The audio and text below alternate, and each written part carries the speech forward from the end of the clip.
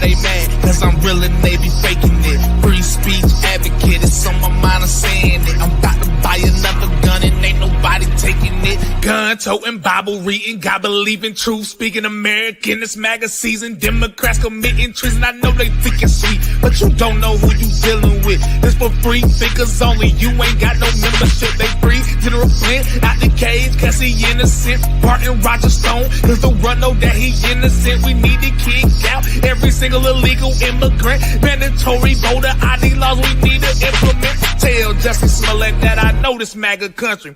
Tell China we know they... Okay, guys, we are back. This is the watch party. Hello, everyone. Let's say hello to Becky. She made it. John Marciano. Hello, everyone. And thanks to John Marciano, because I think he's on this face, the X group of the big picture that Jimmy started. And he was the one who said that the debate was going to be today. I didn't even know. So thank God somebody said, the debate is on Tuesday. I was like, really? So thank God for that guy. Hi, Thrifty. Hello to Bonnie. And Jenny S. Hello. Jay says, here we go. Hello, Jay. Ricky Bobby says Eric. Hello, everyone. The world is a stage. Girl, if you don't mind, give me a name for you, because I love this girl. She's always in my comments. We be having mad comments. She blows it up for me. And I'm like, I love it, girl. You like, we together, like right here. And I love her comments and everything. So let me know your name if you're not, if that's okay with you. Hi. Hello. Hello to Lucy. Love Lucy. And Michelle. Awesome, Michelle. Thank you. All right. I'm going to have this on the side. I am watching this very closely because we are going to start right now. On social media and take a look inside the spin room in New York to see how the campaign. And I like C-SPAN because I don't think they play commercials. The C-SPAN so networks following I mean, I don't think there are any commercials. Only the commercials that they put. Tonight, with just over a month to go until Election Day, the first and only meeting between the two men who hope to become Vice President of the United States. Democratic Governor Tim Waltz of Minnesota and Republican Senator J.D. Vance of Ohio. Now, this is likely the final debate of this election cycle, and voting is already underway in 20 states. CBS News polling shows this remains a race either presidential candidate could win. The CBS News vice presidential debate starts now. Fight for every single vote, and we're going to take this country back. And we are ready to continue to build the future together. We're going to turn this whole country red with President Donald J. Trump's leadership. You know what's at the end of this little journey? Kamala Harris as the next president of the United States. This is a CBS News special, live from CBS News headquarters in New York, America. The vice presidential debate. Good evening, I'm Nora O'Donnell, and thank you for joining us for tonight's CBS News vice presidential debate. We want to welcome our viewers on CBS, on other networks here in the U.S. and around the world. We have a consequential night ahead, and our focus is the issues that matter to you, the voter. Let's introduce the candidates. Minnesota's Democratic Governor Tim Walz and Ohio's Republican Senator J.D. Vance tonight meeting for the first time. I'm Margaret Brennan. In order to have a thoughtful and civil debate, these are the rules that both campaigns have agreed to. Questions will be directed at one candidate who will have 2 minutes to respond. The other candidate will be allowed 2 minutes for rebuttal. Then each candidate will get another minute to make further points, with an additional 1 minute each at the discretion of the moderator. The primary role of the moderators is to facilitate the debate between the candidates. We will see, Michelle. We will see. And provide the candidates with the opportunity to fact-check claims made by each other. CBS News reserves the right to mute the candidates' microphones to maintain decorum. We have not shared the questions or topics with the campaigns. The stage is set. Yeah, Senator, thank you for joining us. They probably did share the questions. Yeah, The country is facing several unfolding crises. The Middle East is on the brink of war. Americans are suffering from the catastrophic impact of Hurricane Helene. And now a labor strike as 25,000 dock workers from Maine to Texas are picketing.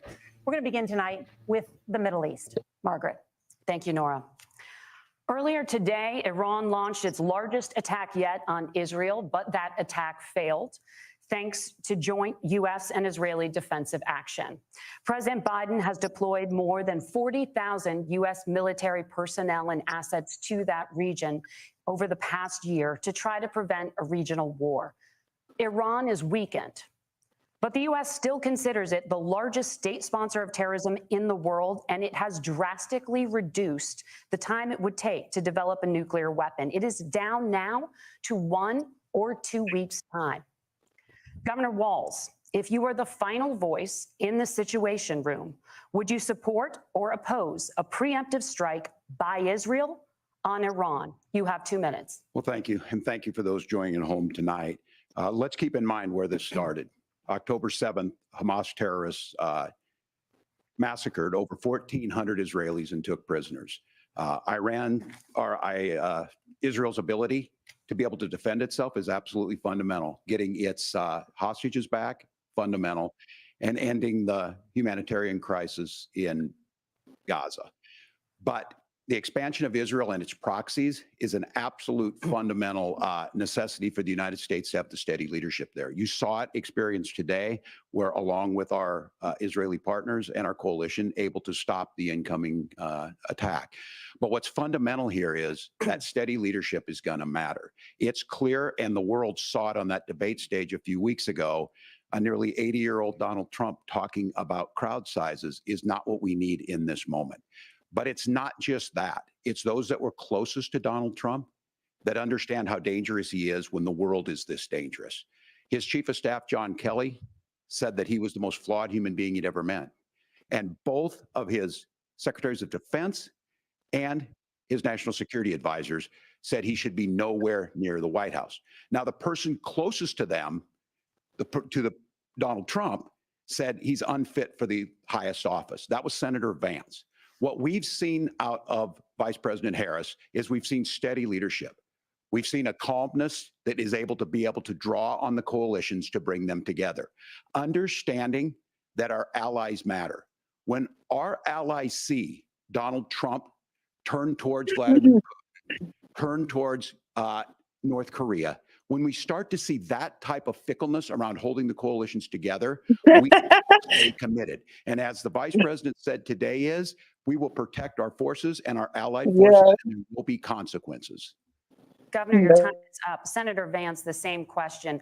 Would you support or oppose a preemptive strike by Israel on Iran? You have 2 minutes. So, Margaret, I want to answer the question. First of all, thanks, Governor. Thanks to CBS for hosting the debate. And thanks, most importantly, to the American people who are watching this evening and caring enough about this country to pay attention to this vice presidential debate. I want to answer the question, but I want to actually give an introduction to myself a little bit, because I recognize a lot of Americans don't know who either one of us are. I was raised in a working class family. My mother required food assistance for periods of her life. My grandmother required Social Security help to raise me. And she raised me in part because my own mother struggled with addiction for a big chunk of my early life. I went to college on the GI Bill after I enlisted in the Marine Corps and served in Iraq. And so I stand here asking to be your vice president with extraordinary gratitude for this country, for the American dream that made it possible for me to live my dreams. And most importantly, I know that a lot of you are worried about the chaos in the world and the feeling that the American dream is unattainable. I want to try to convince you tonight over the next 90 minutes that if we get better leadership in the White House, if we get Donald Trump back in the White House, the American dream is going to be attainable once again. Now, to answer this particular question, we have to remember that as much as Governor Waltz just accused Donald Trump of being an agent of chaos, Donald Trump actually delivered stability in the world, and he did it by establishing effective deterrence. People were afraid of stepping out of line. Iran, which launched this attack, has received over $100 billion in unfrozen assets thanks to the Kamala Harris administration. What do they use that money for? They use it to buy weapons that they're now launching against our allies, and God forbid, potentially launching against the United States as well. Donald Trump recognized that for people to fear the United States, you needed peace through strength. They needed to recognize that if they got out of line, the United States global leadership would put stability and peace back in the world. Now, you asked about a preemptive strike, Margaret, and I want to answer the question. Look, it is up to Israel what they think they need to do to keep their country safe, and we should support our allies wherever they are when they're fighting the bad guys. I think that's the right approach to take with the Israel question. Thank you, Senator. Governor Walz, do you care to respond to any of the allegations? Well, look, Donald Trump was in office. We'll sometimes hear a revisionist history, but when Donald Trump was in office, it was Donald Trump who we had a coalition of nations that had boxed Iran's nuclear program in, the inability to advance it. Donald Trump pulled that program and put nothing else in its place. So Iran is closer to a nuclear weapon than they were before because of Donald Trump's fickle leadership. And when Iran shot down an American aircraft in international airspace, Donald Trump tweeted, because that's the standard diplomacy of Donald Trump. And when Iranian missiles did fall near U.S. troops and they received traumatic brain injuries, Donald Trump wrote it off as headaches. Look, our allies understand that Donald Trump is fickle. He will go to whoever has the most flattery or where it makes sense to him. Steady leadership like you witnessed today, like you witnessed in April. Both Iranian attacks were repelled. Our coalition is strong, and we need the steady leadership that Kamala Harris is providing. Senator Vance, the U.S. did have a diplomatic deal with Iran to temporarily pause parts of its nuclear program, and President Trump did exit that deal. He recently said, just 5 days ago, the U.S. must now make a diplomatic deal with Iran because the consequences are impossible. Did he make a mistake? You have 1 minute. Well, first of all, Margaret, diplomacy is not a dirty word, but I think that's something that Governor Waltz just said is quite extraordinary. You yourself just said Iran is as close to a nuclear weapon today as they have ever been. And Governor Waltz, you blamed Donald Trump. Who has been the vice president for the last 3.5 years? And the answer is your running mate, not mine. Donald Trump consistently made the world more secure. Now, we talk about what the sequence of events that led us to where we are right now, and you can't ignore October the 7th, which I appreciate Governor Waltz bringing up. But when did Iran and Hamas and their proxies attack Israel? It was during the administration of Kamala Harris. So Governor Waltz can criticize Donald Trump's tweets, but effective, smart diplomacy and peace through strength is how you bring stability back to a very broken world. Donald Trump has already done it once before. Ask yourself at home, when was the last time, I'm 40 years old, when was the last time that an American president didn't have a major conflict break out? The only answer is during the 4 years that Donald Trump was president. Gentlemen, we have a lot to get to. Nora? Margaret, thank you. Let's turn now to Hurricane Helene. The storm could become one of the deadliest on record. More than 160 people are dead and hundreds more are missing. Scientists say climate change makes these hurricanes larger, stronger, and more deadly because of the historic rainfall. Senator Vance, according to CBS News polling, 7 in 10 Americans and more than 60% of Republicans under the age of 45 favor the U.S. taking steps to try and reduce climate change. Senator, what responsibility would the Trump administration have to try and reduce the impact of climate change? I'll give you 2 minutes. Sure. So first of all, let's start with the hurricane, because it's an unbelievable, unspeakable human tragedy. I just saw today actually a photograph of 2 grandparents on a roof with a 6-year-old child, and it was the last photograph ever taken of them because the roof collapsed and those innocent people lost their lives. And I'm sure Governor Waltz joins me in saying our hearts go out to those innocent people, our prayers go out to them, and we want as robust and aggressive as a federal response as we can get to save as many lives as possible, and then of course afterwards to help the people in those communities rebuild. I mean, these are communities that I love. Some of them I know very personally in Appalachia, all across the Southeast. They need their government to do their job. And I commit that when Donald Trump is president again, the government will put the citizens of this country first when they suffer from a disaster. Now, Nora, you asked about climate change. I think this is a very important issue. Look, a lot of people are justifiably worried about all these crazy weather patterns. I think it's important for us, first of all, to say, Donald Trump and I support clean air, clean water. We want the environment to be cleaner and safer. But one of the things that I've noticed some of our Democratic friends talking a lot about is a concern about carbon emissions, this idea that carbon emissions drives all of the climate change. Well, let's just say that's true, just for the sake of argument, so we're not arguing about weird science. Let's just say that's true. Well, if you believe that, what would you want to do? The answer is that you'd want to reshore as much American manufacturing as possible, and you'd want to produce as much energy as possible in the United States of America, because we're the cleanest economy in the entire world. What have Kamala Harris's policies actually led to? More energy production in China, more manufacturing overseas, more doing business in some of the dirtiest parts of the entire world. And when I say that, I mean the amount of carbon emissions they're doing per unit of economic output. So if we actually care about getting cleaner air and cleaner water, the best thing to do is to double down and invest in American workers and the American people. And unfortunately, Kamala Harris has done exactly the opposite. Governor Walz, you have 2 minutes to respond. Well, we got close to an agreement because all those things are happening. Look, first of all, it is a horrific tragedy with this hurricane. And my heart goes out to the folks that are down there in contact with the governors. I serve as co-chair of the Council of Governors as we work together on these emergency managements. Governors know no partisanship. They work together so all of the governors and the emergency responders are on the ground. Those happen on the front end.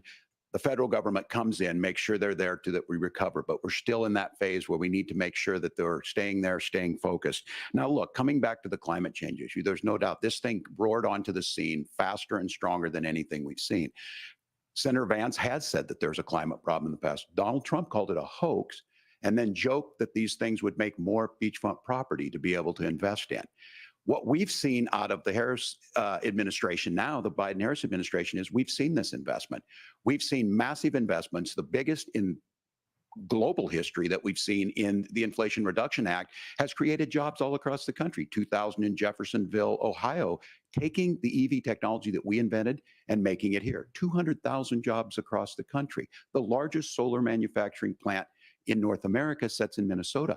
But my farmers know climate change is real. They've seen 500-year droughts, 500-year floods back to back.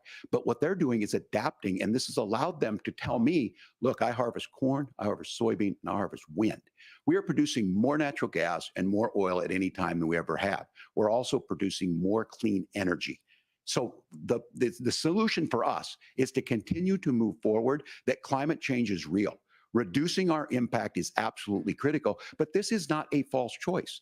You can do that at the same time you're creating the jobs that we're seeing all across the country. That's exactly what this administration has done. We are seeing us becoming an energy superpower for the future, not just the current. And that's what absolutely makes sense. And then we start thinking about how do we mitigate these disasters. Thank you. Senator, I want to give you an opportunity to respond there. The governor mentioned that President Trump has called climate change a hoax. Do you agree?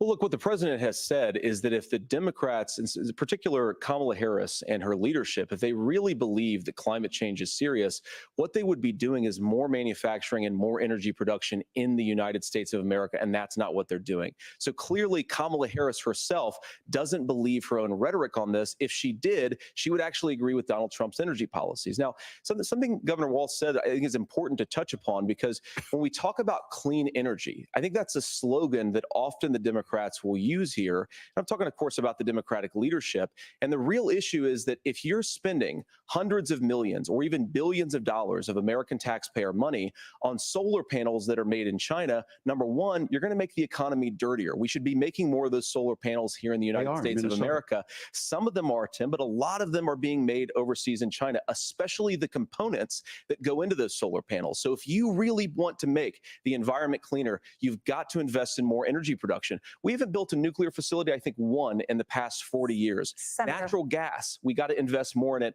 Kamala Harris has done the opposite. That's raised energy prices and also meant that we're doing Senator, worse by the climate. your time is up. Governor, would you like to respond? Well, look, we're producing more natural gas than we ever have. There's no moratorium on that. We're producing more oil, but the folks know, and like I said, again, these are not liberal folks. These are not folks that are Green New Deal folks. These are farmers that have been drought one year, massive flooding the next year. They understand that it makes sense. Look, our number one export cannot be topsoil from erosion from these massive storms. We saw it in Minnesota this summer. And thinking about how do we respond to that, we're thinking ahead on this. And what Kamala Harris has been able to do in Minnesota, we're starting to weatherproof some of these things. The infrastructure law that was passed allows us to think about mitigation in the future. How do we make sure that we're protecting by burying our power lines? How do we make sure that we're protecting lakefronts and things that we're seeing more and more of? But to call it a hoax and to take the oil company executives to Mar-a-Lago, say, give me money for my campaign, and I'll let you do whatever you want. We can be smarter about that. And an all above energy policy is exactly what she's doing, creating those jobs right here. Governor, your time is up. The overwhelming consensus among scientists is that the Earth's climate is warming at an unprecedented rate. Margaret? Thank you, Nora. We're going to turn now to immigration. The crisis at the U.S.-Mexico border consistently ranks as one of the top issues for American voters. Senator Vance, your campaign is pledging to carry out the largest mass deportation plan in American history and to use the U.S. military to do so. Could you be more specific about exactly how this will work? For example, would you deport parents who have entered the U.S. illegally and separate them from any of their children who were born on U.S. soil? You have 2 minutes. So first of all, Margaret, before we talk about deportations, we have to stop the bleeding. We have a historic immigration crisis because Kamala Harris started and said that she wanted to undo all of Donald Trump's border policies. 94 executive orders suspending deportations, decriminalizing illegal aliens, massively increasing the asylum fraud that exists in our system. That has opened the floodgates. And what it's meant is that a lot of fentanyl is coming into our country. I had a mother who struggled with opioid addiction and has gotten clean. I don't want people who are struggling with addiction to be deprived of their second chance because Kamala Harris let in fentanyl into our communities at record levels. So you've got to stop the bleeding. You've got to re-implement Donald Trump's border policies, build the wall, re-implement deportations. And that gets me to your point, Margaret, about what do we actually do? So we've got 25 million illegal aliens who are here in the country. What do we do with them? I think the first thing that we do is we start with the criminal migrants. About 1 million of those people have committed some form of crime in addition to crossing the border illegally. I think you start with deportations on those folks. And then I think you make it harder for illegal aliens to undercut the wages of American workers. A lot of people will go home if they can't work for less than minimum wage in our own country. And by the way, that'll be really good for our workers who just want to earn a fair wage for doing a good day's work. And the final point, Margaret, is you ask about family separation. Right now in this country, Margaret, we have 320,000 children that the Department of Homeland Security has effectively lost. Some of them have been sex trafficked. Some of them hopefully are at homes with their families. Some of them have been used as drug trafficking mules. The real family separation policy in this country is unfortunately Kamala Harris's wide open southern border.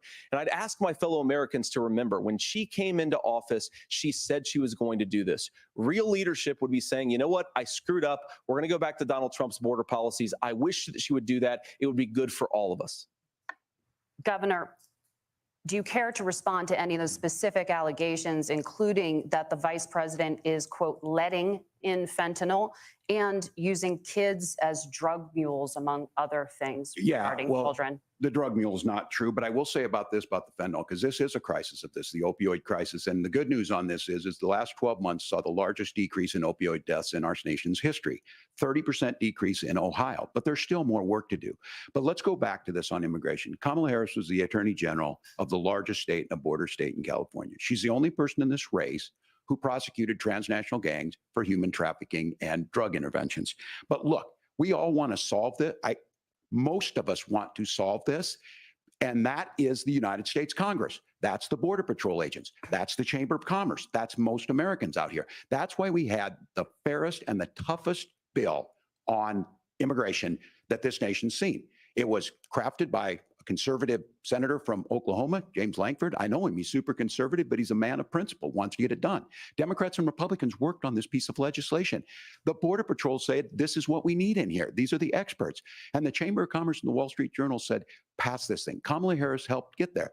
1,500 new border agents, detection for drugs, DOJ money to speed up these the adjudications on this, just what America wants. But as soon as I was getting ready to pass and actually tackle this, Donald Trump said no, told them to vote against it because it gives him a campaign issue. It gives him to, what would Donald Trump talk about if we actually did some of these things? And they need to be done by the legislature. You can't just do this through the executive branch. So look, we have the options to do this. Donald Trump had 4 years. He had 4 years to do this. And he promised you, America, how easy it would be. I'll build you a big, beautiful wall, and Mexico will pay for it. Less than 2% of that wall got built, and Mexico didn't pay a dime.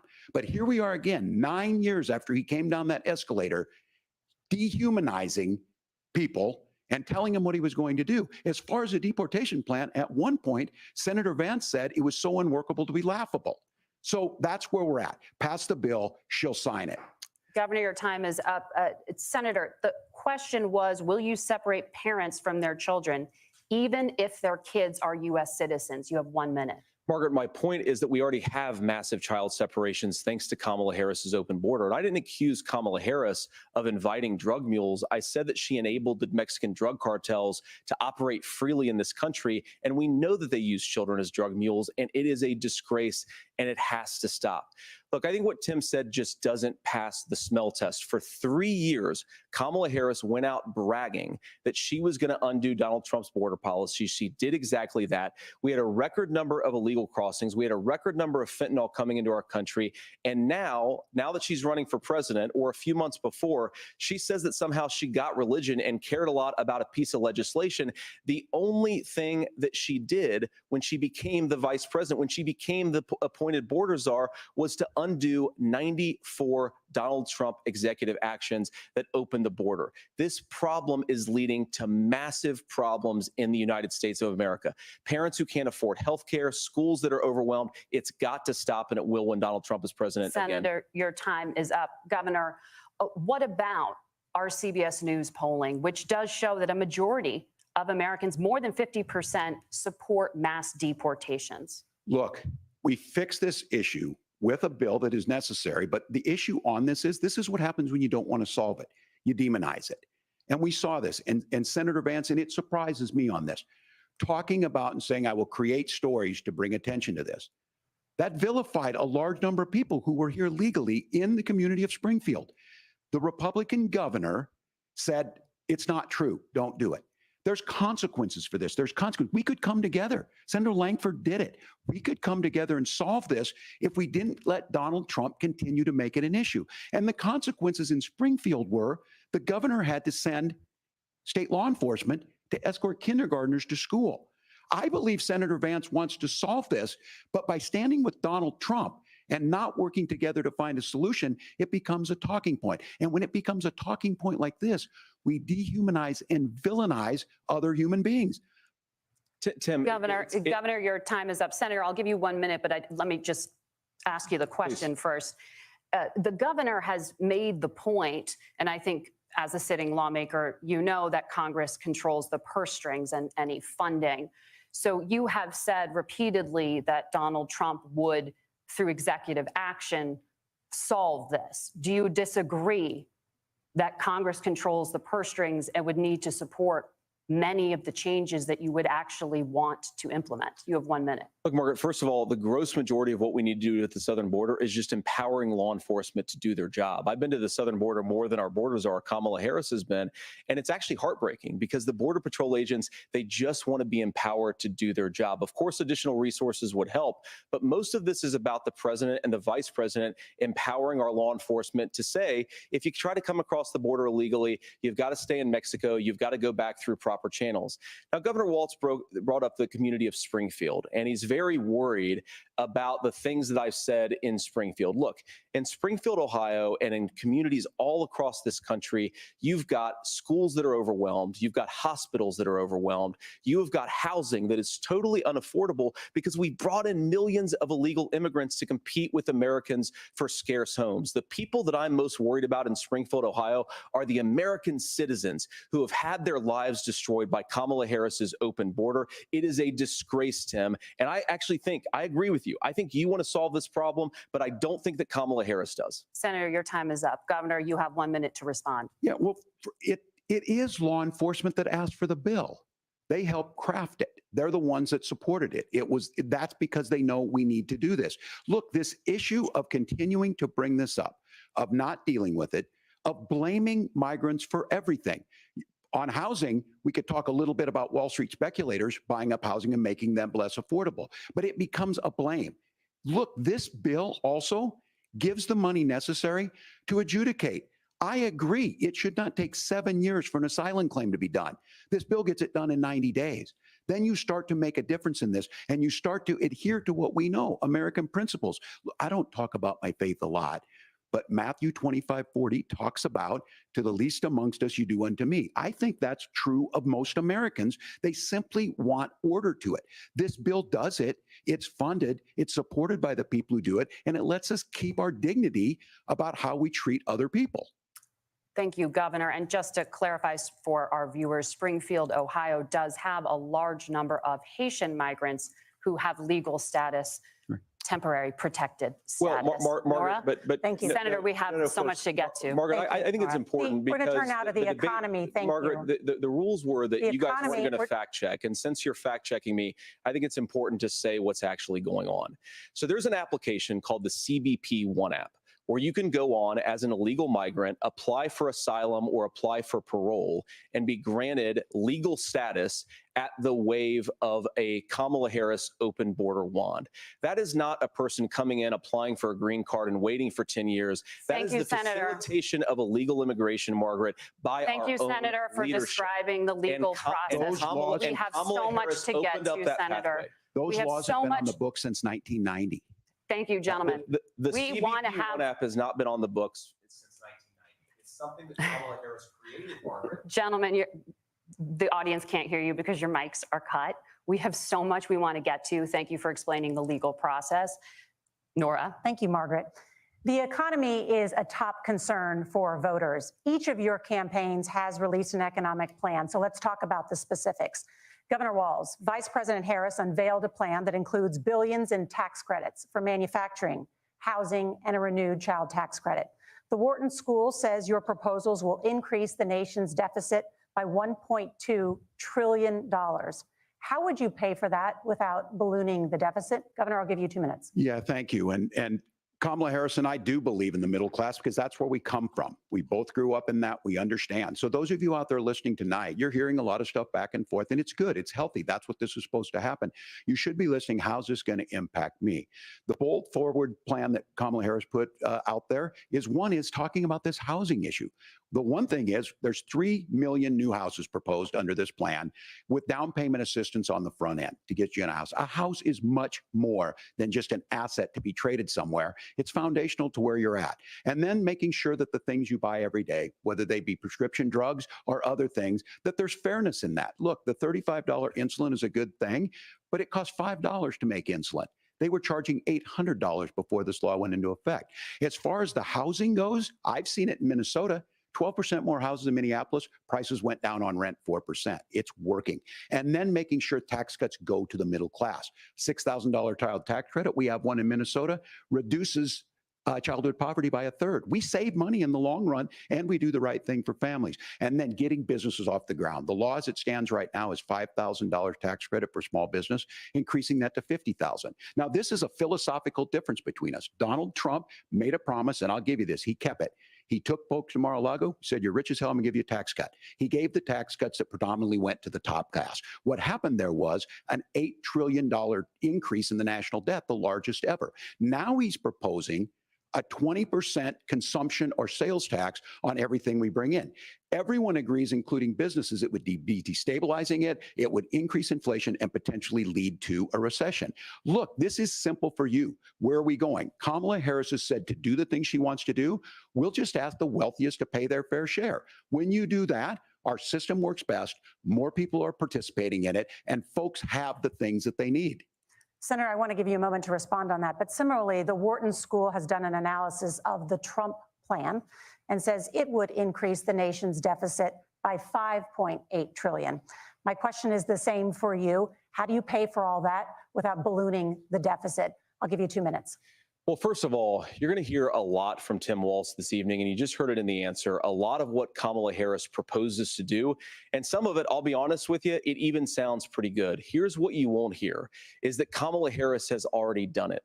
Because she's been the vice president for 3.5 years. She had the opportunity to enact all of these great policies. And what she's actually done instead is drive the cost of food higher by 25%, drive the cost of housing higher by about 60%, open the American southern border, and make middle-class life unaffordable for a large number of Americans. If Kamala Harris has such great plans for how to address middle-class problems, then she ought to do them now. Not when asking for a promotion, but in the job the American people gave her 3.5 years ago. And the fact that she isn't tells you a lot about how much you can trust her actual plans.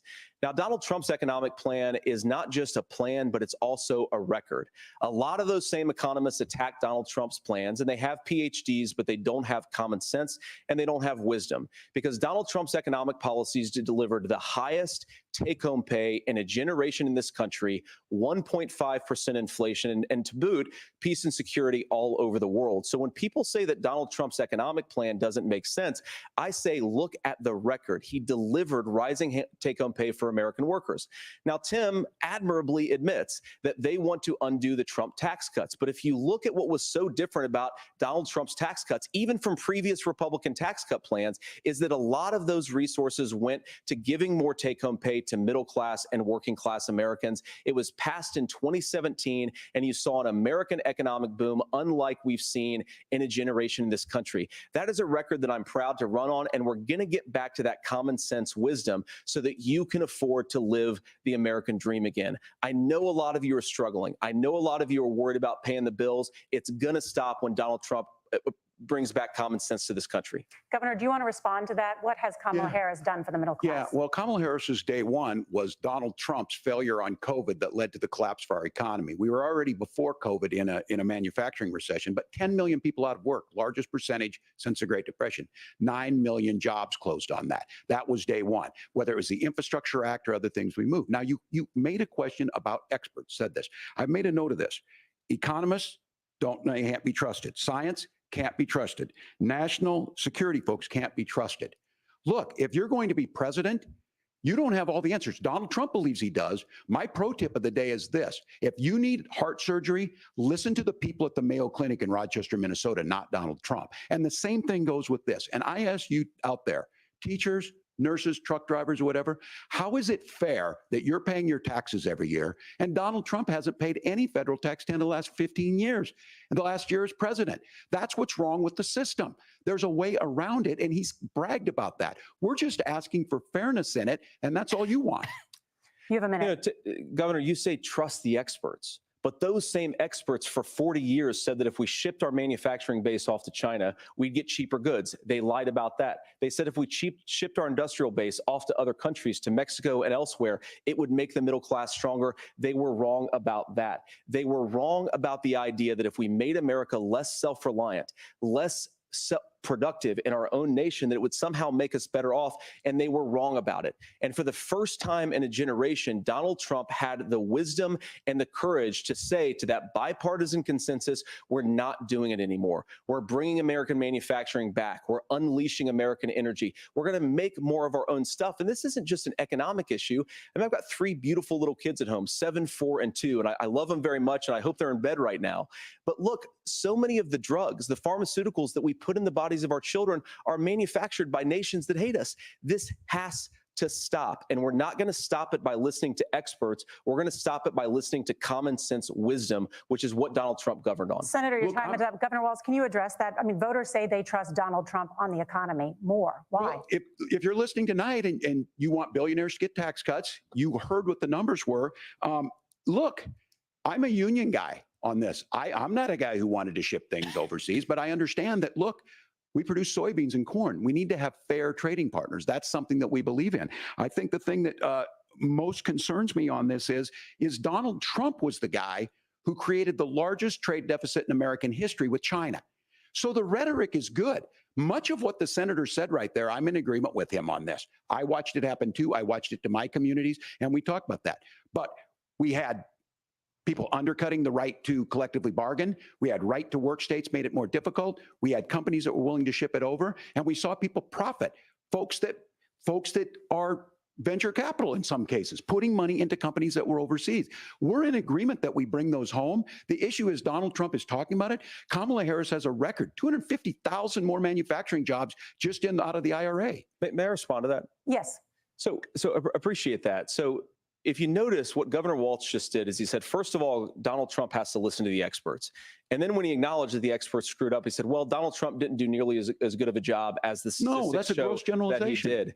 So what Tim Waltz is doing, and I honestly, Tim, I think you got a tough job here because you've got to play whack-a-mole. You've got to pretend that Donald Trump didn't deliver rising take-home pay, which of course he did. You've got to pretend that Donald Trump didn't deliver lower inflation, which of course he did. And then you simultaneously got to defend Kamala Harris's atrocious economic record, which has made gas, groceries, and housing unaffordable for American citizens. I was raised by a woman who would sometimes go into medical debt so that she could put food on the table in our household.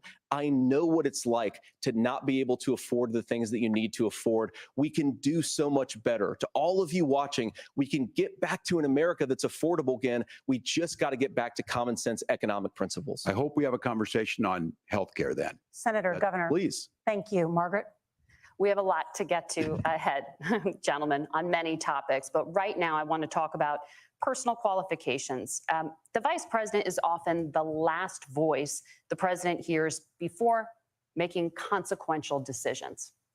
We want to ask you about your leadership qualities. Governor Waltz, you said you were in Hong Kong during the deadly Tiananmen Square protests in the spring of 1989. But Minnesota Public Radio and other media outlets are reporting that you actually didn't travel to Asia until August of that year. Can you explain that discrepancy? Yeah, well, and to the folks out there who didn't get at the top of this, look, I grew up in small rural Nebraska, town of 400, town that you rode your bike with your buddies till the streetlights come on, and I'm proud of that service. I joined the National Guard at 17, worked on family farms, and then I used the GI Bill to become a teacher, passionate about it, a young teacher. My first year out, I got the opportunity in the summer of '89 to travel to China. 35 years ago, be able to do that. I came back home and then started a program to take young people there. We would take basketball teams, we would take baseball teams, we would take dancers, and we would go back and forth to China. The issue for that was to try and learn. Now, look, my community knows who I am. They saw where I was at. Look, I will be the first to tell you, I have poured my heart into my community. I've tried to do the best I can, but I've not been perfect. And I'm a knucklehead at times, but it's always been about that. Those same people elected me to Congress for 12 years. And in Congress, I was one of the most bipartisan people, working on things like farm bills that we got done, working on veterans benefits. And then the people of Minnesota were able to elect me to governor twice. So look, my commitment has been from the beginning to make sure that I'm there for the people, to make sure that I get this right. I will say more than anything, many times I will talk a lot. I will get caught up in the rhetoric. But being there, the impact it made, the difference it made in my life, I learned a lot about China. I hear the critiques of this. I would make the case that Donald Trump should have come on one of those trips with us. I guarantee you he wouldn't be praising Xi Jinping about COVID. And I guarantee you he wouldn't start a trade war that he ends up losing. So this is about trying to understand the world. It's about trying to do the best you can for your community. And then it's putting yourself out there and letting your folks understand what it is. My commitment, whether it be through teaching, which I was good at, or whether it was being a good soldier or was being a good member of Congress, those are the things that I think are the values that people care about. Governor, just to follow up on that, the question was, can you explain the discrepancy? All I said on this was I got there that summer and misspoke on this. So I will just, that's what I've said. So I was in Hong Kong and China during the democracy protests went in. And from that, I learned a lot of what needed to be in governance. Thank you, Governor. Senator Vance, in 2016, you called your running mate, Donald Trump, unfit for the nation's highest office, and you said he could be America's Hitler. I know you've been asked many times, and you've said you regret those comments and explained you then voted for Donald Trump in 2020.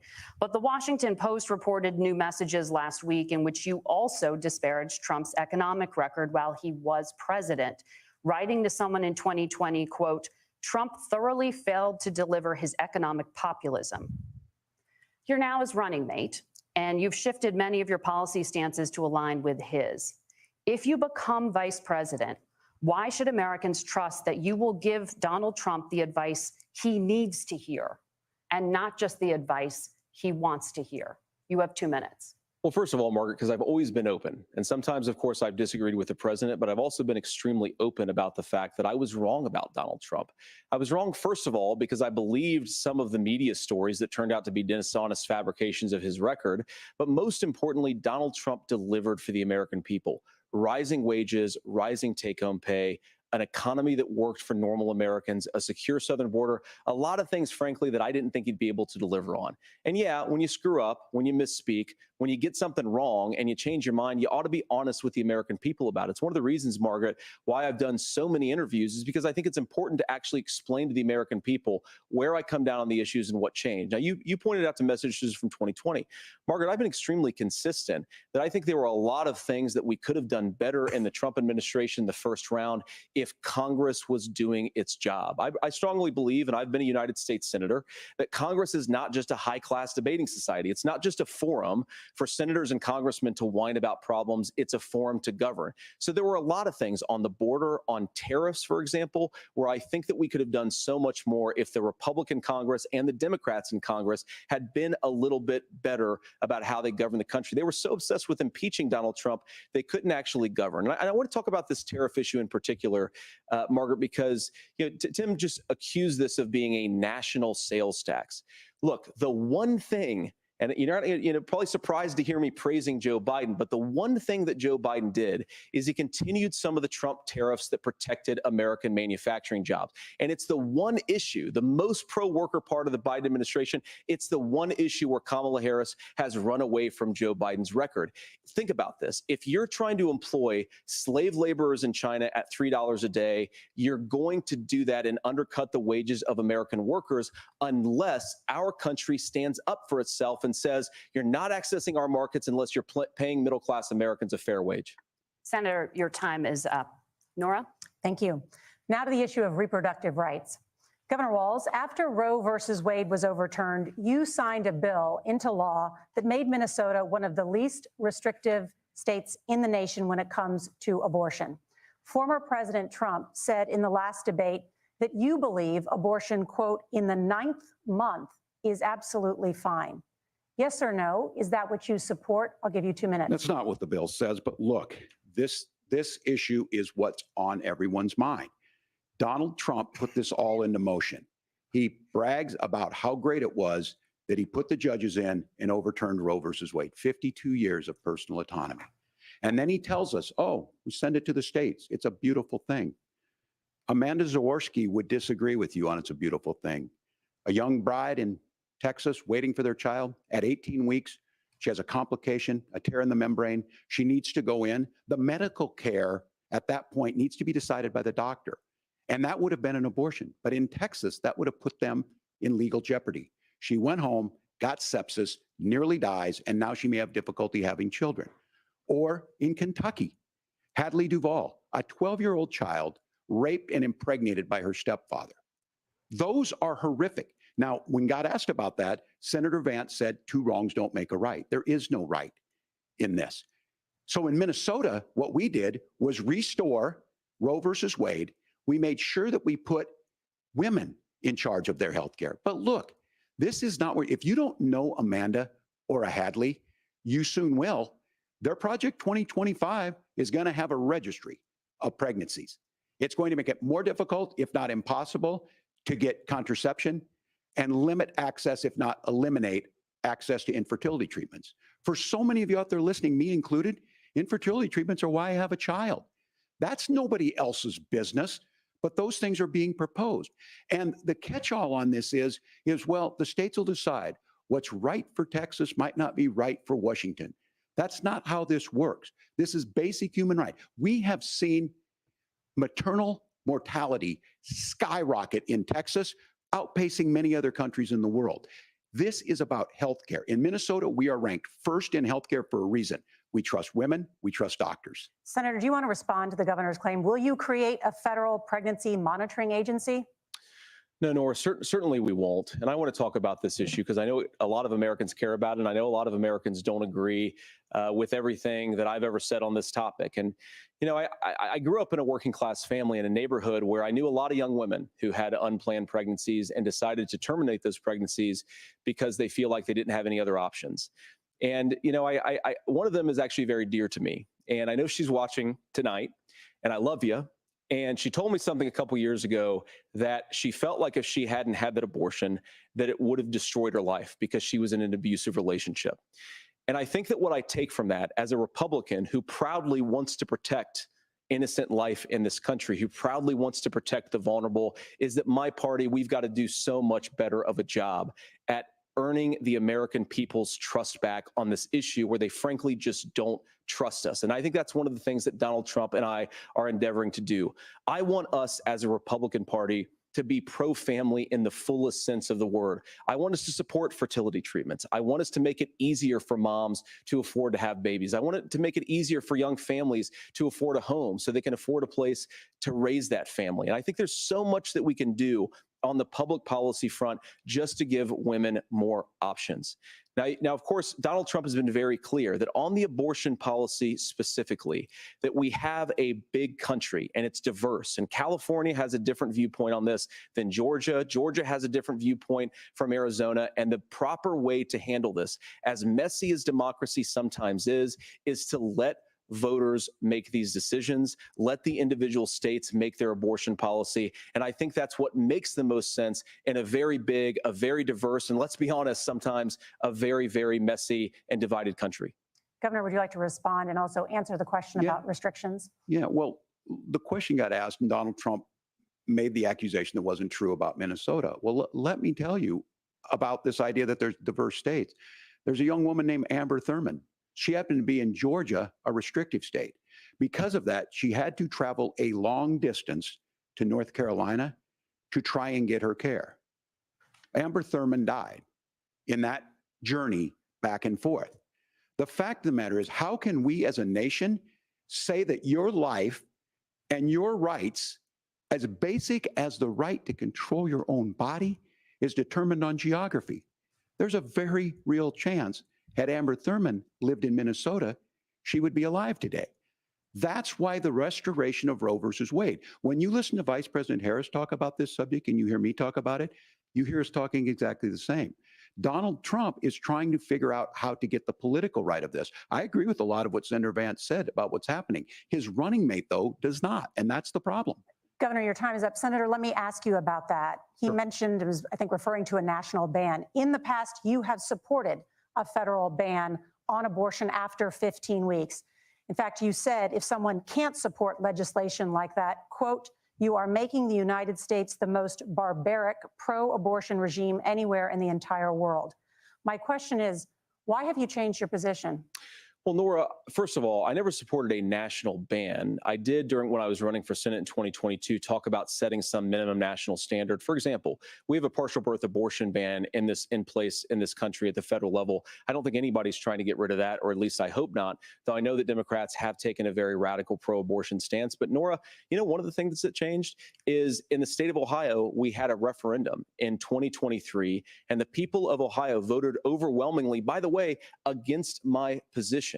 And I think that what I learned from that, Nora, is that we've got to do a better job at winning back people's trust. So many young women would love to have families. So many young women also see an unplanned pregnancy as something that's going to destroy their livelihood, destroy their education, destroy their relationships. And we have got to earn people's trust back. And that's why Donald Trump and I are committed to pursuing pro-family policies, making childcare more accessible, making fertility treatments more accessible, because we've got to do a better job at that. And that's what real leadership is. Governor, your response. I'm going to respond on the pro-abortion piece of that. No, we're not. We're pro-women. We're pro-freedom to make your own choice. We know what the implications are to not be that. Women having miscarriages, women not getting the care, physicians feeling like they may be prosecuted for providing that care. And as far as making sure that we're educating our children and giving them options, Minnesota's a state with one of the lowest teen pregnancy rates. We understand that too. We know that the options need to be available, and we make that true. We also make it, we're a top 3 state for the best place to raise children. But these two things, to try and say that we're pro-children, but we don't like this, or you guys are pro-abortion, that's not the case at all. We are pro freedoms for women to make their choices. And we're going, and Kamala Harris is making the case to make options for children more affordable, a $6,000 child tax credit. But we're not going to base that on the backs of making someone like Amber Thurman drive 600 miles to try and get health care. Senator. May I respond to that? First of all, Governor, I agree with you. Amber Thurman should still be alive, and there are a lot of people who should still be alive, and I certainly wish that she was. And maybe you're free to disagree with me on this and explain this to me, but as I read the Minnesota law that you signed into law, the statute that you signed into law, it says that a doctor who presides over an abortion where the baby survives, the doctor is under no obligation to provide life-saving care to a baby who survives a botched late-term abortion. That is, I think, That's whether not you're true. pro-choice or pro-abortion, that is fundamentally barbaric. And that's why I use that word, Nora, is because some of what we've seen, do you want to force Catholic hospitals to perform abortions against their will? Because Kamala Harris has supported suing Catholic nuns to violate their freedom of conscience. We can be a big and diverse country where we respect people's freedom of conscience and make the country more pro-baby and pro-family. But please.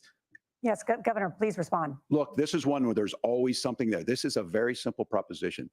These are women's decisions to make about their healthcare decisions, and the physicians who know best when they need to do this. Trying to distort the way a law is written to try and make a point, that's not it at all. What was I wrong about, Governor? Please tell me, what was I wrong about? That is not the way the law is written. Look, I've given But how? I've given this advice on a lot of things, that getting involved, that's been misread, and it was fact-checked at the last debate.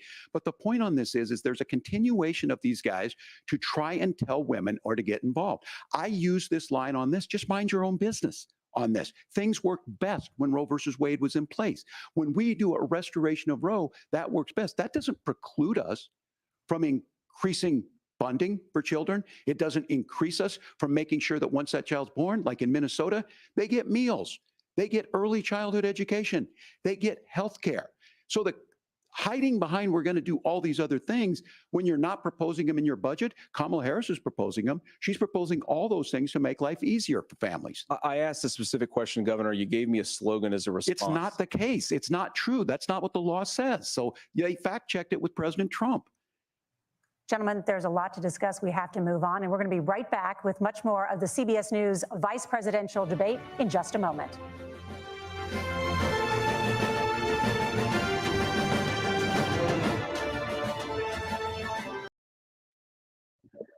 Okay, Tony. So I'm going to mute this here for me. I'm going to keep an eye on it backstage. How do you feel so far about this debate? Oh, hold on. Let me unmute you. Oh, unmute yourself. Unmute yourself. Oh.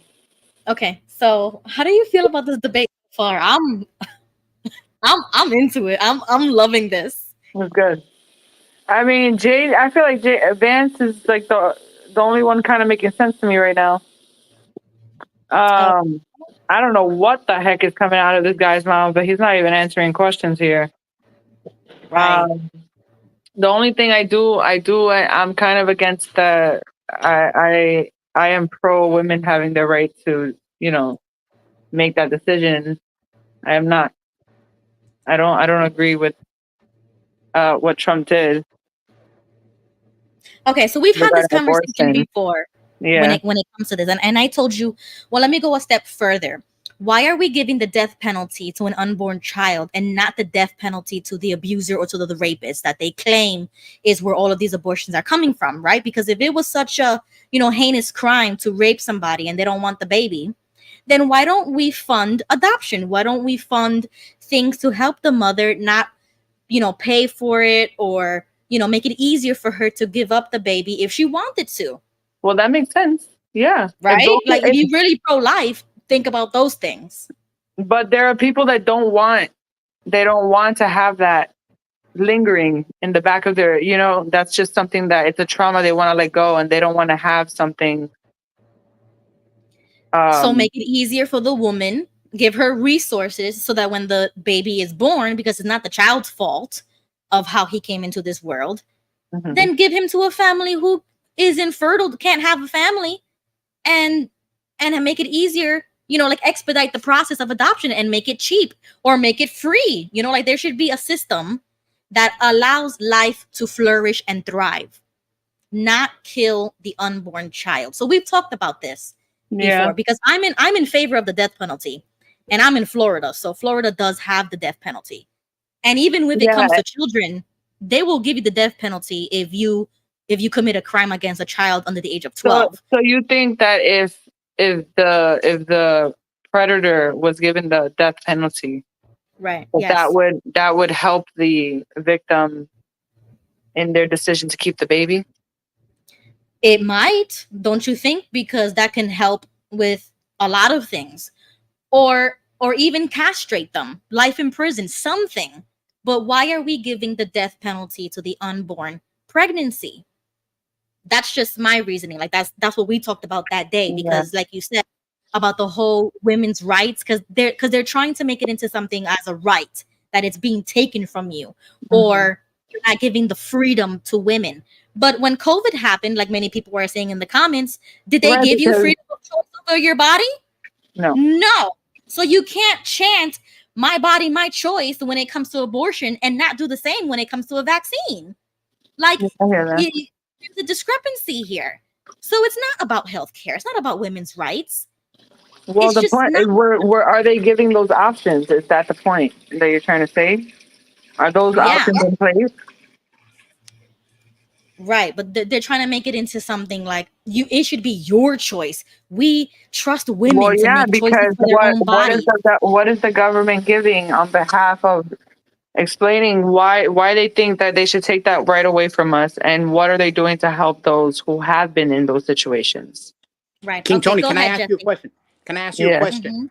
Listen, I don't have faith that the women are going to save my rights. You want us to fight for your rights, but just follow me on this logic. During COVID, where were the women when they told us what we could do with our bodies? Exactly. That we had to get in jail. Where were the women? How come the women weren't fighting for us? Okay, we're back. We're back live. Vice presidential debate. We want to turn now to America's gun violence epidemic. The leading cause of death for children and teens in America is by firearms. Senator Vance, you oppose most gun legislation that Democrats claim would curb gun violence. You oppose red flag gun laws and legislation to ban certain semi-automatic rifles, including AR-15s. So let me ask you, earlier this year, for the first time, the parents of a school shooter were convicted of involuntary manslaughter and sentenced to 10 years in prison. Do you think holding parents responsible could curb mass shootings? I'll give you 2 minutes. Yeah, well, Nora, on that particular case, I don't know the full details, but I certainly trust local law enforcement and local authorities to make those decisions. I think in some cases the answer is going to be yes, and in some cases the answer is going to be no. And the details really matter here, of course. For example, if a kid steals a gun, that's going to be different than if a parent hands over a gun knowing that their kid is potentially dangerous. But look, I want to just sort of speak as a father of 3 beautiful little kids, and our oldest is now in 2nd grade. And like a lot of parents, we send our kids to school with such hope and such joy and such pride at their little faces on the first day of school. And we know, unfortunately, that a lot of kids are going to experience this terrible epidemic of gun violence. And of course, our hearts go out to the families that are affected by this terrible stuff. And we do have to do better. And I think that Governor Waltz and I actually probably agree that we need to do better on this. The question is just, how do we actually do it? Now, here's something that really bothers me and worries me about this epidemic of violence. The gross majority, close to 90% in some of the statistics I've seen, of the gun violence in this country is committed with illegally obtained firearms. And while we're on that topic, we know that thanks to Kamala Harris's open border, we've seen a massive influx in the number of illegal guns run by the Mexican drug cartels. So that number, the amount of illegal guns in our country is higher today than it was 3.5 years ago. But what do we do about the schools? What do we do to protect our kids? And I think the answer is, and I say this not loving the answer, because I don't want my kids to go to school in a school that feels unsafe or where there are visible signs of security. But I unfortunately think that we have to increase security in our schools. We have to make the doors lock better. We have to make the doors stronger. We've got to make the windows stronger. And of course, we've got to increase school resource officers, because the idea that we can magically wave a wand and take guns out of the hands of bad guys, it just doesn't fit with recent experience. So we've got to make our schools safer. And I think we've got to have some common sense bipartisan solutions for how to do that. Governor, you have 2 minutes. Well, I think all the parents watching tonight, this is just your biggest nightmare. Look, I got a 17-year-old, and he witnessed a shooting at a community center playing volleyball. Those things don't leave you. As a member of Congress, I sat in my office surrounded by dozens of the Sandy Hook parents. And they were looking at my 7-year-old picture on the wall. Their 7-year-old were dead. And they were asking us to do something. And look, I'm a hunter. I own firearms. The vice president is. We understand that the Second Amendment is there, but our first responsibility is to our kids to figure this out. In Minnesota, we've enacted enhanced red flag laws, enhanced background checks, and we can start to get data. But here's the problem. If we really want to solve this, we've got folks that won't allow research to be even done on gun violence. And this idea that we should just live with it, and here's what I do think, that this is a good start to the conversation. I 100% believe that Senator Vance hates it when these kids, it's abhorrent and it breaks your heart. I agree with that. But that's not far enough when we know there are things that work. I've spent time in Finland and seen some Finnish schools. They don't have this happen, even though they have a high gun ownership rate in the country. There are reasonable things that we can do to make a difference. It's not infringing on your Second Amendment. And the idea to have some of these weapons out there, it just doesn't make any sense. Kamala Harris, as an attorney general, worked on this issue. She knows that it's there. No one's trying to scaremonger and say we're taking your guns, but I ask all of you out there, do you want your schools hardened to look like a fort? Is that what we have to go? When we know there's countries around the world that their children aren't practicing these types of drills. They're being kids. We owe it to them to get a fix. These are things that shouldn't be that difficult. You can still keep your firearms and we can make a difference. We have to. If you're listening tonight, this breaks your heart. Senator. Tim, first of all, I didn't know that your 17-year-old witnessed a shooting. I'm sorry about that, and I hope that he's doing okay. Christ have mercy. It is awful.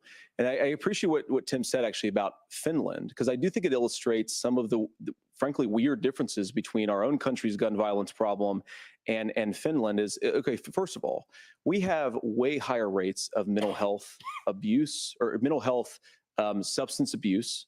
We have way higher rates of depression, way higher rates of anxiety. We unfortunately have a mental health crisis in this country that I really do think that we need to get to the root causes of, because I don't think it's the whole reason why we have such a bad gun violence problem, but I do think it's a big piece of it. Another driver of the gun violence epidemic, especially that affecting our kids, it doesn't earn as many headlines, but is the terrible gun violence problem in a lot of our big cities. And this is why we have to empower law enforcement to arrest the bad guys, put them away, and take gun offenders off the streets. I think there's a whole host of things that we can do here, but I do think at our schools, we've got to talk about more security. Senator, thank you. Governor, you previously opposed an assault weapons ban, but it's only later in your political career did you change your position. Why? Yeah, I sat in that office with those Sandy Hook parents. I've become friends with school shooters. I've seen it. Look, the NRA, I was an NRA guy for a long time. They used to teach gun safety. I'm of an age where my shotgun was in my car so I could pheasant hunt after football practice. That's not where we live today. And several things I want to mention on this is talking about cities and where it's at. The number one where the most firearm deaths happen in Minnesota are rural suicides. And we have an epidemic of children getting guns and shooting themselves. And so we have, and we should look at all of the issues, making sure folks have health care and all that, but I want to be very careful. This idea of stigmatizing mental health, just because you have a mental health issue doesn't mean you're violent. And I think what we end up doing is we start looking for a scapegoat. Sometimes it just is the guns. It's just the guns, and there are things that you can do about it. But I do think that this is one, and I think this is a healthy conversation. I think there's a capacity to find solutions on this that work, protect Second Amendment, protect our children. That's our priority. Gentlemen, thank you. Margaret? Thank you, Nora. Let's turn now to the top contributor to inflation, the high cost of housing and rent. There's a shortage of more than 4 million homes in the United States, and that contributes to the high housing prices. Governor Waltz, the Harris campaign promises a $25,000 down payment assistance for first-time home buyers and a $10,000 tax credit. They also promise to build 3 million new homes. Where are you building these homes, and won't handing out that kind of money just drive up prices higher? No, it's not handing out. We have, first, let me say this issue of housing, and I think those of you listening on this, the problem we've had is that we've got a lot of folks that see housing as another commodity. It can be bought up, it can be shifted, it can be moved around. Those are not folks living in those houses. Those of you listening tonight, That house is a big deal. I bought and owned one house in my life. My mom still lives in the house where I was. And when I think of a house, I'm thinking of Christmas services after midnight mass where you go with your family. We need to make it more affordable. And one of the things, as I said, this program that the vice president is pushing forward and bringing a new way of approaching this is something we're doing in Minnesota from that lead. We in the state invested in making sure our housing was the biggest investment that we'd ever made in housing. It starts to make it easier. We cut some of the red tape. Local folks, look, we can't do it at the federal level, but local folks make it easier to build those homes. And then that down payment assistance. I can tell all of you out there, one of the, certainly for me, using the GI Bill was one thing, but a veteran's home loan, the big thing about a veteran's home loan is you don't have to pay the down payment. Those are things that make it there. Now, look, you're going to pay it back and you're going to pay your mortgage. Those are things that we know in the long run, the appreciated value, the generational wealth that's created from it. And I will give Minneapolis an example. Minneapolis is the one city where we've seen the lowest inflation rates. We've seen a 12% increase in stock because we've put some of these things in, and we're implementing a state program to make sure we give some of that down payment assistance. We get it back from people because here's what we know. People with stable housing end up with stable jobs. People with stable housing have their kids able to get to school. All of those things in the long run end up saving our money. And that's the thing that I think we should be able to find some common ground in, but we can't blame immigrants for the only reason. That's not the case that's happening in many cities. The fact of the matter is that we don't have enough naturally affordable housing, but we can make sure that the government's there to help kickstart it, create that base. Governor, your time is up. Senator Vance, as far as your campaign's position, the promise is to seize federal lands to build homes, remove regulation, provide tax breaks, and cut back on immigration, which you say pushes up prices. Where are you going to build all the new homes you're promising? And what part of any of this plan will provide immediate relief? You have 2 minutes. Well, first of all, Tim just said something that I agree with. We don't want to blame immigrants for higher housing prices, but we do want to blame Kamala Harris for letting in millions of illegal aliens into this country, which does drive up costs, Tim.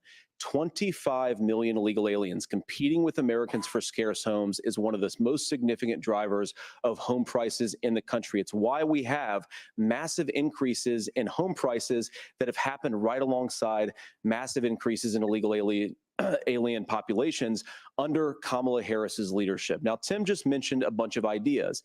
Now, some of those ideas I actually think are halfway decent, and some of them I disagree with. But the most important thing here is Kamala Harris is not running as a newcomer to politics. She is the sitting vice president. If she wants to enact all of these policies to make housing more affordable, I invite her to use the office that the American people already gave her, not sit around and campaign and do nothing while Americans find the American dream of homeownership completely unaffordable. Now, you asked, Margaret, what would immediately change the equation for American citizens? If you lower energy prices, as Donald Trump says, drill, baby, drill, one of the biggest drivers of housing costs aside from illegal immigration is, think about it. If a truck driver is paying 40% more for diesel, then the lumber he's delivering to the job site to build the house is also going to become a lot more expensive. If we open up American energy, you will get immediate pricing relief for American citizens, not, by the way, just in housing, but in a whole host of other economic goods too. Senator Vance, you still have 23 seconds there. Do you want to answer? Can I have it? Where, yeah. Governor, we will get to you in a moment, but Senator, where are you going to seize the federal lands? Can you clarify? Well, what Donald Trump has said is we have a lot of federal lands that aren't being used for anything. They're not being used for a national park. They're not being used, and they could be places where we build a lot of housing. And I do think that we should be opening up building in this country. We have a lot of land that could be used. We have a lot of Americans that need homes. We should be kicking out illegal immigrants who are competing for those homes, and we should be building more homes for the American citizens who deserve to be here. Senator, your time is up. Governor, I do want to let you respond to the allegation that the vice president is letting in. Well, of course, that's not true. And again, you have the facts. I guess we agreed not to fact check. I'll check it. That, look, crossings are down compared to when Donald Trump left office. But it's, again, blaming and not trying to find the solution. I was going to ask, though, on this question, are we going to drill and build houses in the same federal land? And I think when people hear federal lands, these are really important pieces of land. Now, Minnesota doesn't have a lot of federal lands. I know in the western part of the countries we do. There's not a lot of federal lands in and around Minneapolis, for example. So the issue is I don't understand the federal lands issue unless we see this, and I worry about this as someone who cares deeply about our national parks and our federal lands. Look, Minnesota, we protect these things. We've got about 20% of the world's fresh water. These lands protect. They're there for a reason. They belong to all of us. But again, this is when you view housing and you view these things as commodities. Like, there's a chance to make money here. Let's take this federal land and let's sell it to people for that. I think there's better ways to do this. We've seen it in Minnesota. We're able to refurbish some of these houses. We're able to make some investments. That gets people in. And I'm still on the fact on this. Economists, Senator Vance, you said you don't like the economists. Which economists are saying that it is immigrants that's adding to the cost? Governor, your time is up. But Senator, on that point, I'd like for you to clarify. There are many contributing factors to high housing costs. What evidence do you have that migrants are part of this problem? Well, there's a Federal Reserve study that we're happy to share after the debate. We'll put it up on social media, actually, that really drills down on the connection between increased levels of migration, especially illegal immigration, and higher housing prices. Now, of course, Margaret, that's not the entire driver of higher housing prices. It's also the regulatory regime of Kamala Harris. Look, we are a country of builders. We're a country of doers. We're a country of explorers. But we increasingly have a federal administration that makes it harder to develop our resources, makes it harder to build things, and wants to throw people in jail for not doing everything exactly as Kamala Harris says they have to do. And what that means is that you have a lot of people who would love to build homes who aren't able to build homes. I actually agree with Tim Waltz. We should get out of this idea of housing as a commodity. But the thing that has most turned housing into a commodity is giving it away to millions upon millions of people who have no legal right to be here. What are the federal regulations? I deal with this as a governor. You can very quickly reply. I'm sorry. I get this as a governor, and I don't necessarily disagree with that in some cases, many of those are local, many of them are state. I don't know which ones are federal, but I think whenever we talk regulations, people think they can get rid of them. I think you want to be able to get out of your house in a fire. I think you want to make sure that it's fireproof and those types of things. So which are the regulations? Because the vice president's not responsible for those. Congress writes those. Governor, thank you. Gentlemen, we have a lot to get to. You're passionate about the housing crisis, I can tell. But Nora? Thank you. One of the top problems facing Americans is the high cost of health care. Senator Vance, at the last presidential debate, former President Trump was asked about replacing the Affordable Care Act. In response, he said, "I have concepts of a plan." Since then, Senator, you've talked about changing how chronically ill Americans get health insurance. Can you explain how that would work?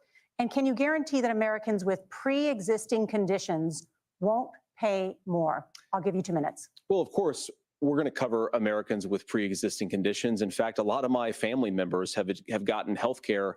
I believe, members of my family actually got private health insurance, at least for the first time, switched off of Medicaid onto private insurance for the first time under Donald Trump's leadership. And I think that, a lot of people have criticized this concepts of a plan remark. It's very simple common sense. I think as Tim Walz knows from 12 years in Congress, you're not going to propose a 900-page bill standing on a debate stage. It would bore everybody to tears, and it wouldn't actually mean anything because part of this is the give and take of bipartisan negotiation. Now, when Donald Trump was actually president, and again, he has a record to be proud of, prescription drugs fell in 2018 for the first time in a very long time. Under Kamala Harris's leadership, prescription drugs are up about 7%. Under Donald Trump's entire 4 years, they were up about 1.5%. He introduced pricing transparency. Think about healthcare. You go into a hospital, you try to buy something, and nobody knows what it actually costs. That price transparency will actually give American consumers a little bit more choice and will also drive down costs. And we talked about, the reinsurance regulations is what I was talking about. Look, Donald Trump has said that if we allow states to experiment a little bit on how to cover both the chronically ill, but the non-chronically ill, it's not just a plan. He actually implemented some of these regulations when he was president of the United States. And I think you can make a really good argument that it salvaged Obamacare, which was doing disastrously until Donald Trump came along. And I think this is an important point about President Trump. Of course, you don't have to agree with everything that President Trump has ever said or ever done. But when Obamacare was crushing under the weight of its own regulatory burden and healthcare costs, Donald Trump could have destroyed the program. Instead, he worked in a bipartisan way to ensure that Americans had access to affordable care. It's not perfect, of course, and there's so much more that we can do. But I think that Donald Trump has earned the right to put in place some better healthcare policies. He's earned it because he did it successfully the first time. Governor? All right, here's where being an old guy gives you some history. I was there at the creation of the ACA. And the reason it was so important is I come from a major healthcare state, home of the Mayo Clinic, home to Medical Alley, 3M, Medtronic, all of those. We understand healthcare. It's why we're ranked first on affordability and accessibility and quality of healthcare. And so what I know is under Kamala Harris, more people are covered than they have before. And those of you listening, this is critical to you. Now, Donald Trump all of a sudden wants to go back and remember this. He ran on the first thing he was going to do on day one was to repeal Obamacare. On day one, he tried to sign an executive order to repeal the ACA. He signed on to a lawsuit to repeal the ACA, but lost at the Supreme Court. And he would have repealed the ACA had it not been for the courage of John McCain to save that bill. Now, fast forward, what that means to you is you lose your pre-existing conditions. If you're sitting at home and you got asthma, too bad. If you're a woman, probably not. Broke your foot during football, might kick you out. Your kids get kicked out when they're 26. Kamala Harris negotiated drug prices for the first time with Medicare. We have 10 drugs that will come online, the most common ones that'll be there. But look, this issue, and when Donald Trump said, I've got a concept of a plan, it cracked me up as a fourth grade teacher because my kids would have never given me that. But what Senator Vance just explained might be worse than a concept because what he explained is pre-Obamacare. And I'll make this as simple as possible because I have done this for a long time. What they're saying is, if you're healthy, why should you be paying more? So what they're going to do is let insurance companies pick who they insure because guess what happens? You pay your premium, it's not much. They figure they're not going to have to pay out to you. But those of you a little older, gray, got cancer, you're going to get kicked out of it. That's why the system didn't work. Kamala Harris will protect and enhance the ACA. Governor, thank you. Senator, you have not yet explained how you would protect people with pre-existing conditions or laid out that plan.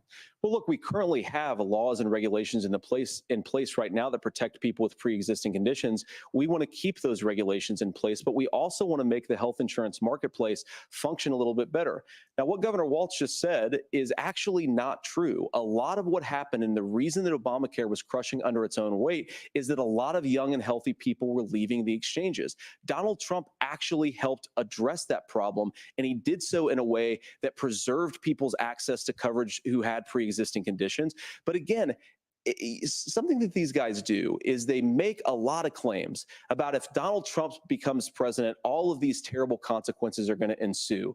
But in reality, Donald Trump was president. Inflation was low. Take-home pay was higher, and he saved the very program from a Democratic administration that was collapsing and would have collapsed absent his leadership. He did his job, which is govern in a bipartisan way and get results, not just complain about problems, but actually solve them.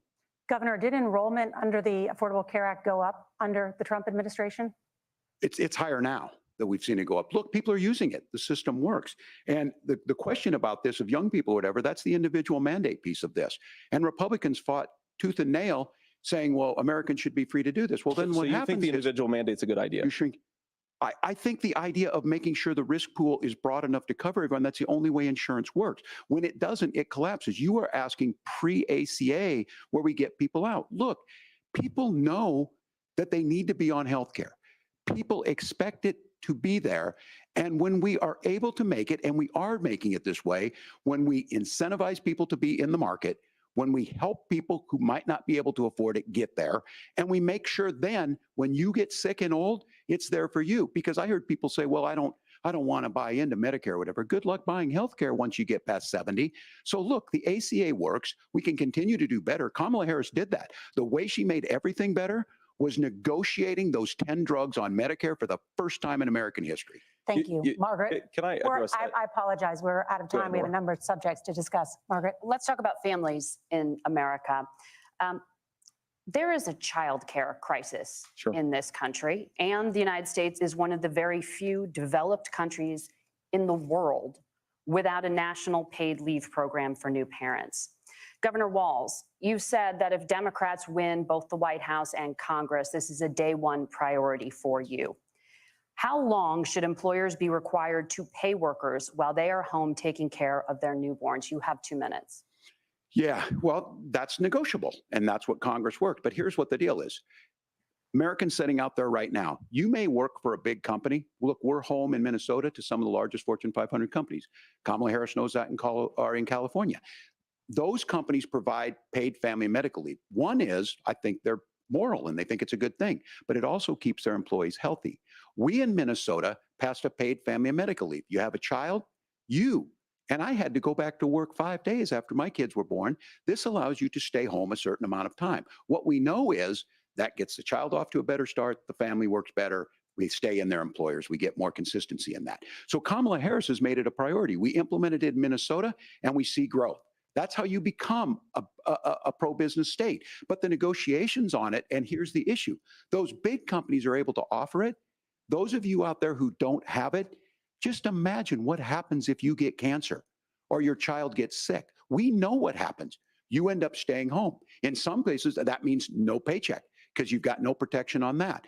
This is the case of an economy that Donald Trump has set for the wealthiest amongst us. He's willing to give those tax breaks to the wealthiest. He's willing to say, bust those unions up, do whatever. What we're saying is the economy works best when it works for all of us. And so a paid family medical leave program, and I will tell you, go to the families or go to the businesses and ask them. As far as childcare on this, you have to take it at both the supply and the demand side. You can't expect the most important people in our lives to take either our children or our parents to get paid the least amount of money. And we have to make it easier for folks to be able to get into that business and then to make sure that folks are able to pay for that. We were able to do it in Minnesota, and I'm still telling you this. We were listed as the best state. We're still in crisis on this. A federal program of paid family and medical leave and help with this will enhance our workforce, enhance our families, and make it easier to have the children that you want. Governor, your time is up. Senator, do you support a national paid leave program? And if so, for how long should employers be mandated to pay their employees while they are home taking care of their newborn? You have 2 minutes. Yeah, well, first of all, Margaret, a number of my Republican colleagues and some Democrats, too, have worked on this issue. And I think there is a bipartisan solution here because a lot of us care about this issue. I mean, look, I speak from this very personally because I'm married to a beautiful woman who is an incredible mother to our 3 beautiful kids, but is also a very, very brilliant corporate litigator. And I'm so proud of her. But being a working mom, even for somebody with all of the advantages of my wife, is extraordinarily difficult. And it's not just difficult from a policy perspective. She actually had access to paid family leave because she worked for a bigger company. But the cultural pressure on young families and especially young women, I think makes it really hard for people to choose the family model they want. A lot of young women would like to go back to work immediately. Some would like to spend a little time home with the kids. Some would like to spend longer at home with the kids. We should have a family care model that makes choice possible. And I think this is a very important substantive difference between Donald Trump and Kamala Harris's approach. I mean, look, if you look at the federal programs that we have that support paid family leave right now, the Community Development Block Grant, and there's another block grant program that spends a lot of money from the federal government. These programs only go to one kind of childcare model. Let's say you'd like your church maybe to help you out with childcare. Maybe you live in a rural area or an urban area and you'd like to get together with families in your neighborhood to provide childcare in the way that makes the most sense. You don't get access to any of these federal monies. We want to promote choice in how we deliver family care and how we promote childcare because look, It is unacceptable. And, of course, Tim and I have been on the campaign trail a lot the past 7 or 8 weeks.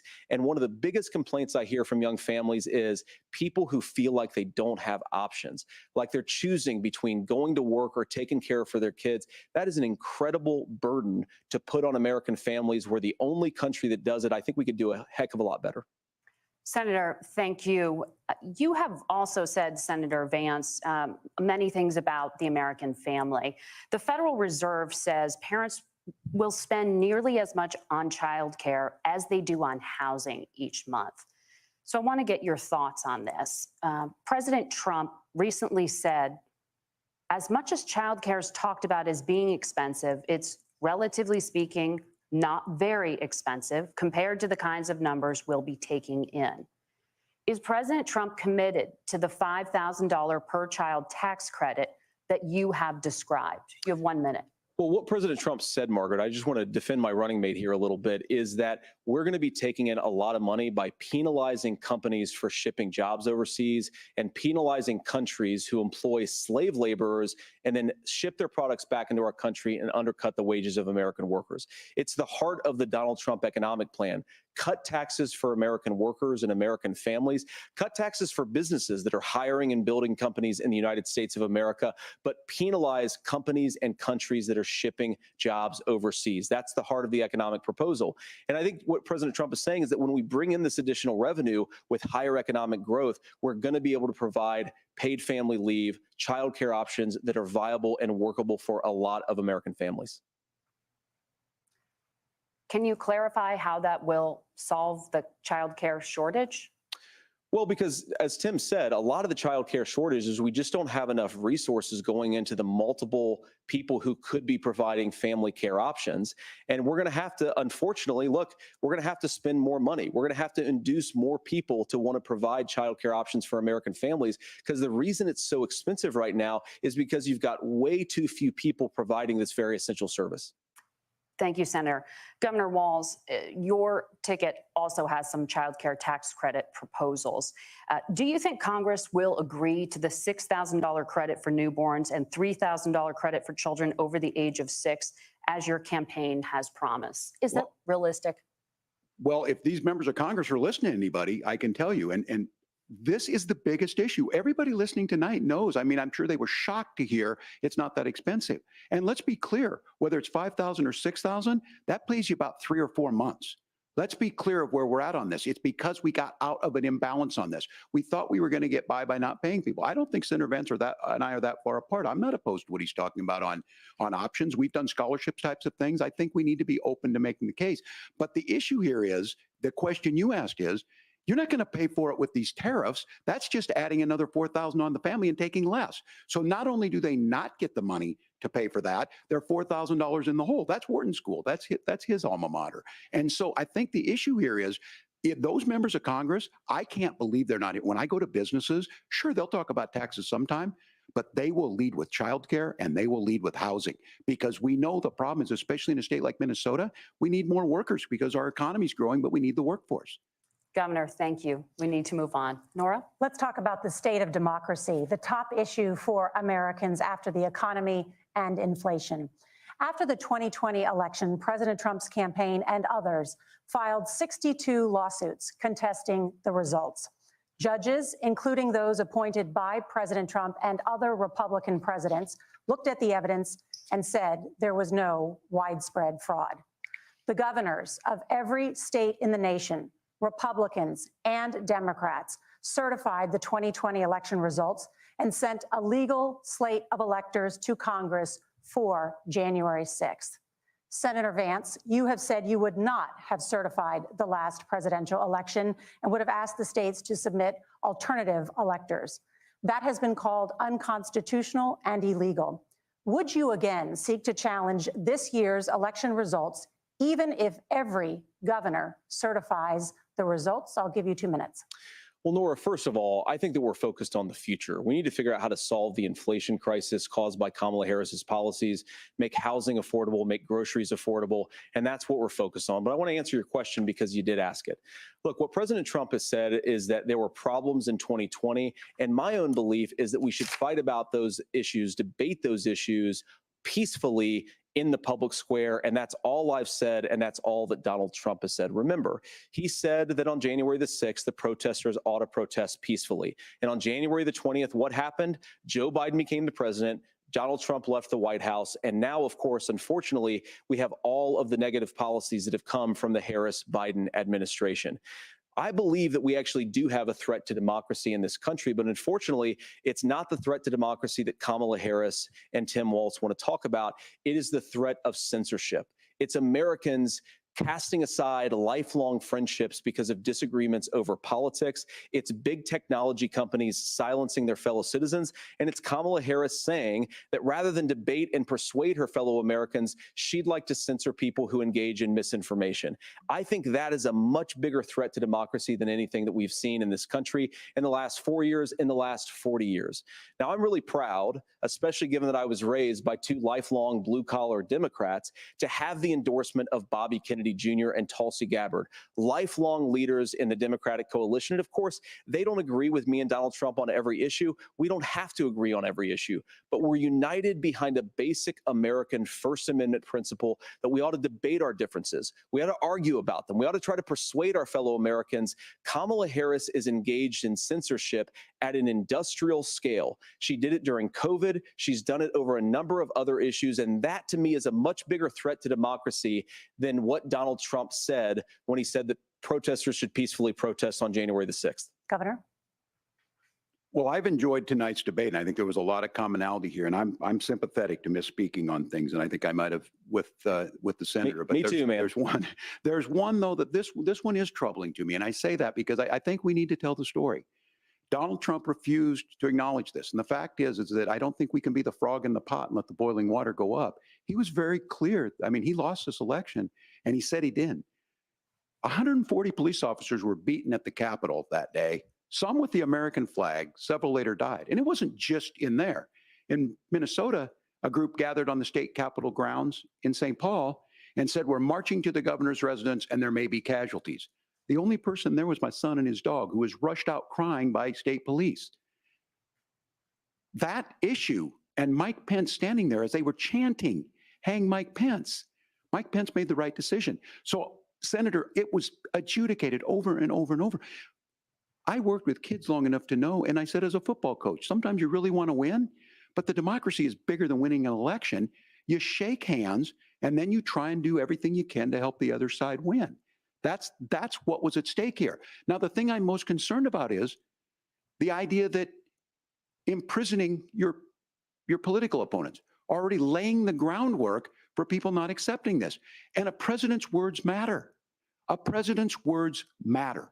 People hear that. So I think this issue of settling our differences at the ballot box, shaking hands when we lose, being honest about it, but to deny what happened on January 6th, the first time in American history that a president or anyone tried to overturn a fair election and the peaceful transfer of power. And here we are 4 years later in the same boat. I will tell you this, that when this is over, we need to shake hands this election, and the winner needs to be the winner. This has got to stop. It's tearing our country apart.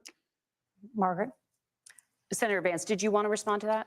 Yeah, well, look, Tim, first of all, it's really rich for Democratic leaders to say that Donald Trump is a unique threat to democracy when he peacefully gave over power on January the 20th, as we have done for 250 years in this country. We are going to shake hands after this debate and after this election. And of course, I hope that we win, and I think we're going to win. But if Tim Waltz is the next vice president, he'll have my prayers, he'll have my best wishes, and he'll have my help whenever he wants it.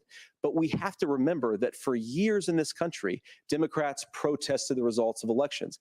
Hillary Clinton in 2016 said that Donald Trump had the election stolen by Vladimir Putin because the Russians bought like $500,000 worth of Facebook ads. This has been going on for a long time. And if we want to say that we need to respect the results of the election, I'm on board. But if we want to say, as Tim Waltz is saying, that this is just a problem that Republicans have had, I don't buy that. Governor. January 6th was not Facebook ads. And I think a revisionist history on this. Look, I don't understand how we got to this point. But the issue was that happened. Donald Trump can do it. And all of us say there's no place for this. It has massive repercussions. This idea that there's censorship to stop people from threatening to kill someone, threatening to do something, that's not censorship. Censorship is book banning. We've seen that. We've seen that brought up. I just think for everyone tonight, and I'm going to thank Senator Vance. I think this is the conversation they want to hear. And I think there's a lot of agreement. But this is one that we are miles apart on. This was a threat to our democracy in a way that we had not seen. And it manifested itself because of Donald Trump's inability to say. He is still saying he didn't lose the election. I would just ask that. Did he lose the 2020 election? Tim, I'm focused on the future. Did Kamala Harris censor Americans from speaking their mind in the wake of the 2020 COVID situation? That is a damning non-answer. It's a damning non-answer for you to not talk about censorship. Obviously, Donald Trump and I think that there were problems in 2020. We've talked about it. I'm happy to talk about it further. But you guys attack us for not believing in democracy. The most sacred right under the United States democracy is the First Amendment. You yourself have said there's no First Amendment right to misinformation. Kamala Harris wants to use the power of government and big tech to silence people from speaking their minds. That is a threat to democracy that will long outlive this present political moment. I would like Democrats and Republicans to both reject censorship. Let's persuade one another. Let's argue about ideas, and then let's come together afterwards. You can't yell fire in a crowded theater. That's the test. That's the Supreme Court test. Tim, fire in a crowded theater. You guys wanted to kick people off of Facebook for saying that toddlers shouldn't wear masks. Senator, the governor does have the floor. Fire in a crowded theater. That is criticizing the policies of the government, which is the right of every American. Senator, the governor does have the floor for 1 minute to respond to you. Yeah. Well, I don't run Facebook. What I do know is I see a candidate out there who refused, and now again, and this, I'm pretty shocked by this. He lost the election. This is not a debate. It's not anything anywhere other than in Donald Trump's world. Because look, when Mike Pence made that decision to certify that election, that's why Mike Pence isn't on this stage. What I'm concerned about is, where is the firewall with Donald Trump? Where is the firewall if he knows he could do anything, including taking an election, and his vice president's not going to stand to it? That's what we're asking you, America. Will you stand up? Will you keep your oath of office, even if the president doesn't? And I think Kamala Harris would agree. She wouldn't have picked me if she didn't think I would do that, because of course that's what we would do. So America, I think you've got a really clear choice on this election of who's going to honor that democracy and who's going to honor Donald Trump. Governor, your time is up. Thank you, gentlemen. We will be right back with both of our candidates, the CBS News Vice President. Okay, we have Bonnie. Welcome, Bonnie. How are you liking this debate so far? I'll give you about 3 minutes, and then we're going to move to Tony. If you would like to give your thoughts, just unmute yourself.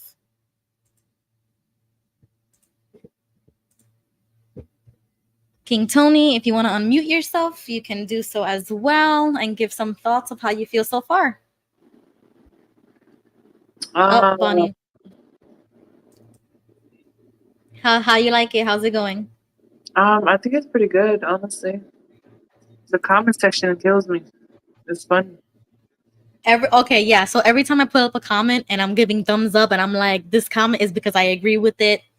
I am reading everybody's comments while the debate is going on, and I am so happy everybody's like really interactive and giving their opinions, because this is exactly what needs to happen with all of us in every community, every state, country, county, everything. We need to start talking about this. This is election season. So until election day, these conversations need to continue going on. Don't stop talking about these things, because you can definitely switch a vote, flip a vote. You know what I'm saying? Like, we need to continue talking. Okay, there goes Bonnie. Hello, Bonnie. Give us your thoughts in about 2 minutes before this show comes back on. Go ahead. Hi, I couldn't press the right buttons fast enough. I'm sorry. That's okay. Do you have a thought or a comment that you would like to give before the debate starts again? Sure. I think that one of the things that I like about this, yes, I like this debate. I think that the commentators have been asking good questions, and I've been just really impressed with a lot of the answers and the respect that's been shown between Vance and Waltz. And of, if it's not obvious, I feel that Vance has been doing a really good job. And I think that overall, I think that that there's been a lot of understanding between both of them, but I do feel that Vance and of course Trump is the right person to vote for. Awesome, Bonnie. Thank you. Thank you for your comments. I'm definitely going to dive into a little bit more all of these subjects as soon as the debate is over. And if anybody else wants to join, the link is at the top of the chat on my channel, and I will continue putting it in the regular chat. We got Gigi. Hello, Gigi.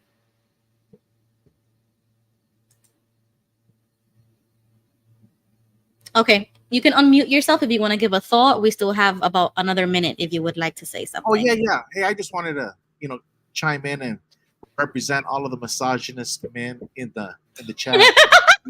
But listen, just real quick, this is just common sense for me. I've saw it with my own eyes, and you guys see it too. But when Donald Trump was running for re-election, he would have over 50,000 people visiting him in Arizona in one day. He would go to Phoenix, he would go to Tucson and Sedona up north. He would do 3 stops in one day in Arizona, and it was way over 50,000. Joe Biden goes to the middle of Phoenix, Central Avenue, and Canto at the Herd Museum. Not even 10 people show up.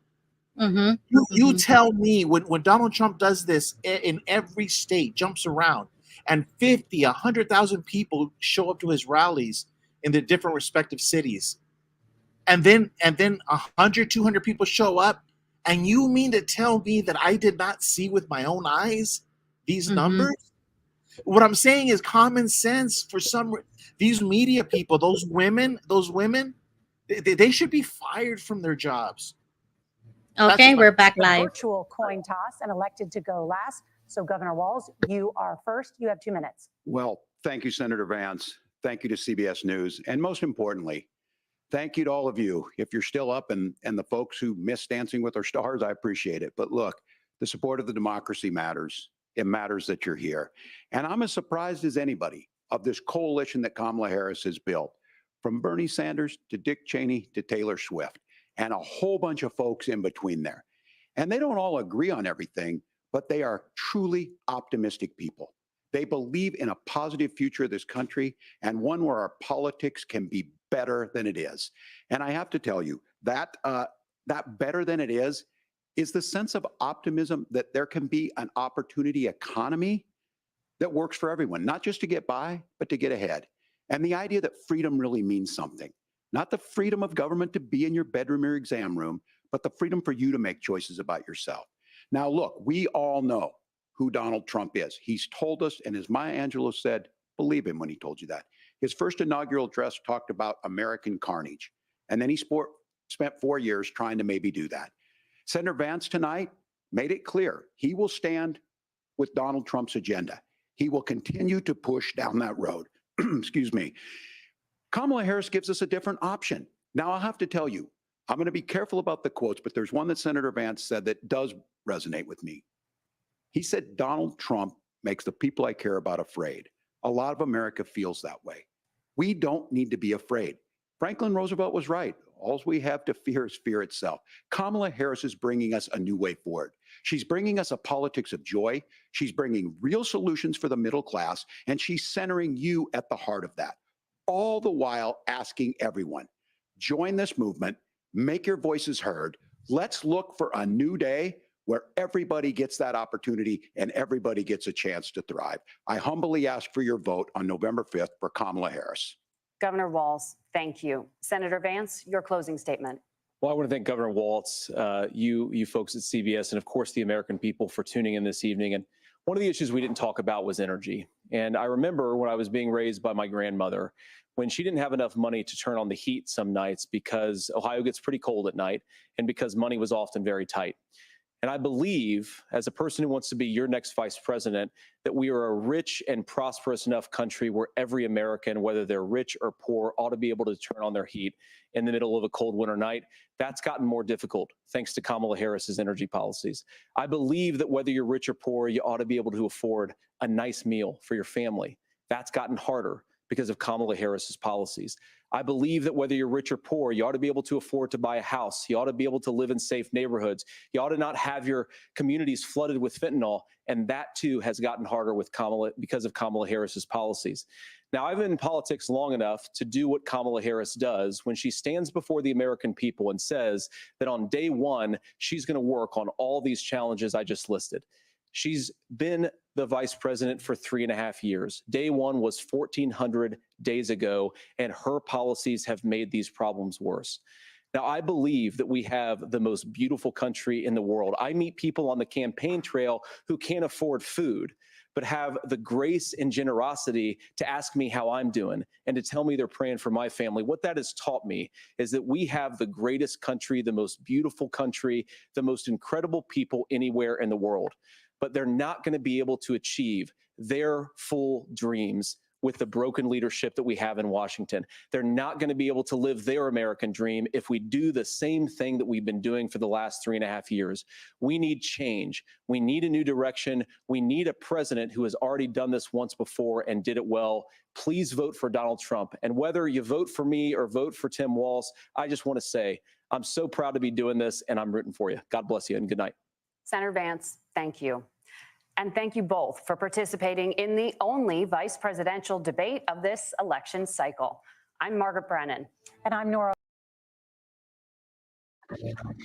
Okay, guys. Well, like Lucy said in the comments, this is not the only debate that is going to be happening. The Freedom and Equal Election, Freedom Fest, I think, I forgot the real name, but it was like Freedom and Equal Election debates. They are also doing debates, which is happening in October, and I will do a watch party about that one. And like Lucy also said, please remember that there are about 5 other people running for president and vice president, and that is from the Constitution Party, Independent Party, Green Party, Constitution Party. There are so many other parties out there that have people running for president, and they don't showcase them on CBS like you see here. They are hidden in some low budget, grassroots, pop-up debate that they have, which is what we've covered before in the past. And I've shared it with Tony, and she's doing her research and she's trying to find herself politically. I saw it thanks to Lucy, and I have found myself politically because I don't consider myself a Republican. And I found myself in the Constitution Party. So that's what we need to start doing. If you are unsure of this season and you don't agree with blue and red, there are many other parties that you can look into. So Tony, give me your thoughts about the entire debate. We saw it all. Give me all of your opinions. I'll give you 3 minutes, and then I'm going to move to Bonnie. And if anybody else wants to join, I'm going to put the link in the description. I want to know all your thoughts. I mean, I found myself agreeing on a lot with what Vance was saying. But when it came to Waltz, for some reason, I don't know. I just felt like he wasn't really answering the question. There was a lot of chit-chatting about unrelated things. But for the most part, I think it was a really good debate. There wasn't really any name calling. It was pretty peaceful. And I think they respected each other's views ultimately. And again, it's up to the people. I think Vance did a good job representing his side. And Waltz, on the other hand, he did a okay, so kind of job. But yeah, it'll be my first time watching the debate that's coming up. So that's going to be interesting too. So what was it that you didn't like about him? Because you said that he gave like an okay job at the debate. So what about his facial expressions? Like he just looked like he was worried about what he was going to say, and always like he just looked scared to me and nervous. And Okay. like in the beginning, he didn't feel like I didn't feel that confidence. Mm-hmm. So okay, good point. So there was two things that I have noticed, and also somebody else noticed in the comments, that Waltz he got tripped up in one of his sentences, and it was like he repeated it again like a robot. So I don't know it was like he glitched for a second. And then somebody else said in the comments that he's giving the Biden stare, where he's just oh like, my God, that was hilarious. Yeah, he did that a little bit until he a caught little himself. bit. I feel like he was doing that a lot. Yeah, It was okay. crazy. And then I don't know if you noticed this, but somebody else did in the comments, and I pulled it up. And I also noticed this, that when they were talking about the school shooting, question, he said, quote, "I have made many friends with school shooters." And then he continued his sentence. So I don't know if you caught that, but I certainly did, and I gave a face. So I'm gonna rewatch my favorite expressions, and the commenter that commented that, I caught that. So I think he misspoke when he said school shooters. I think he meant school shooter victim families, that he's made friends with, because he was supposed to look stuff. Okay. I don't think that would make more sense. Exactly. But that was a really big mishap if that's true. You know what I'm saying? Like, that's where the nervousness comes in. You can say things that you didn't really mean to say. So I get that. Like, he was probably really uncomfortable. Yeah. But when he got into the groove of things, he was in it. You know what I mean? Like if I wasn't awake to politics and I was a normie, I would vote for a guy like Tim Waltz. Everything that he was talking about with all these like liberal talking points, if I was in that, mindset, I would have thought he was amazing, because he spoke well. He answered questions, when it came to like abortion and guns and, like those issues. The other issues, he was really vague. So I agree with that. But everything else, he was hitting point after point. Like that's what the Democrats really believe in. So I could tell he was really for that.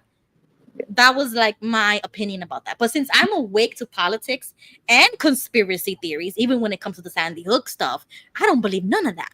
And even the climate change. Yeah, you remember the school shooting in Connecticut? The kids that you don't believe that? What do you mean you don't believe? Oh, that's a whole nother rabbit hole that you're gonna have to dive into if you want to, because when I did, I do not believe in any school, and not just Sandy Hook. I don't believe in any school shooting, and that's a whole different conspiracy that really dives into the world as a stage. Everything is fake, but at the same time, everything is real.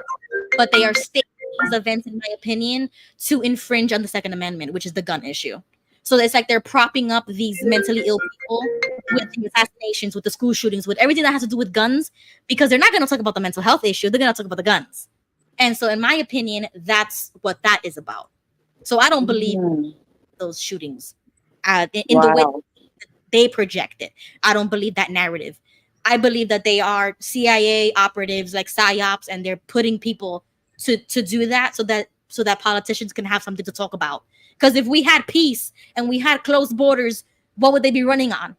You know what I'm saying? So they have to keep up with this chaos so that they could run on something. So they give you the problem, and then they have the solution all of a sudden. What? No. In my opinion, that doesn't work for me. That's interesting. Yeah, but specifically the Sandy Hook, you would have to really dive into that. And that's why they censored Alex Jones so much, and why they went after him and his assets, because he was bringing up these points that nobody else was talking about. Nobody else identified these discrepancies. He was the only one doing it. And then now he gets like charged for that. He gets censored for that. He loses his platform and everything that he's worked for that. We have freedom of speech. You should be able to say what you believe and what you think. You know what I'm saying? Even if it is a conspiracy theory and not everybody agrees with you, he should have the right to say that. Just because your feelings got hurt doesn't mean you get to censor somebody else, even if it did involve a child's death. You know what I'm saying? Like, those are very sensitive issues. And despite the sensitivity, nobody should be censored. You should be able to say what you say. And just because he called it a hoax, that doesn't mean you get to take away everything that he owns or throw him in jail, or, you know what I'm saying? Like, you don't ruin people's lives over an opinion. Yeah, I Hey, understand. Ruby, Go ahead.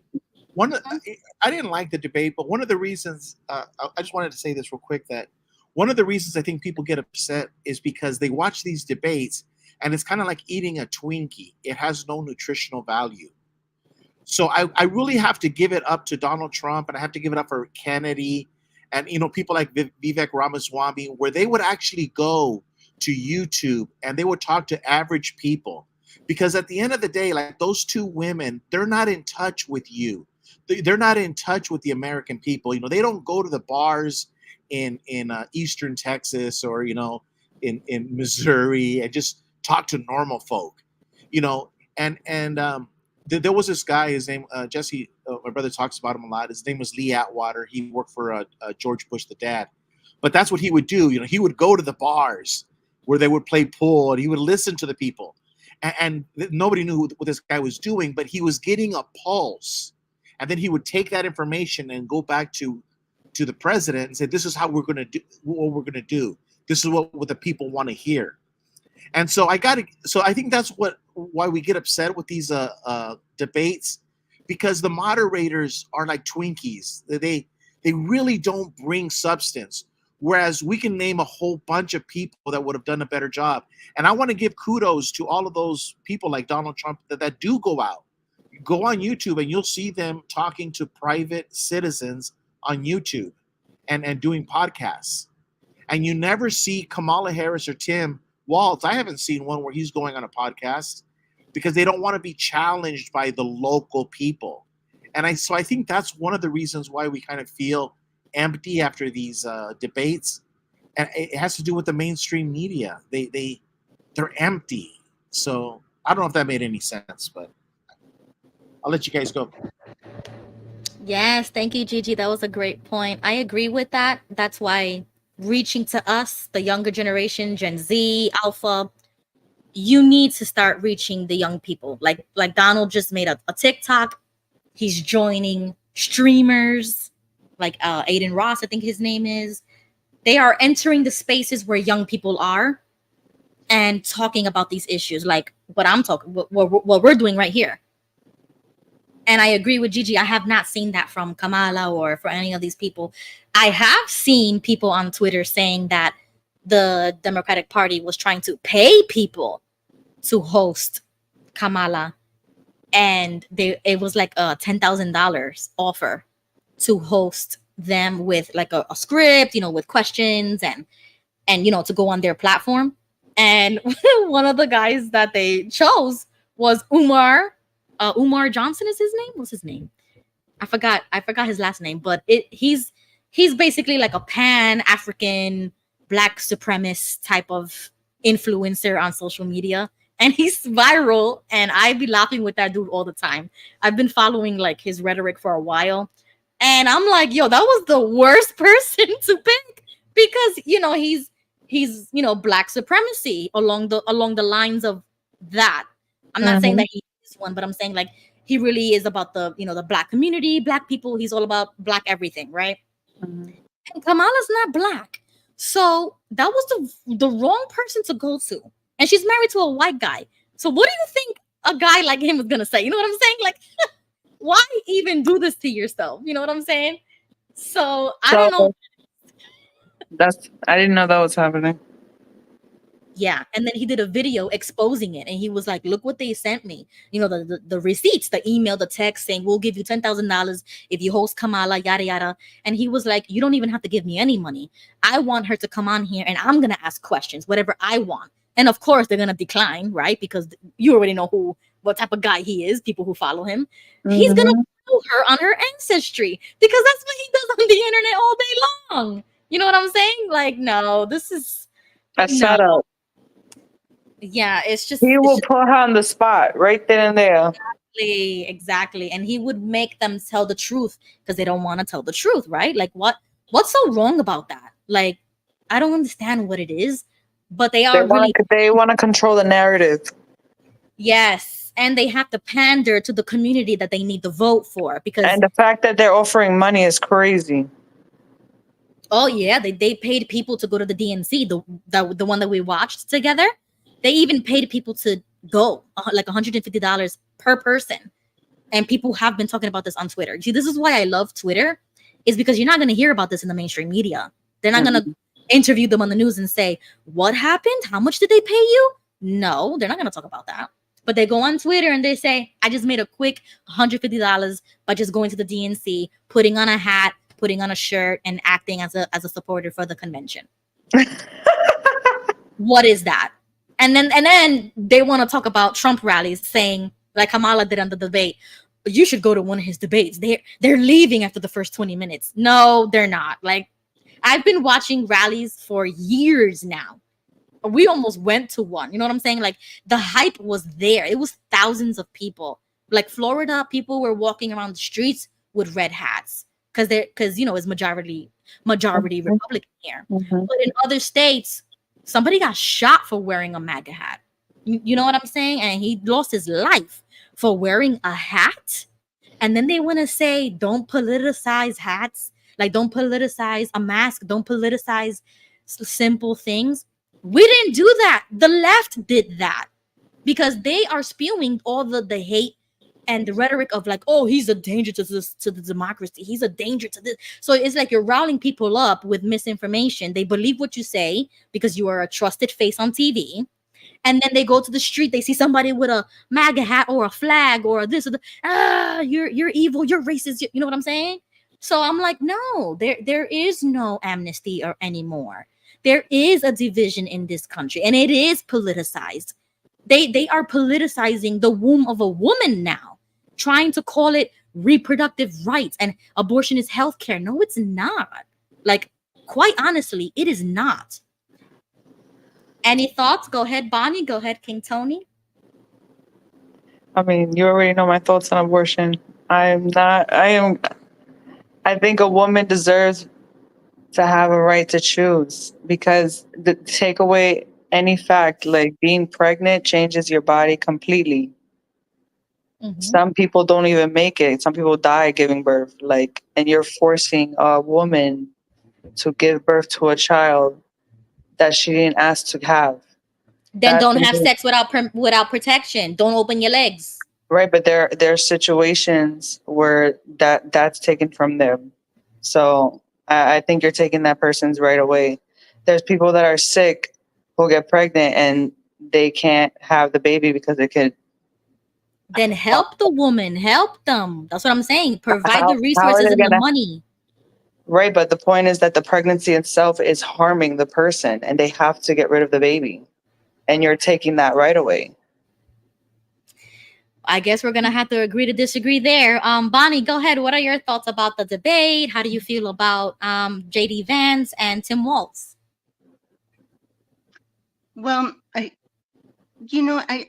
was surprised at how many things that they agreed upon or tried to agree upon. I think that was a really good thing. Yeah. But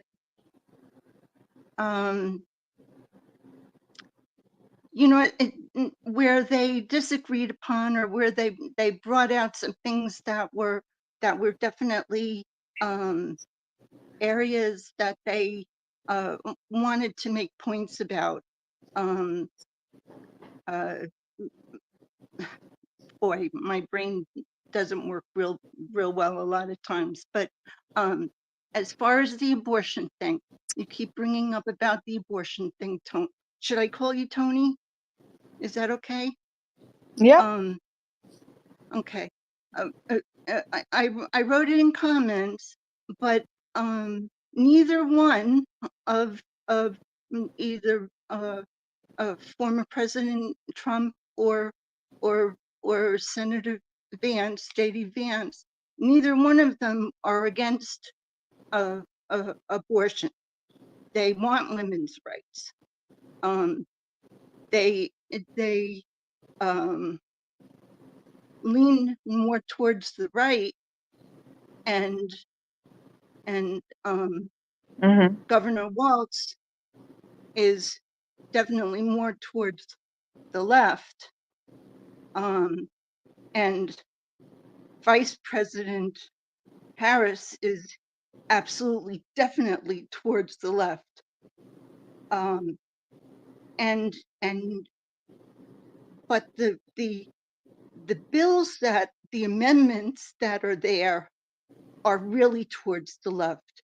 And what the left is wanting to put in, like the amendment that is for Florida right now that people are voting for, the wording in there is absolutely where people can vote in, and it's so ambiguous that that doctors can okay for abortions to be given to women that are pregnant up until term, to Right. 9 months.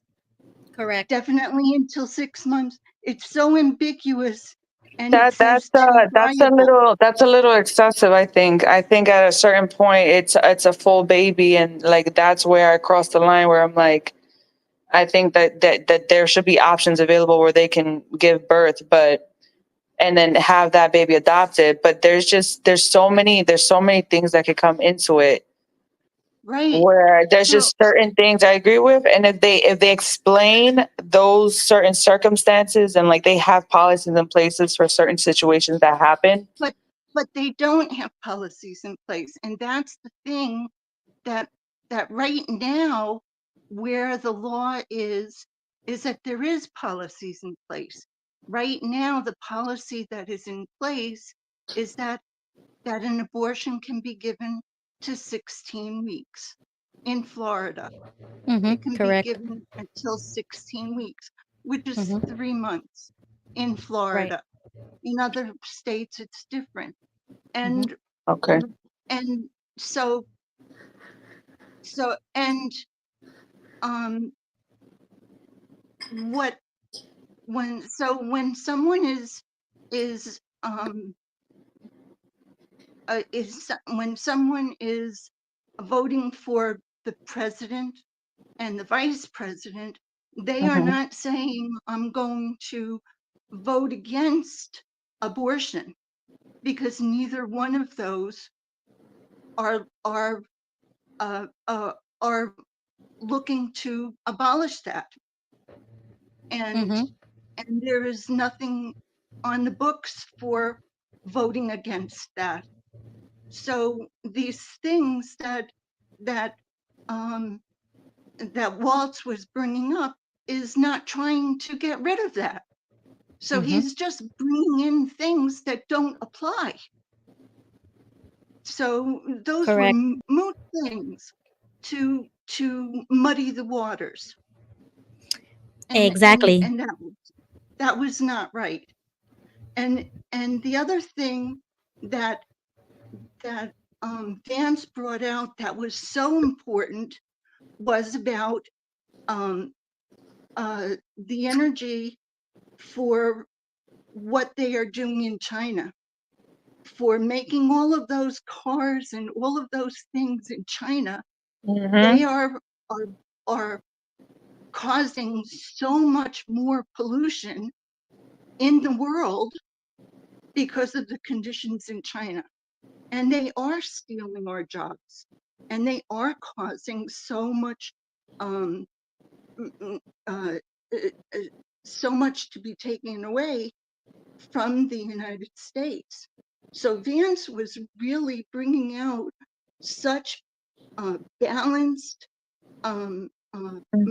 points of view. Yeah. And that's the thing that's so good about Trump, is that he's just bringing out things that make sense. And that's one of the things that's changed about the Republican situation, rather than what Kamala has in store for us. It's Yeah. not things that are just common sense anymore. The higher Exactly. taxes are it's not common sense for us. That's what's Right. caused so much of our inflation. That's what's caused us to be in this situation. And she just wants more of it rather than to take it away from us. So I Wow, don't want to Bonnie. take everybody's, I want to, you know, not go on Thank you, Bonnie. more of a No, that was great. That was awesome. Thank you. And I do want to touch on what she just said, because especially in Florida, that amendment is for the Fourth Amendment. I spoke about this earlier. That's what is the problem. The wording is vague. If it is passed with a 60% majority, it will pass, and women in Florida will be able to terminate a pregnancy whenever they want.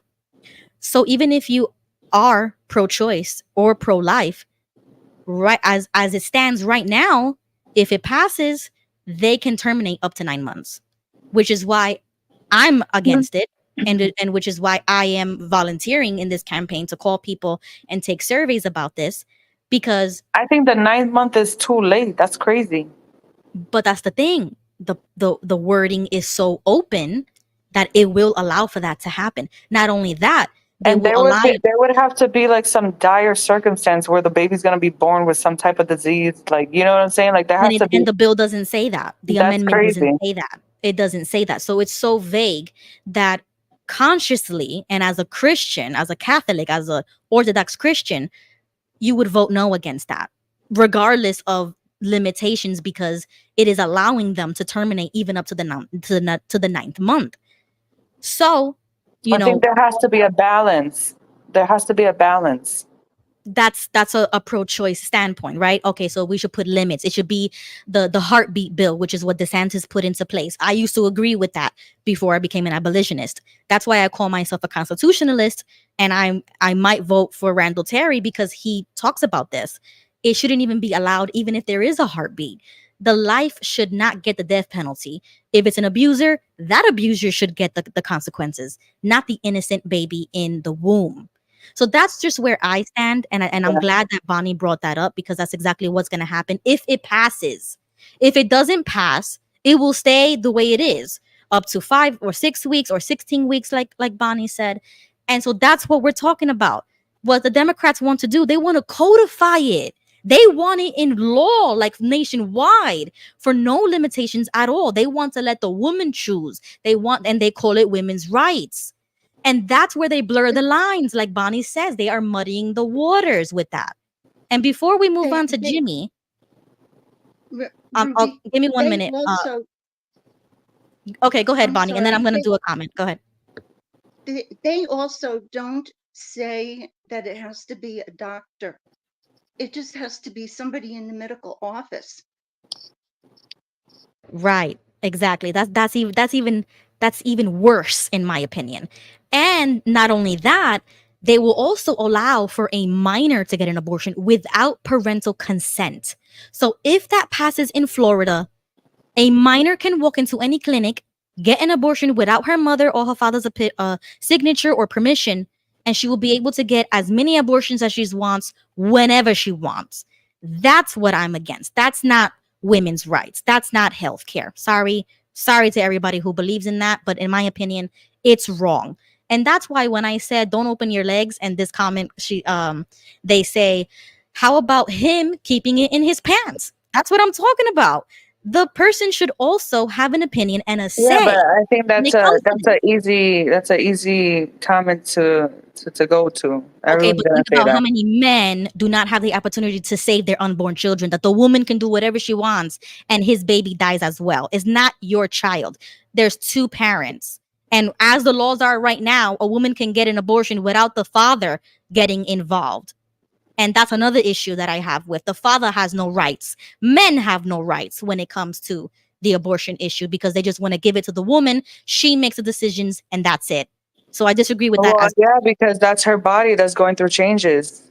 It's his kid too. It's his DNA, regardless of whether or not it's her body. If he had a part in the birthing, human being in her belly, though, it's not body autonomy when it's not just your body. If there's another body inside of you. I'm sorry. That's okay. That's like what if it was reversed and the woman wanted to keep the baby and the father didn't? There you go. Exactly right. There should be a majority of equal rights when it comes to this, but we don't even have these conversations because they don't even allow for that.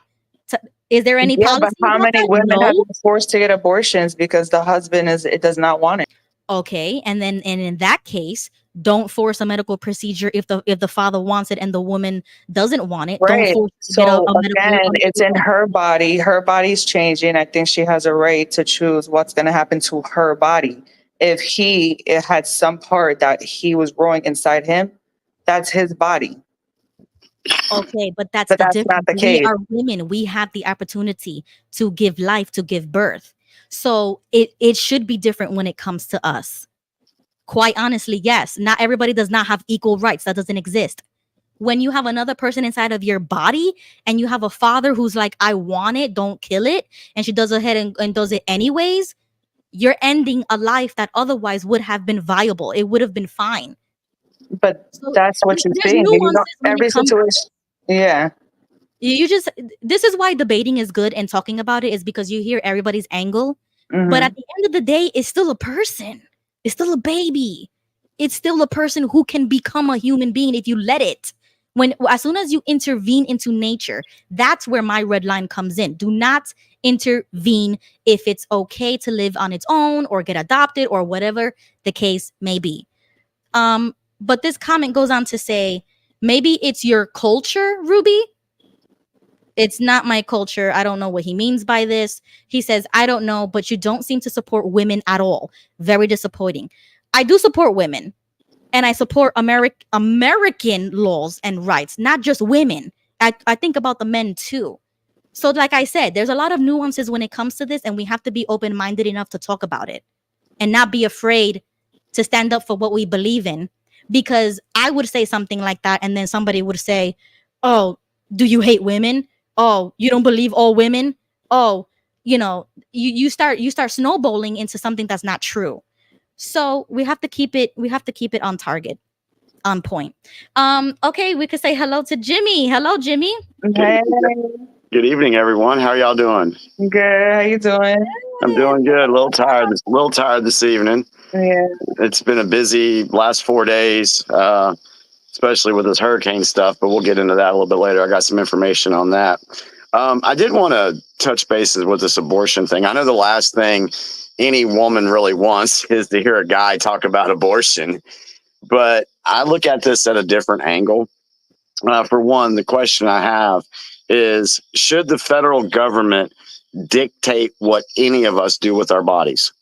No. Okay. No. So by codifying Roe versus Wade and putting that in law for the federal side, what does that do? What is that allowing the government to do? Make decisions when they shouldn't be getting involved in things. Exactly. What are you talking about? Huh? Wait, repeat that. So by Roe versus Wade being in effect and the Democrats wanting to put it back in, what does that allow the federal government to do?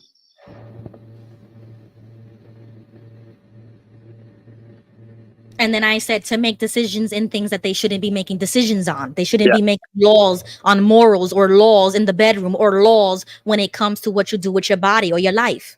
Tony, you got an answer for that? So what does that have to do? If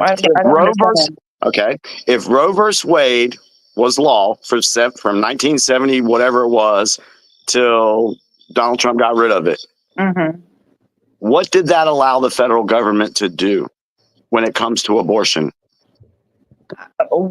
They're defending a right. No. So then, what do you consider that? Can you tell me where in the Constitution? If Trump took it out, isn't he meddling in that? No. Okay, hold on. Let's back up for a second. First off, where is it written that abortion is a right? It comes out of my heart and my mouth. No, that's an opinion then. Okay, so what do you mean written? Okay, do we have the freedom of speech? Supposedly. Okay, where's that written that we have the freedom of speech? The Constitution. Okay, where is the right for abortion written? But where's the right to not? No, that's not what I'm asking. That's playing word games there, Tony. There's No, I'm being serious. Where does it say that we can't? It doesn't. It doesn't do Okay, either. then. It So doesn't what's do your either one. point? It doesn't do either one. So then what's the point? So the point is it's not a right according to the Constitution.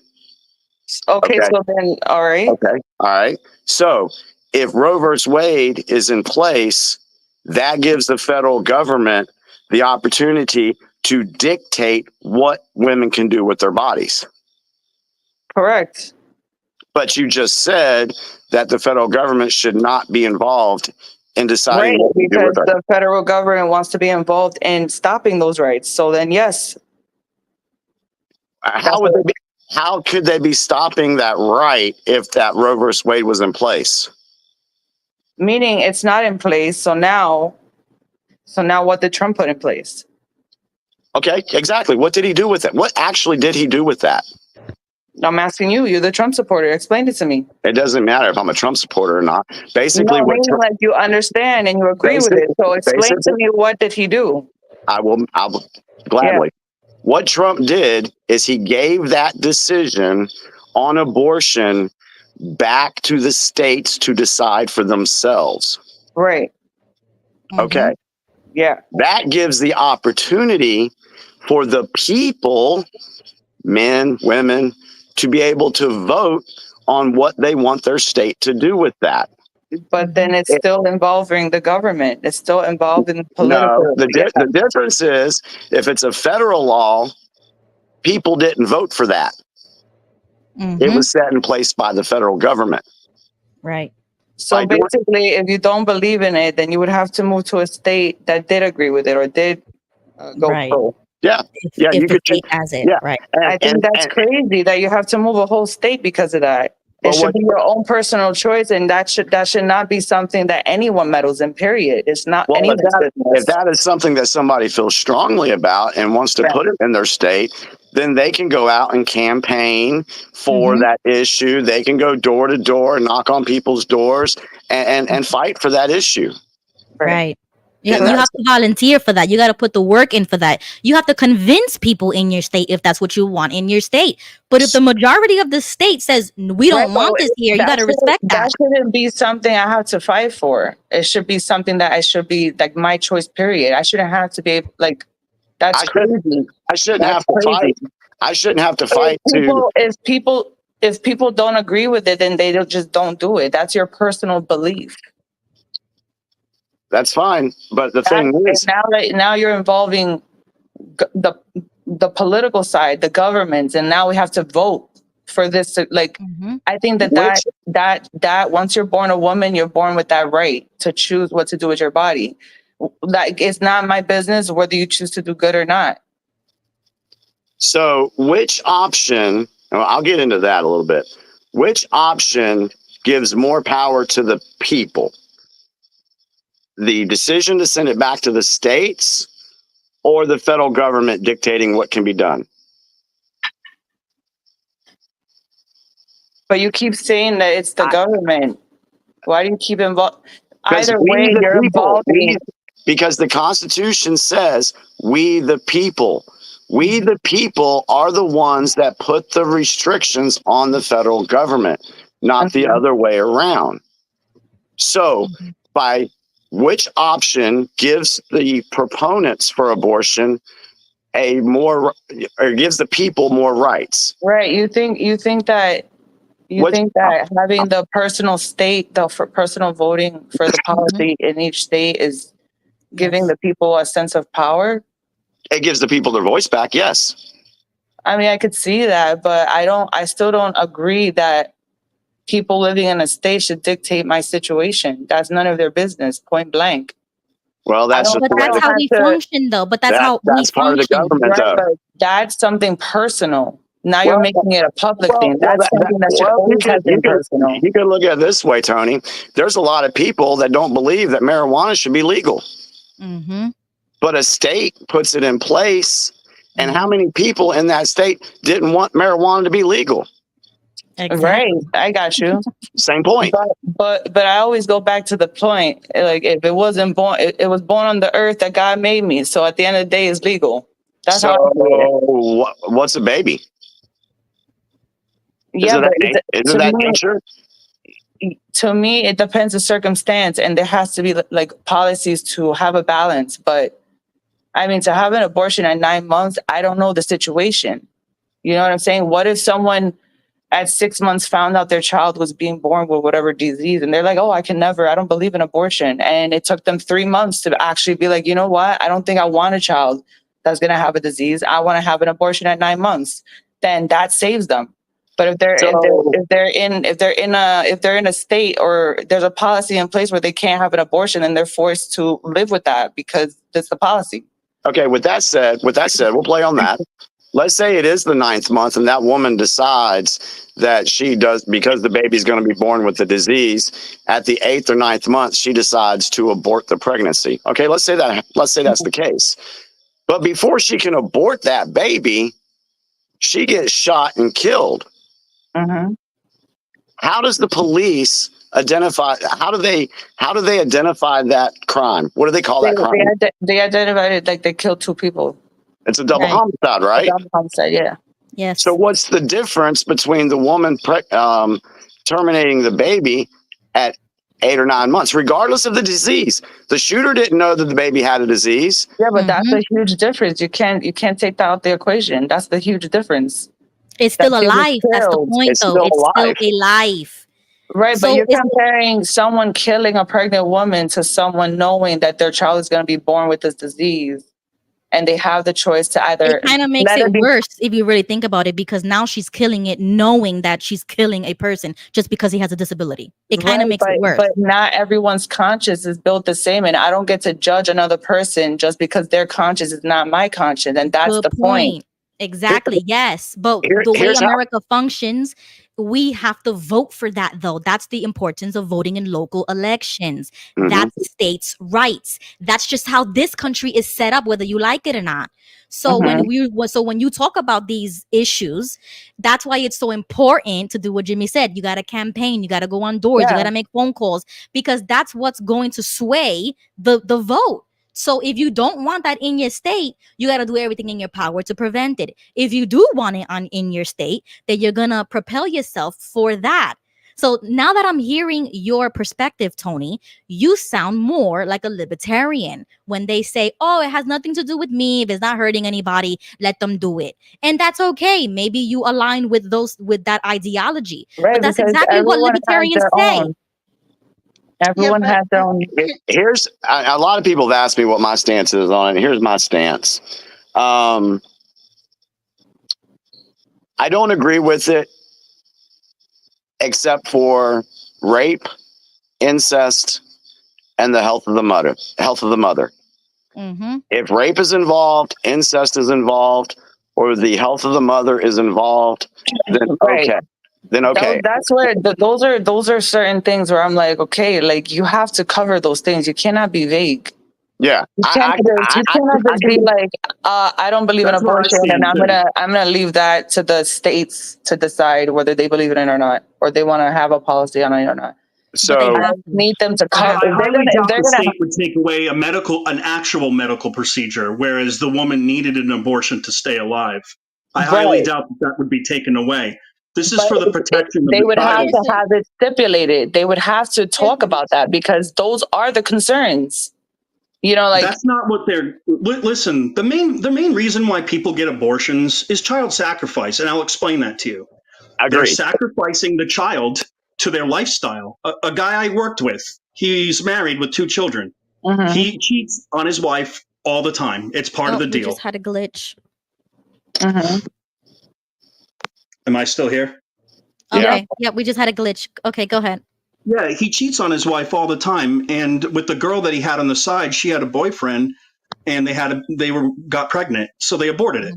It's like that way, you know. And then they broke up and they stopped fooling around. But it's like that's just disgusting, you know. Right. I don't know. Like, is this what abortion stands for? Because I can't I can't deal Well, with that. abortion That's doesn't, retarded. and that's another thing. Like people want to focus on that. Oh, it's a woman's right thing. It's not only that.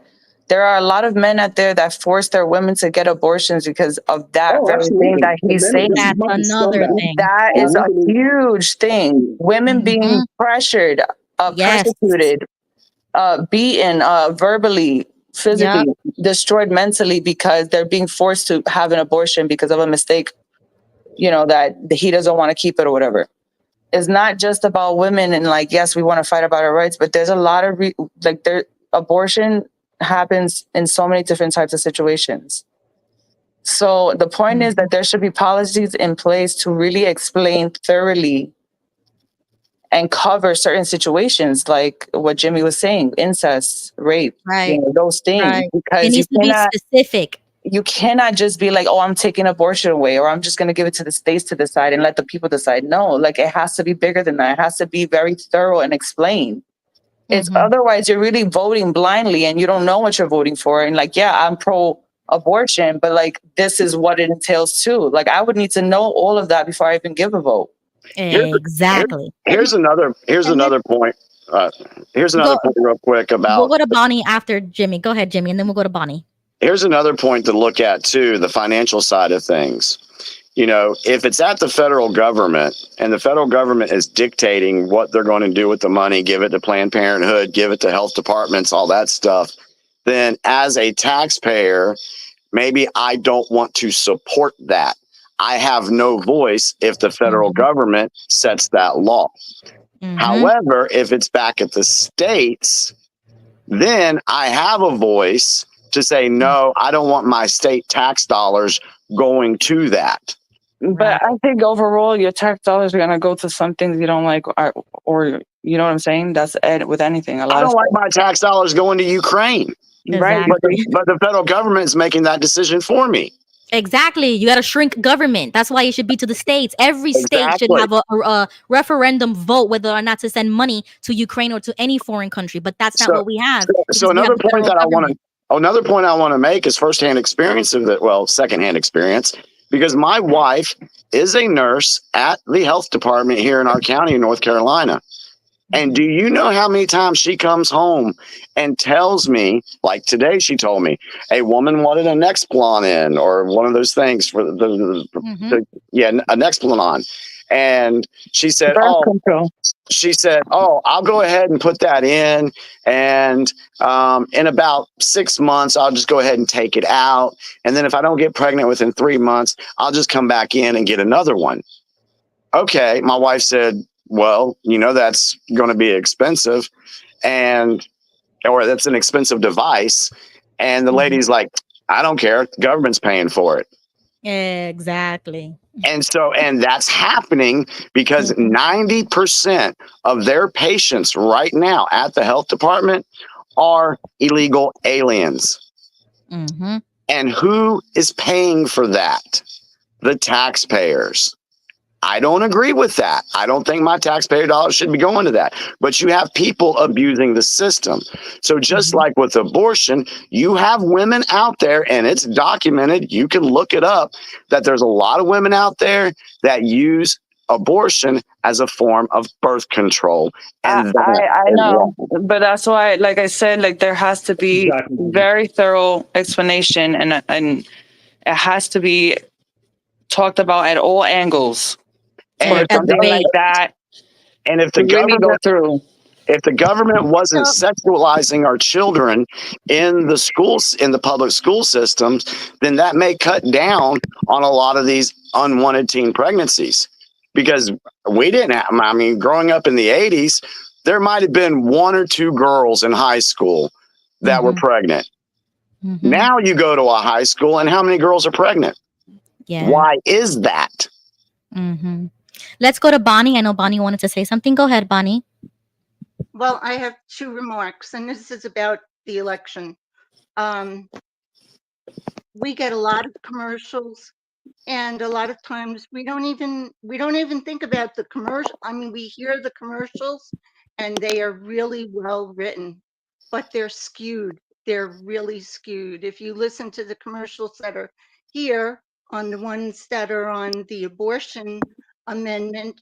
They are so inaccurate. They're just completely, they're very, they're full of lies. I mean, Yep. it's just a complete lie. Yep. So if there are amendments that are in your state and there are commercials about it, you need to look up the amendment and read the amendment for yourself so that you can see what you're actually voting for. Mm-hmm. That's the biggest thing. I guess that's the most important, the important thing that I wanted to say. Yeah, Bonnie, one of the biggest lies that is being told right now is that Trump wants to ban abortion. That is not what he wants to do. That is a lie. Vance explained it. I think Vance did a very good job at explaining and representing, like I said, because his explanation was a little bit more understanding and like, okay, but I still need to see exactly what plan he has. Exactly. But him and how he explained it, it did help. See, and on top of this is like, for me, I don't care what your personal decision is. If you want to do that, then that's your conscience. You got to live with that.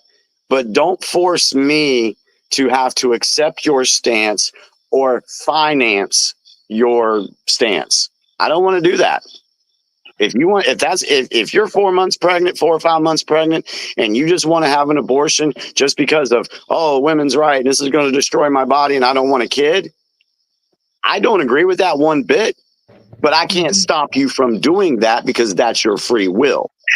It's unfortunate. Like I said, like I know there are a lot of women that abuse it. I've seen it myself, and I work in the medical field, so I completely understand. But they don't talk about that though. Right. No, but yeah, it's very true. It's very, very much known that people use it as like a permanent birth control kind of thing. Right.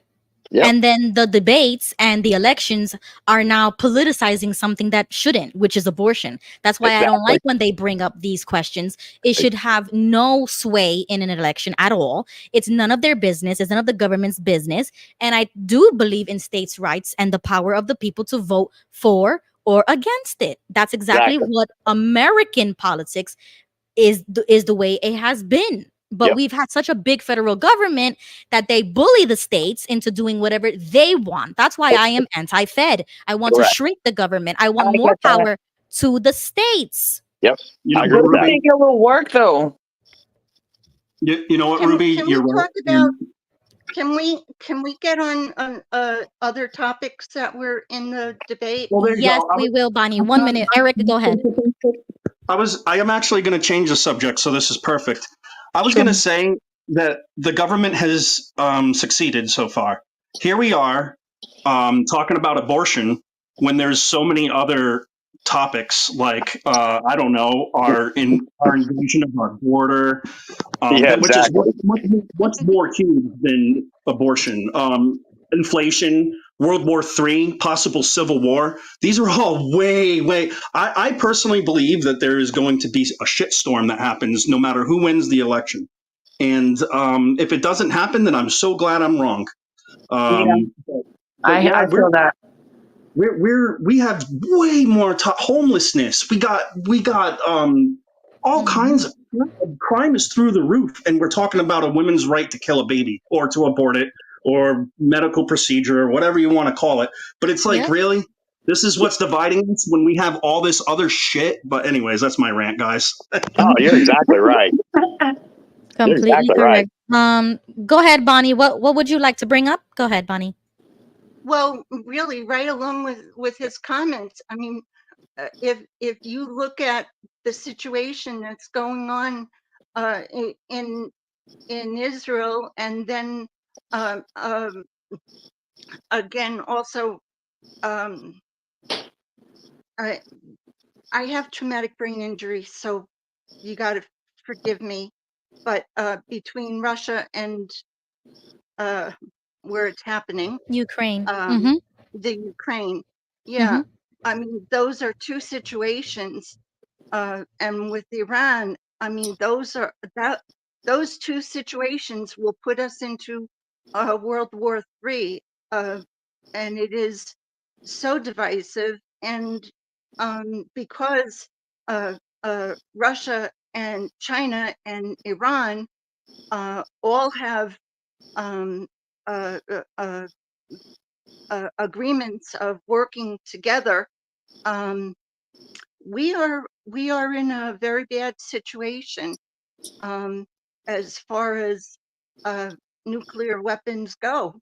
So those are dangerous situations, and that's something that really needs to be considered when you're looking for a leader, and recognizing who would be a better leader for us between Kamala and Trump, and who would be a better negotiator to get us out of those situations, and who really is leading the country right now, or would be ruling when it comes to Kamala. Is she really ruling? Would she really be ruling?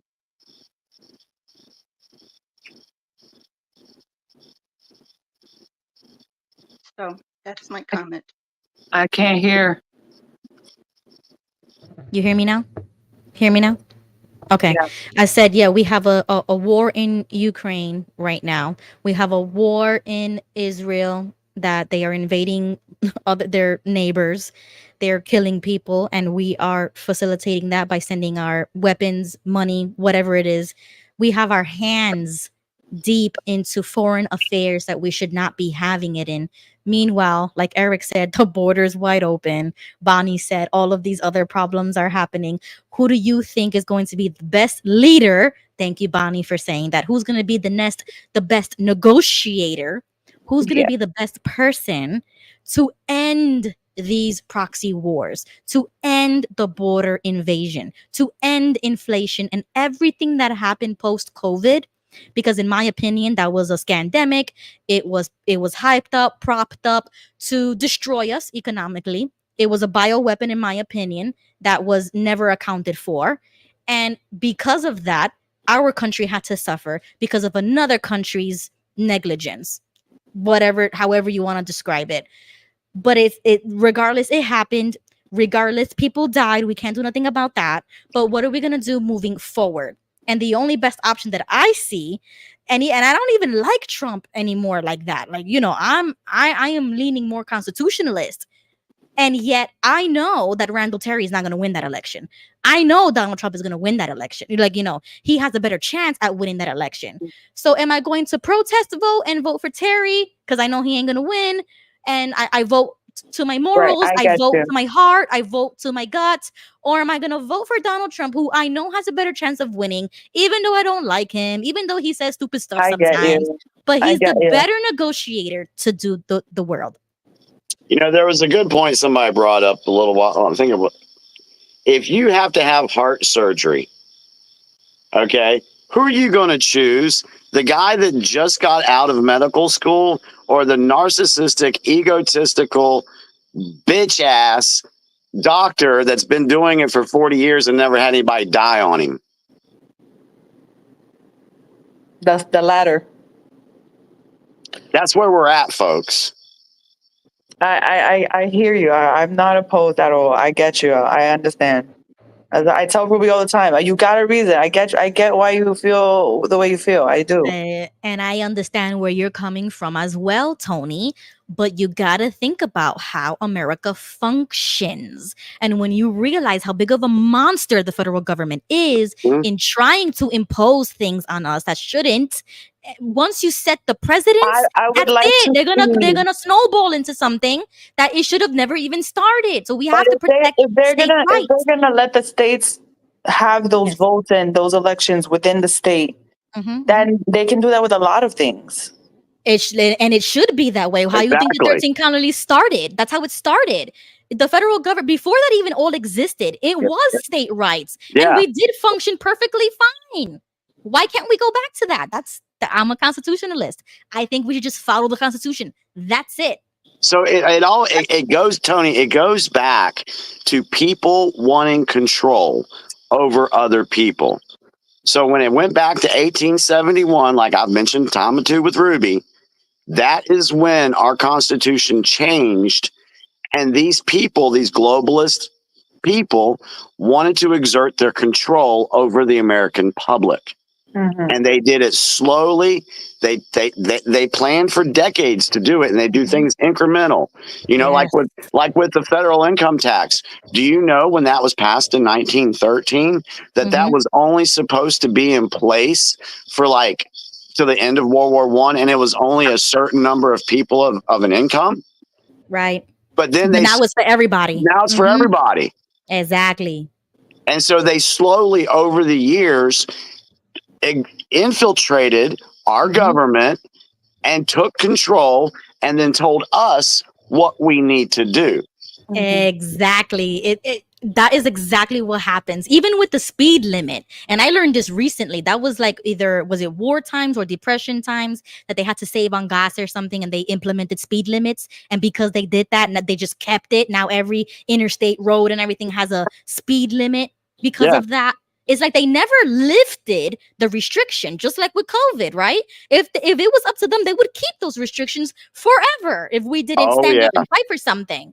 They implement something, they keep it because it set the precedence of a wartime or depression or whatever the case may be, and they never lift it back up, and they took your rights away right under your nose, and you can't even fight back on it because it's already a law. Absolutely. We should be able to veto that law. We should be able to veto those things and give more power to the states. If you don't like it, move somewhere else. That's the whole point of being a pilgrim. That's the whole point of coming to the 13 colonies. If you didn't like it, you went to a different state. That's just the way it is. Yeah. So that's just like with on a little thing. That's just like with bridge tolls. Most of the bridge tolls were supposed to just pay for the bridges, and they were supposed to be short term for just a little while. But they weren't short term, and they stayed and they increased, and now they're out of out of control. Exactly, Bonnie. Absolutely. I just want to address 007 in the comments. He says, vote for the first woman president. That's a true vote for women's rights. And this is identity politics. Just because she's a woman because I'm a woman, I should vote for her? Absolutely not. Research policy. Research and read between the lines of when Kamala speaks. Okay? No, sing it. Please tell me they were joking, because that is an asinine statement. Ruby, sing the song. What? Trump's song. Oh, not chill. Now that you brought it up, I have to play it. No. I'm going to find it right now. Oh my God, that kills me. Oh my goodness. Did I send it to you on Twitter? Yes, I think you. Did I send it to you? I did not. Okay, you know what?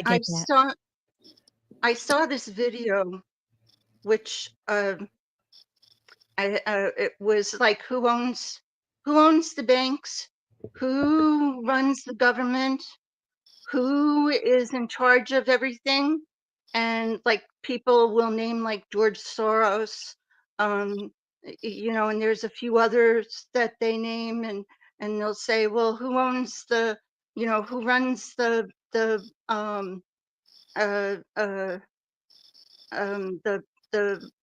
stock market and things like that. And there was this video that I watched, and it was so informative, and it was absolutely truthful.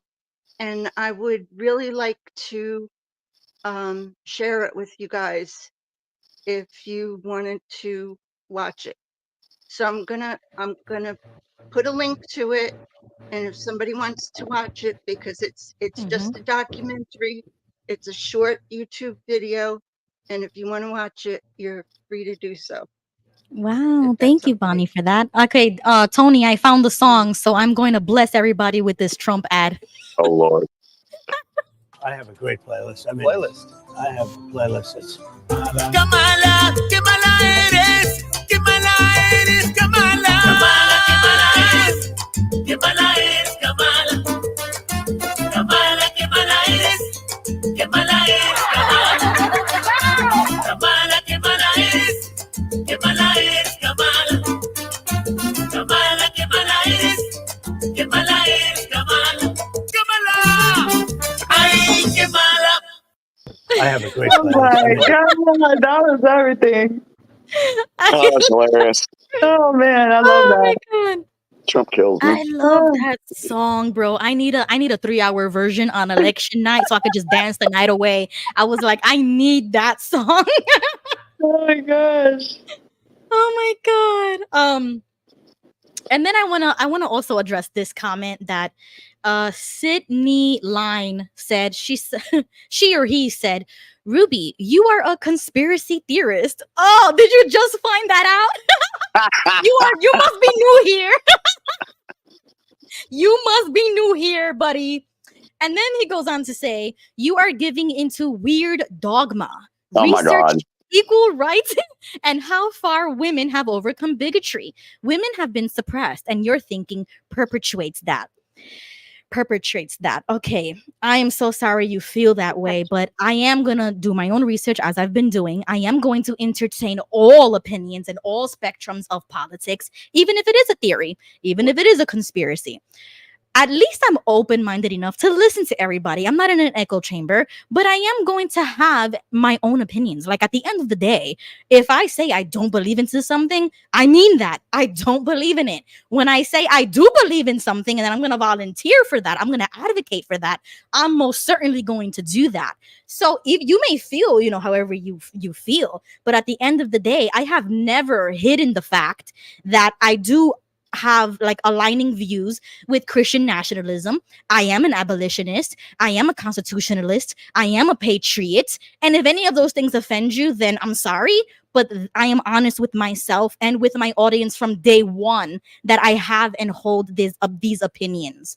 So you must be new here, but if you keep watching, hopefully you'll have some fun. Maybe you'll join us and tell us, how do you feel about, certain things? But at the end of the day, I am going to believe in my own two eyes and my own two ears, and I'm going to follow my intuition and my gut feeling when it comes to certain conspiracy theories that have been proven to be true, like Jimmy has said and always says on Twitter. So, you just got to keep an open mind and put yourself out there. I gotta go, guys, but it was nice talking. Thank you for this, Ruby. Nice talking to you, Jimmy and Bonnie. You have a wonderful night. Bye, Tony. Have a good night. Bye. See, this is how I feel about people that are still calling people conspiracy theorists in 2024. Have you not learned anything? In the past 4 years, seriously, if you're still calling me a conspiracy theorist, have you not learned anything? Have you not done the research on things I've talked about? Because as it sits right now, the conspiracy theorists are kicking the ass of the mainstream media and the D side and the liberal side when it comes to facts over the last 4 years. I can prove it over and over and over again. Exactly. Have you watched Tucker Carlson at all? Yeah. Mm-hmm. I've learned so much from his show, which I had never seen before. I've learned so much since since the debate between Biden and Trump about what's going on in the world that I never knew. And they're all conspiracy theories, but that turned out to be true. Exactly. Just really quickly, 007 with another comment. At the end of that comment, he says, Ruby, you don't know me and belittle me continually. It's embarrassing to Fixing My Faith, and he means the channel. 007, I have not belittled you at all. I have brought up all of your comments and I have given my honest opinion about it. If you feel offended by that, then you are more than free to leave the comment section. If this is not for you, you can most certainly click off this video. But I did not belittle you at all by saying that your comment was identity politics when you said to just vote, because she's a woman or something to that effect. Sorry, 007. Sorry you feel that way. Folks hate it when you call them out on something after they put something out. You call them out on it, and then you're the bad guy. Exactly. And they are still in the comments saying that I will be filing a complaint with Fixing My Faith. Vern would handle this better. Well, this is not Vern's show. This is my show. And we are only streaming simultaneously because he felt that this information should be broadcasted to more people. This was a mutual agreement between Vern and I. And before I even started streaming on both of our channels, I told Vern from the get-go that I was going to get deep. I was going to get controversial. I was going to be honest about these things. And he was okay with that from the beginning. And they have said from the very beginning that these views, my comments, anybody else's comments on the panel does not reflect Fixing My Faith or Vern or Shauna or anybody on that channel. This is all me, guys. So if you have a problem, please click off the video. This is not for everybody. But just so you know, Vern and Shauna were okay with this being streamed. Until that day changes and they tell me, hey, don't stream on my channel anymore, I don't have a problem with that. That's why I have my own YouTube channel. I did not go and ask Vern, hey, Vern, can I stream on your channel, my political show? No, that's not how it went. They came to me and wanted me to come on their platform. So you can do as you please, 007. But this is for everybody who is okay with talking about politics. That's why I put a disclaimer out there. Well, I have a problem with that because who goes, Jesse and I talk about it, who goes watches a heavyweight fight champion, right? You got George Foreman and Muhammad Ali. But Muhammad Ali doesn't tell George Foreman, put his hands behind his back and, like handcuff him, and then I'll fight him. So this is the problem with a lot of our friends. You're like Jehovah's Witnesses. You want to go and complain and say that you're the devil. You belong to the world, the churches. But then when the churches fight back and they punch you in the nose, you cry like a baby. So this is my advice to you. If you're going to enter into an arena with Muhammad Ali or George Foreman, expect to get your ass kicked. This is what happens when you enter into the arena. If you're not a professional, then sit in the stands. And there's nothing wrong with that. But don't come into a fight, because that's what a debate is. It's a fight of ideas. And expect your opponent to put their hands behind their back while you do all the punching. Now, I'm going to post this comment again. I put it earlier, but in the preamble to the Constitution, Ruby, this is real simple. Whether we're talking, I put it on the chat right there. It says, yada, yada, yada, secure the blessings of liberty to ourselves and our posterity. You heard about that. Well, you can't secure the blessings to your posterity because you're aborting them, number one. But here's the point. This is what a lot of our friends do not understand. And we love you and everything, and you have rights. I have rights. I have rights. Everybody's thinking about themselves. But the founding fathers are saying, no, no, no, there's something bigger here. That the blessings of liberty, they're not going to be blessings if you can't pass them on to your posterity. So what good is having tax reform or immigration laws, deportation, and all these things? What good is anything if you're not doing it thinking of future generations of your posterity? Not the posterity of Ukrainians, not the posterity of Vladimir Putin or the Chinese. They can take care of themselves, but of our posterity. And see, so the selfishness in a lot of the comments that I've seen, it's me, me, me, me, me, me. And the founding fathers were very careful. They had a lot of great ideas, but they understood that the road to hell was paved with their good ideas, their good intentions. That's why the founding father says, no, we got to limit ourselves. We got to limit ourselves, because We do not want our children to suffer. You know, it trips me out how many people are actually and mindlessly doing it, but they are supporting and defending an avocation of their own destruction. Yeah, it's suicidal. Yes. Mm-hmm. And when I say something like that, that's going to piss somebody off, but it's true. I mean, if you are at this point where you're voting for Kamala after the news that came out last week, where there was 500,000 migrants, convicted migrant crimes, and like over 100,000 of them were murderers, and they're walking our streets and we don't know where they are. Mm-hmm. And you want to vote for somebody that is going to allow that filth, I'll say it, I don't care, to come into our country? Mm-hmm. Why don't you just go ahead and open your damn door and let them live with you? This is where the women need to understand how men think. Men are thinking about these decisions have consequences.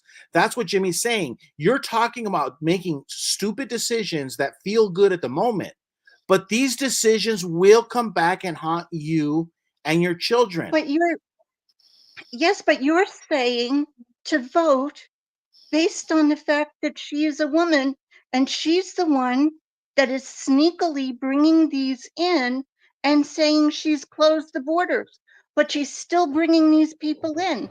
She's still not vetting them. She's still allowing this, and these people are living in $400 a room hotels More than in that. New York City. Yep. Correct. And I know this for a fact because my brother was his job was building skyscrapers in New York City, and all of these illegals were going into hotels and living in fancy hotels for these high priced hotels, and that's where they were living, and they were being given jobs that his company were allowing these illegals to just go ahead and take over jobs from his other companies. They were hiring these people. But Bonnie, that's the smaller local picture. The bigger picture is in the history of mankind when the Romans allowed this invasion force. The bigger picture is that this is in our country, and you want people to vote for this woman based on the fact that she is a female, not based on the fact of her record and what she is going to do once she is in office. Yeah. Bonnie, that's what the biggest picture is. No, Bonnie, no, Bonnie. You didn't let me finish the statement. No, you didn't let me finish the statement. That's why you interrupted me. It's real simple. The Romans and the whole history of mankind has shown that when you allow this invasion to take place, it's suicidal to your nation. This is a suicide pact. This is not new. King Solomon said there's nothing new under the sun. There's a reason why there were laws before the United States, all over, biblical laws and so forth, about marriages marrying people from other nations and, taking on their wives, because they knew that this type of mass immigration is suicide on your country. Yep. It's just a fact. And so that's what we're seeing as far as what I'm saying is the bigger picture. The bigger picture is these people are on a suicide pact. They're not trying to commit suicide. They're trying to suicide us.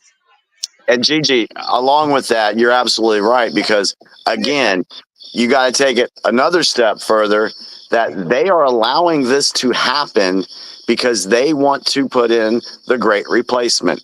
They know, these globalists know, that they've lost most of the people right of center. They know that they're losing people, right? They're losing the black vote. They're losing the Latino vote. They're losing all those votes. So what do they have to do to be able to cheat in their elections? They have to import people into this country and give them free stuff so they'll vote for them because they know no different. Mm-hmm. Correct. And you know what, Jimmy, you're right. But look who they're importing. And Vivek Ramaswamy said it the best today when he was pimping his new book at the Patrick Bet David podcast. And he said that the people that they're bringing in have the one standard. The one standard immigrants have is being liars, because they will check the box and say that they're refugees when they're not. See, so when you let's say, Jimmy, you're going into Mexico as a refugee, and you know you're not a refugee, you're just trying to get away, and you look at that box, and you know that you're not being persecuted for religion and politics or whatever. But if you're willing to lie on that form, what else are you willing to do in the United States? You're willing to lie as far as elections and so forth. Yeah. A lot of people will not do that. A lot of people will not lie in that form, and they are not allowed in. Isn't that interesting? So our immigration policy allows liars to come in because they're useful to the regime. Exactly. And if they're not going to respect the law about coming into the country legally, how can you expect them to uphold any law here in the United States?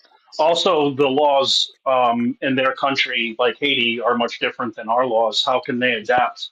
How can the people who live riding around on basically mopeds and not knowing how to drive cars, which we've seen, because time and time again, if you look on TikTok and YouTube, there's all these videos of Haitians and other people crashing cars into buildings. Yeah. You can't expect them to just all of a sudden absorb our culture. And do they even want our culture? It seems like they just want to bring their culture to our culture. Well, the problem with that is they're a third world country. We are not. We're a first world. We are the leading nation, or we're. I don't know what we are now, but go ahead, Jimmy. I don't know how clear to make myself with this when I say people really do not understand the evil that the United States of America is fighting right now. Because because these globalists, these deep staters, these people that have been, they don't love America like we do. Yes. They don't care about the everyday citizen. They could care less. Look at what freaking happened 3 hours down the road from me with the hurricane and the response to that. We haven't even talked about that tonight. But there's a lot of shit going on with that. My Walmart here in town and the 3 food lines we have, we're 3 hours away. We have no bottled water today because we're taking it and sending it to the western side of the state because the federal government ain't doing crap for those people there. They don't care, but yet they'll put the mother freaking illegals up in a hotel room and pay them $5,000 in food stamps, but they can't give an American citizen. Don't even get me started on that, because I'm fired up about that. It just pisses me off that people can't open their eyes and realize that our country is being attacked and we're being destroyed from within, and there's people out there that are just accepting it and going along with it. You're voting for your own damn destruction. But Jimmy, and you know what, Jimmy? I don't want to be the guy to have to tell the left. You see what, now that we're in World War III, what you fucking voted for? I don't want to have to say I'm told you so. But I agree with you, Jimmy. It's extremely frustrating. Don't be surprised, because Glenn Beck talked about this today. He said that if you go to FEMA on their website, their number 1 goal, their number 2 goal is not to take care of what Jimmy was talking about. It's on their website that their number 1 job of FEMA is diversity, equity, and inclusion. Yep. So the problem, Jimmy, is there's too many white people where you live at. Oh yeah. But if people of color and immigrants were affected, they would be the first ones on the list. But they're telling you, it's on their front cover of their page of their website. That's what Glenn Beck was telling everybody. You know how the media. Oh, hold on, Jimmy. Bonnie wants to say something, and then we'll go to Jimmy. Go ahead, Bonnie. Okay, I saw this thing about the EU law, the ESG law, which just totally shocked me, and it goes right in about the globalist and how it had to do with American companies and businesses, and how insidious it is for not only American businesses that are doing business with European companies, but any companies that are doing business with the companies that are doing business with those businesses, and how they are going to be really blackmailing any of these companies to have to get in line with them, or it's going to be costing trillions of dollars to American businesses. Do you know what I'm talking about? Yeah, I haven't. I know the EU thing or the UN thing you're talking about, the pact and everything. I know about that. I don't. We'll see how it plays out, but I don't think it's going to fly. It already has flied. It was passed. It was already passed. I know. I understand that. And this is where, I just seen a comment. I didn't realize I could see comments, but I have to click on it. There's somebody in there, Sydney or whatever, says something about asking me about my sources. It says something about my sources and that I didn't answer the question. Is there something like that, Ruby? Yes, Jimmy. Many of us keep asking you, what are your sources? Why will you not answer? I don't know how many of us is it one or two? Because I've never seen anybody on this stream ask me what my sources are. And for those folks in that camp with Sydney, I'll tell you this.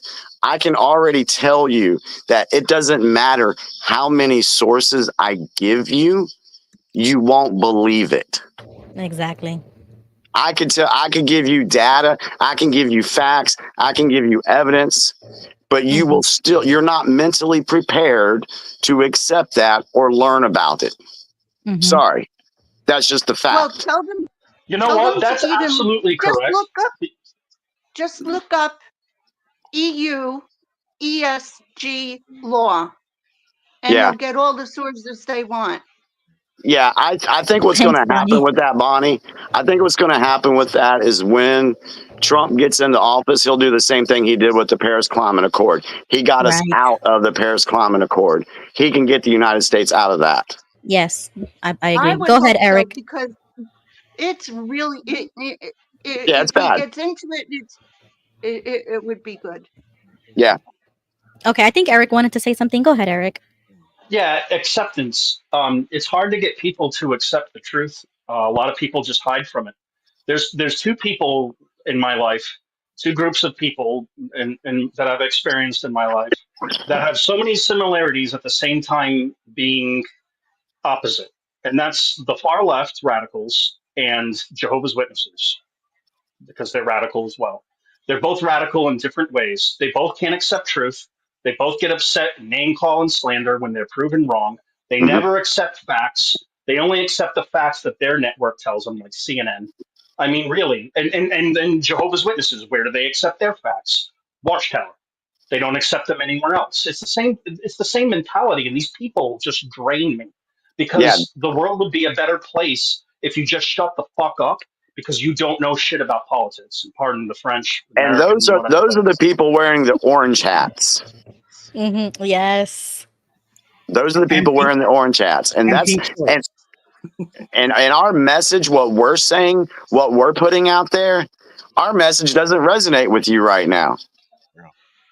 So don't come at us because you're not ready to hear the information, or you're not even going to accept anything that we say. That's fine. That's your choice. But we're looking for the folks that are wearing the green hats that are like, you know what? Something's not right here.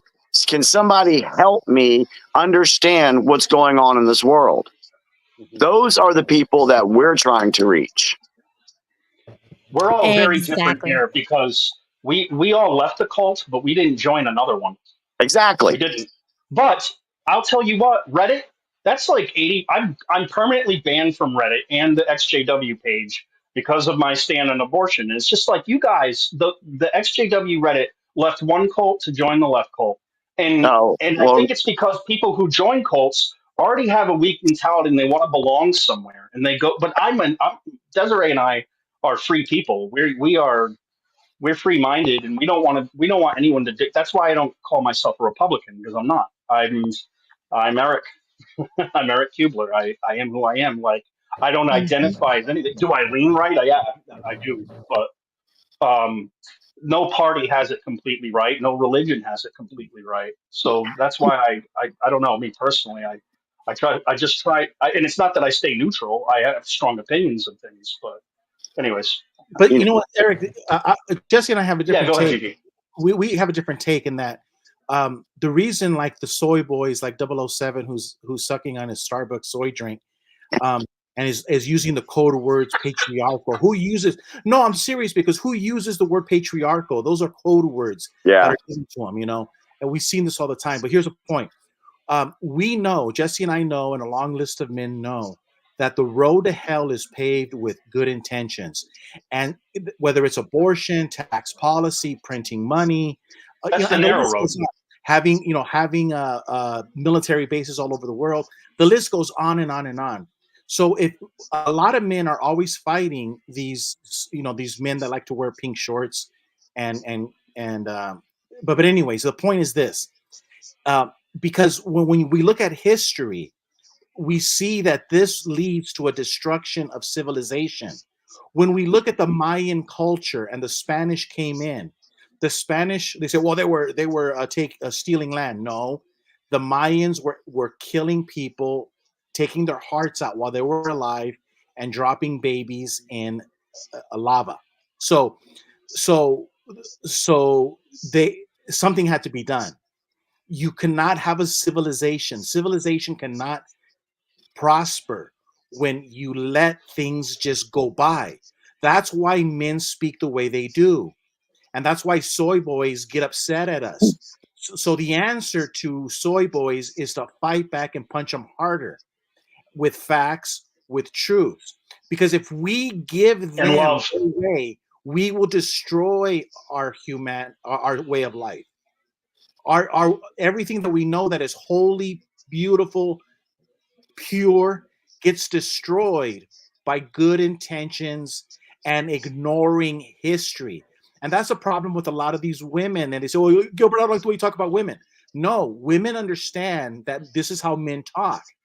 We understand that history will repeat itself if we allow ourselves to be governed by these soy boys, these well-intentioned men. Good point, Gigi. And just a side note, I was just like contemplating while everybody's talking. I think it's so petty for 007 to say, well, I'm gonna file a complaint. It reminds me of somebody saying, well, I'm gonna go tell the elders what you're talking about and what you're saying because it doesn't fit the narrative. So I think that's so low and petty to say that to me, because I'm a grown-ass woman with my own thoughts and opinions, and I can say whatever I want to say and have my channel and do whatever I want. And you shouldn't bully me by trying to say, oh, I'm going to tell on you, as if Shauna and Vern or Joe and Fran are my mother or my father. Like, I'm going to go tell on you. I'm 28 years old. So I think that that's so low and dirty to say something like that, especially when we come from a cult that is a bunch of snitches telling elders when we don't do the right thing or say the right thing or wear the right thing. I think that's so petty, 007. I feel sorry for you, honestly. I feel sorry that you feel that way. That's still that cult mentality. Bravo. Yep, it hasn't left. Amen, Jimmy. Bravo, Ruby. Bravo. You gotta. When you leave a cult, you have to It's like you have to shake it all off. You Oh, have you to you do. have to realize that your entire mentality was stupid, and you have to start over. It's Yep. like do over. Oh, I'm playing a video game and I lost the level and I got to start over. Yeah, basically, and the quicker you do that, the better you'll be in life. The more that you stay in this mentality, and I hate to bring them up, but I don't care. Ron Pomo, guys like that. You're talking about soy boys, guy. You ban her from X, and then you come on the show and troll. What is wrong with you, lefties? Seriously, what happened to dueling like a man?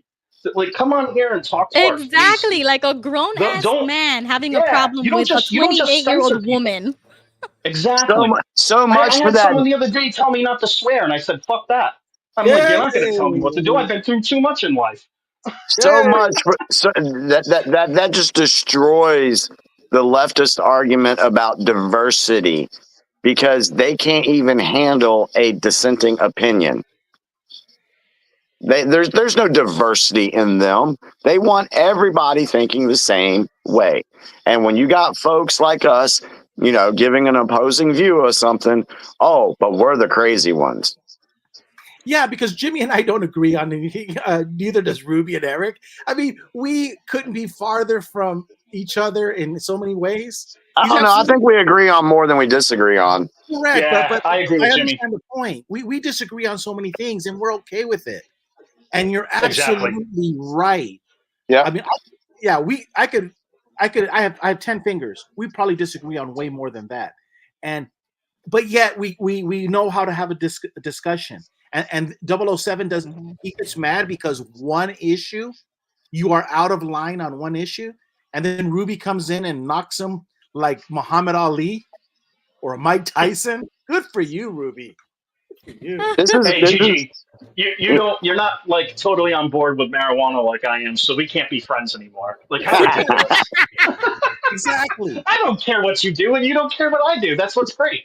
Like that's what makes all of us coming together. That even though we do have difference of opinions on things, we all have love in common. I think that's what we have in common as well. That's why me and John did the video that we did, because there's times me and John, we don't agree on everything, but we're able to have and we tried to show that to people. And then one of the comments in there was, "Oh, John, you're losing credibility for having this guy on your channel." Yep, I saw that. Yep.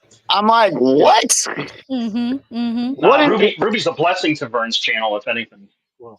Well, see, Jimmy needs Thanks, to steal. Eric. Jimmy needs You're to welcome, hon. steal the what Jesse, my brother, says. So next time, Jimmy needs to say, "John, I love you, but this is in America. You have every right to be wrong." Yeah, See, that's what you say. Yeah, you have every right to be wrong.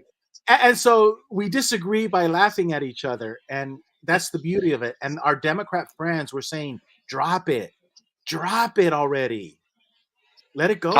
Cognitive dissonance is a very difficult thing to beat. And that's what a lot of people, and I think if you get them outside of being a keyboard warrior or trolling somebody in their very, very private moments, they know shit's not right. But they when want COVID to was going on. Oh, sorry, I thought you were. but they want to defend something so hard because they've invested so much time, energy, belief into that. And so they're going to defend it because they don't know what else to do. And it's just like the Jehovah's Witnesses. The Jehovah's, there's a lot of them. They don't believe that it's the truth, but they still go along with it. So, Jimmy, Donald Trump is right. What do you have to lose? If our Democrat brothers and sisters like 07, Jimmy's right. What do you have to lose? You know something's wrong. It's only one election. Vote Donald Trump. Give it a try. You got nothing to lose. I can honestly say, with all the different videos I've done and all the different posts I've put out in my social media platforms, I've not lied to anyone. I've never lied to anyone. And when I put posts out and I say stuff, there's a reason why, and I can back it up. And to answer that question again for Sydney in the comments, there's no need for me to list my sources. I have too many. You wouldn't be able to comprehend them. Mm-hmm. 4 years. 4 years of research. Do you think I just looked at one thing? Right. Do Mm-hmm. you think I just looked at 5 different newspaper articles and came up with my worldview? No, I dug deep, documents, history, different programs that I've watched. I mean, you can go to Infowars, which is being shut down now, but it's for a reason. And then you have Gateway Pundit that really does the news. Paul Joseph Watson, he does a pretty good job covering it too. The list goes on and on. I'm not going to keep naming them. I don't You think I know can what? name them all on the top of my head. But Did like y'all see? alternative news, listen, the alternative news is key. Do not buy into the mainstream media. They have an agenda and they're out to kill us, really, because Yep. they're on board with the globalists, and the globalists are going to kill us. I promise you, if you vote for Kamala, you will regret it, and you will see World War III, and maybe you won't regret it. Maybe this is what you want. I don't know, Hey, but Ruby, I promise you, this will not end well. Ruby, see if you can search a clip real quick. Did y'all see what John Kerry said about the First Amendment this week? Yeah. Oh yes. Well, he's Oh a my God, he's a that was dick face. powerful. I So got the Oh, video. Gigi my played friend. that clip. I got the video clip. You want to see it? Can you share your screen, Gigi, Yeah, on here? that clip needs to be played. And then let me tell you why why he said what he said. Okay, let's see who could get it first. Gigi, you got it? Oh my God. Yeah, that was crazy when he said that. I was in shock. And this goes along I with didn't hear it. This goes along with what Eric just said, and I want to expound on that after the clip plays, and yeah, I'll explain my point on there. Oh my goodness. There it is. You got it? Can you share your screen? No, it's I put it up there. You just need to add it to the screen. Oh, okay. Got it. Dislike of and anguish over social media is just growing and growing and growing. And it's part of our problem, particularly in democracies, in terms of building consensus around any issue. It's really hard to govern today. You can't, there's no, the referees we used to have to determine what's a fact and what isn't a fact are kind of, been eviscerated to a certain degree. And people go and people self-select where they go for their news or for their information. And then you just get into a vicious cycle. So it's really, really hard, much harder to build consensus today than at any time in the 45, 50 years I've been involved in this. And there's a lot of discussion now about how you curb those entities in order to guarantee that you're going to have, some accountability on facts, et cetera. But look, if people go to only one source and the source they go to is sick and, has an agenda and they're putting out disinformation, our First Amendment stands as a major block to the ability to be able to just, hammer it out of existence. So what we need is to win the ground, win the right to govern by hopefully having, winning enough votes that you're free to be able to implement change. Now, obviously, there are some people in our country who are prepared to implement change in other ways. And So that's you're really questioning dangerous. really if democracy can survive That's good. unregulated. So No, it's almost over.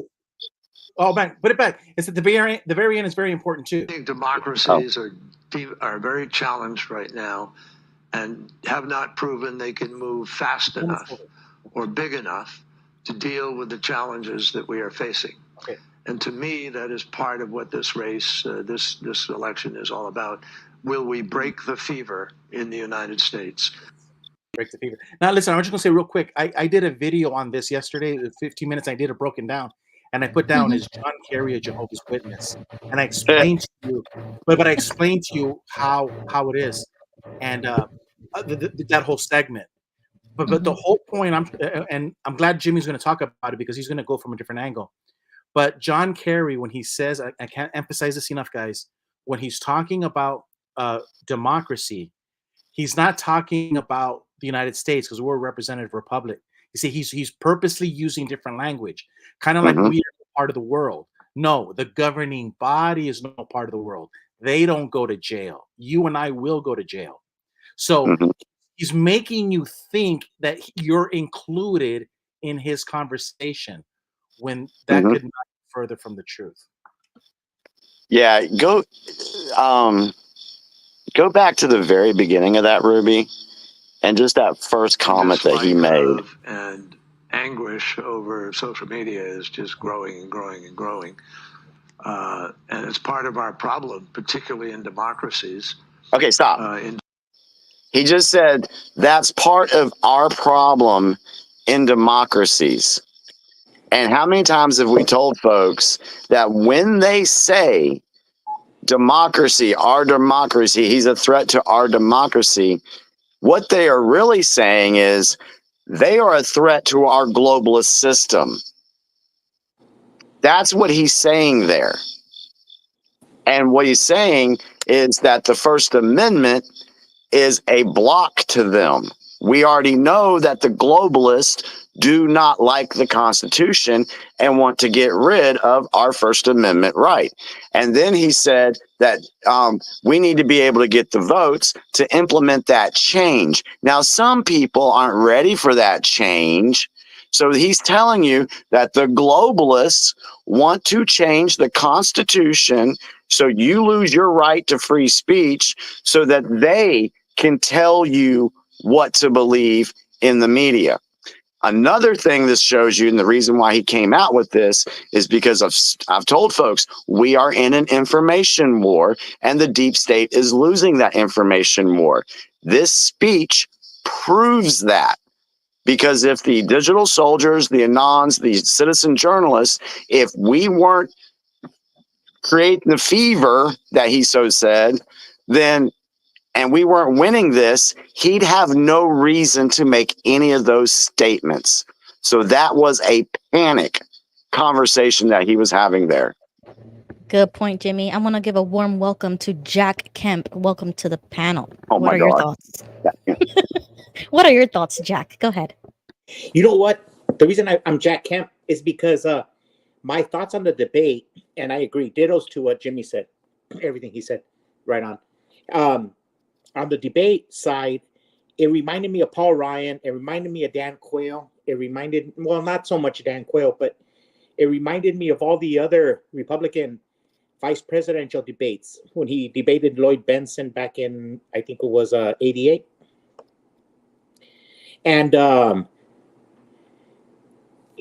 I think they toned down the vice presidential Republican picks because it's always a dud. Paul Ryan, Jack Kemp, Dan Quayle.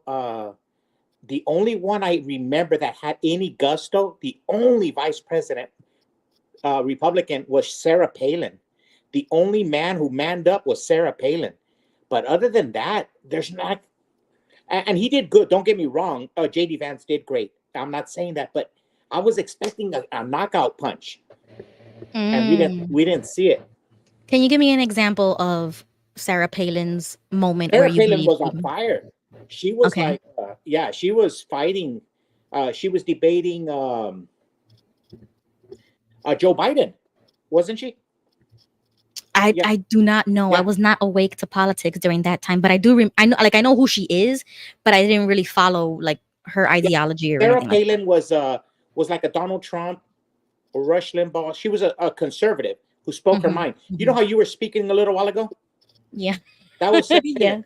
They called her Okay. the Mama Grizzly, a Mama Grizzly, Barracuda. You know, she didn't take no lip from nobody.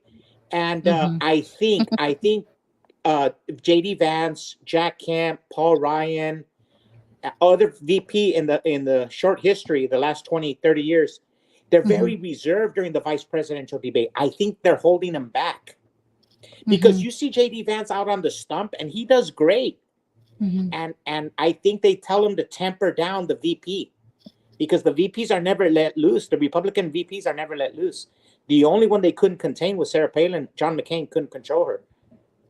Okay. I mean, is that why they kind of blackballed her? Like they didn't really. Yeah, of course, because she never won anything. Okay, but she was the governor of Alaska, right? Correct. Okay.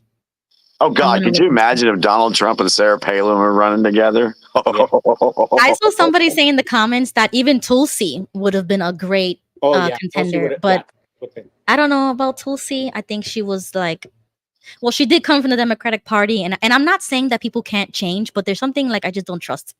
She's just too like establishment for me. She's just like she reads off of scripts. I don't see her like the way Trump and JD, how they put their ideas out there. They're not afraid, and like what you just said about Sarah Palin. Those are the types of people that I kind of gravitate to, not the people who kind of read off the teleprompter or have like our greatest Republicans have been Democrats. Yo, that's a good point. And I'm gonna do a show about that. And I titled the thumbnail saying Democrats who turned Republican. Because there's a few of them, and I didn't even realize how the switch is happening. There's like a flip going on here. A wave of people like changing parties and things like that. And I haven't seen that. Ruby, I saw briefly your show before this one came on tonight with the other dude that was on here. Yes, Vince Sardo. Vince, yeah.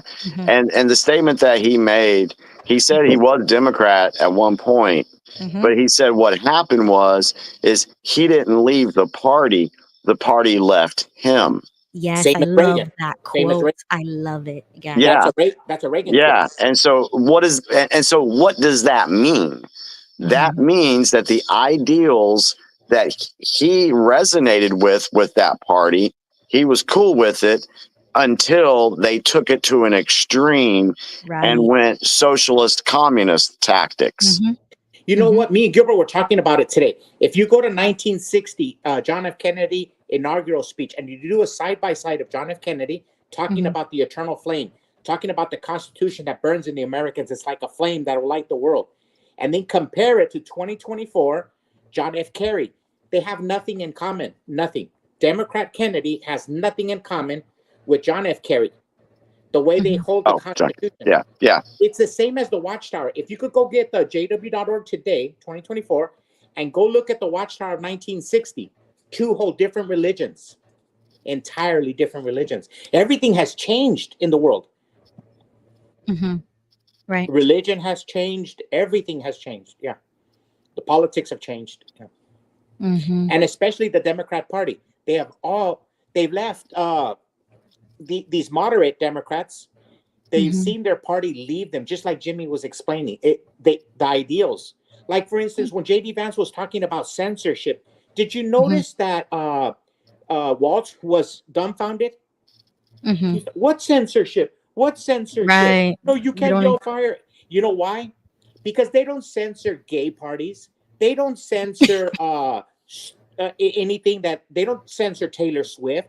They don't censor CNN News. They don't censor. So they live in a gated community. The Democrats actually live in a gated community because it doesn't affect them. Right. Therefore, it doesn't happen. Meanwhile, it does happen. Yeah, and Bob Dylan was singing about it. He says, soon the war raging outside will soon shake your windows and rattle your walls because the times they are changing. They haven't felt their walls rattle because they're only censoring you. They censor you. They censor. Ask Jimmy Bell what they did to him on Facebook. And now he's on Twitter. You see, one letdown was a blessing in disguise because now Jimmy is on X and he's on fire. I'm also on fire. And this is what it makes me laugh is because people think that I'm extreme here. If you just saw my Twitter account, I know, right? Yeah, don't get me started. You know what? I'm actually pleasantly surprised because yesterday I had over 160 new followers on X because of the post that I put out referencing the John Kerry thing where I said, how did I have it? I said, this is how you know the digital soldiers are winning the information war because this traitor is panicking. And he wouldn't be saying this if they were winning.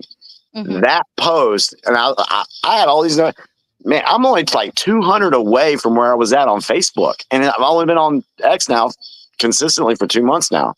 Exactly. And it's growing like crazy. People are resonating with the message. Oh yeah, yeah. That's why it's like you fit right into Twitter, and this is why I'm so glad you finally left Facebook, because to me Facebook Well, is so I didn't cringe. leave Facebook voluntarily. Right. Okay. I stand corrected.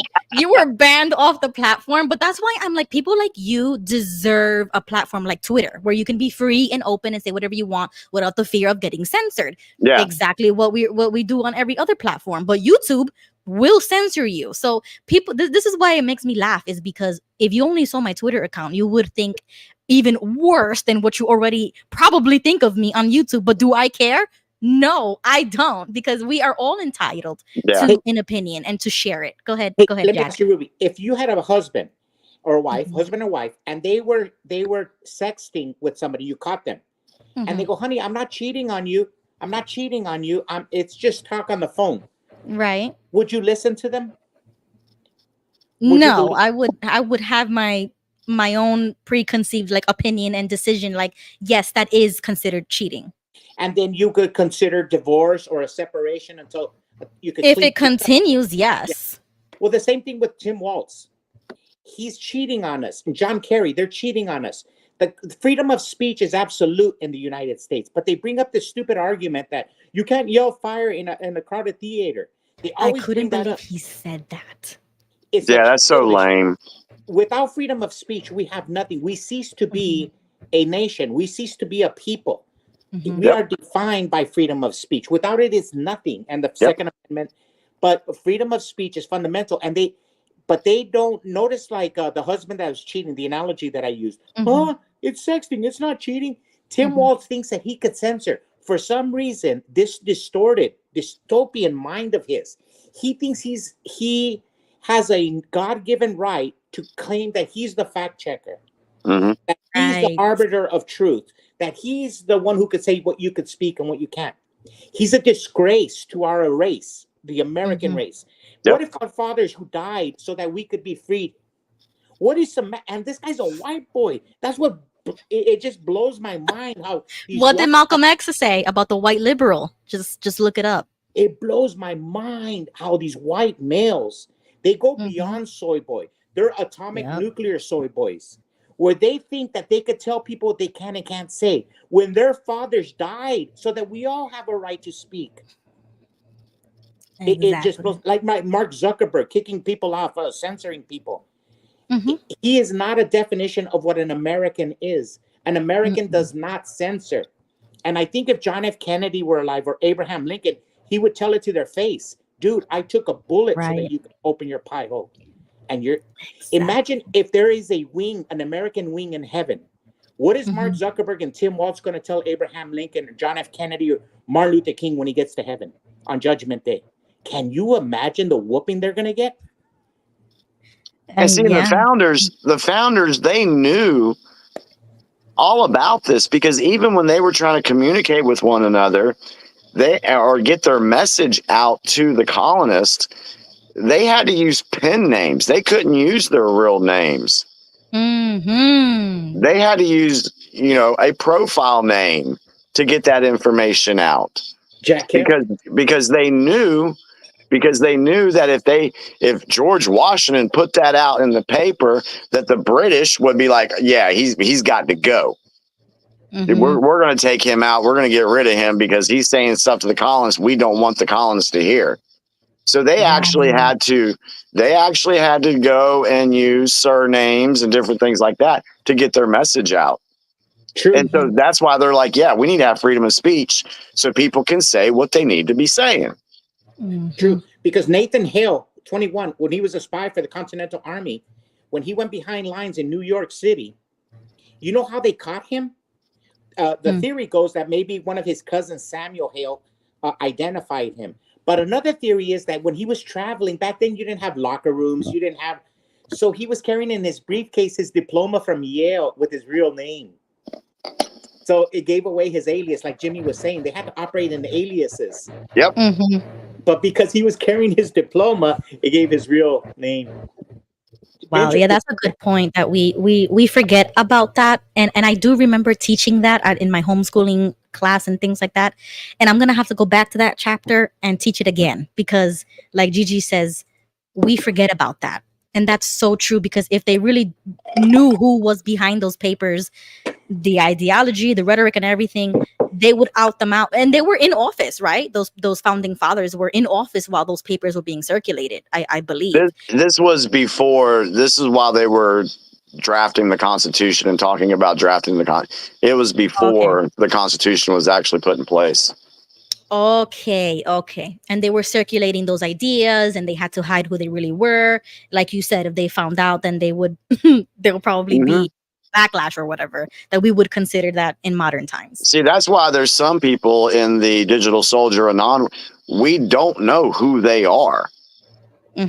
Because they've got to protect. There's some out there that they have to protect themselves. And then you have others like me where I don't give a damn. I'm going to use my real name and I'm going to speak out. But me too.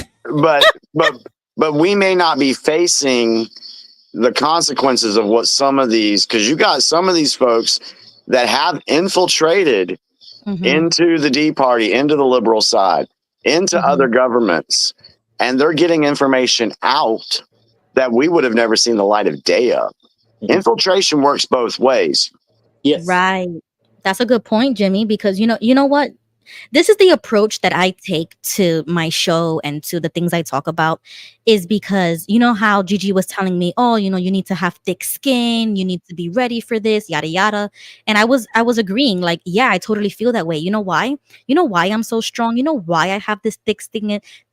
You know why I'm not afraid to talk about how I really feel using my face and my name? Is because I lost everything. I have nothing else to lose. Yep.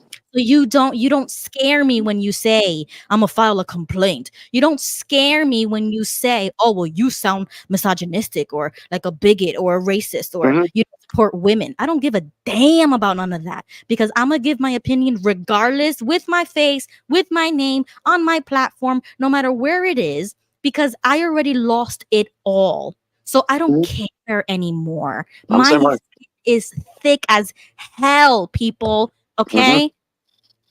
So, hey, Ruby, go ahead, Gigi. you're absolutely right. And I just wanted to do that shameless plug again, because I did that video on John Kerry. And the one thing I brought out, and I'll give it to you guys, it has to do with when he says about the roadblock. The First Amendment is a roadblock to them. But here's real simple. And I mentioned it. I go, Jesus says there's two roads. So let's say, for example, in the United States, we have Donald Trump in the Republican Party, and he's going down one road. For some reason, the First Amendment does not hinder Donald Trump. It does not bother him. But the road that the Democrats are on, the First Amendment is a roadblock. Same thing with Jesus Christ. Jesus Christ was saying things, and it was a roadblock to the power brokers at the time. But Jesus was also attacked verbally. Jesus was challenged, and their freedom of speech did not affect Jesus's road. That's the whole point. So that's what I'm trying to tell our friends, our Democratic friends. Why is it that Donald Trump is on a road where the First Amendment is not an issue, but on the Democrat side, the First Amendment is a big block in the road? That should tell you something.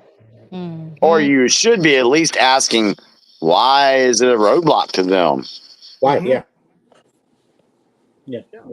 That's suspicious. We know, but for the viewers and those that may be watching the video, why is that a roadblock to them? Can you explain why that is? The centralized tenet of communism is control.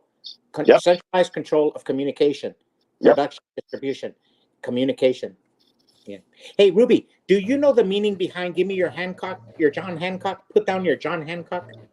No, I've never heard of that before. It's a saying. It's a maybe older saying, from older generation. But when we signed the Declaration of Independence, our fathers, everybody signed it. But a lot of people, historians, consider it their death warrant, a death warrant, because upon reading it, King George called for the death of these people. So, like Jimmy's talking about aliases, but you know what John Hancock did on that death warrant? He was the biggest name on it. Yes. And he had the most to lose. Like you were talking about, you've lost everything. He lost his house, his family. He had the most beautiful house. Lost everything They gave up their life, their honor, their sacred honor. So he wrote it, John Hancock. He put a big bullseye on him, so the British were out to get him. But, yeah. It's I just like real that. interesting. Yeah. Let me sign that bitch. Yeah. Yeah, but that makes me think. You know what I mean? Like it you just made me think right now because that's really bold. You know, like brave. You know, like it's very brave to do something like that. And I kind of feel like if I lived back then in those days, I probably would do the same thing. I would probably be helping in what the efforts on to push back on the redcoats and stuff. Why? Like that. Why? Because the great writer said, these are the times that tries men's souls. Don't you think John Hancock had family? He had children. He sacrificed everything. He gave it all. And his children were on. I mean, it was just, these are the times that tried men's souls. Our fathers before us, Ronald Reagan says, the martyrs of history were not fools, and our honored dead who gave their lives against the advance of communism, against the rise of Marxism, of Nazism. They did not die in vain, these men. The martyrs of history were not fools.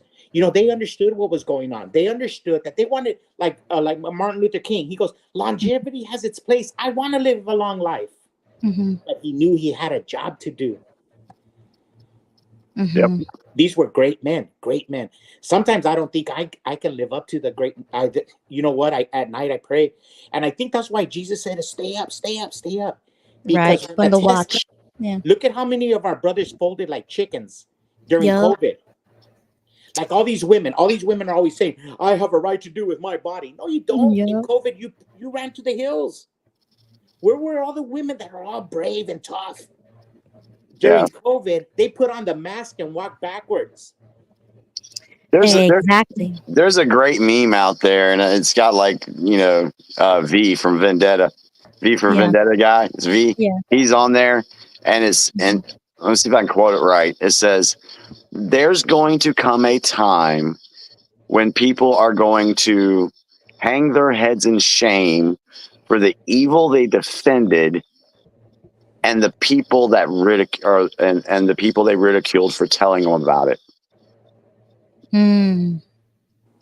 Wow. Yeah. You know what comes to mind is that quote of that guy that we saw about the hat video when he says, "If you're not willing to lay down your life, then you're up for sale." Exactly. It still hits me because I'm like, exactly what Jesse said about the COVID situation. If you weren't willing to give up your job, if you weren't willing to give up making money, living in a city that you wanted to live in, getting a shot to go to a bar or a movie theater or to keep your job, if you weren't willing to do any of that and bend the knee to the government and take the mark of the beast, basically, and not literally, I don't mean it literally, but it's like you're bending the knee and you're giving up yourself, your soul, your morals, your principles, everything that you've ever stood for in your life. You gave it all up in that 1 second because you wasn't willing to figuratively put your life down, put your foot down and say no and stand up to that tyranny wherever it presented itself, because it was the city that put those mandates. It was certain cities, certain states. And if you weren't willing to pick up and leave, you would have to take it. Yeah. And you know what? And look at these armchair quarterbacks that say Monday morning quarterbacks that say, if I was alive during Hitler's time, I would have killed Hitler. I wouldn't have listened. Look at all those Germans. How did they all participate? Well, what about you? You know, when Dr. Fauci put out all those mandates, you followed hook, line, and sinker. Exactly. With the CDC, you were the first one to get vaccinated. You were at Walgreens shoving paper things up your nose, sending it off to the Republic of China for their DNA testing files, cabinets.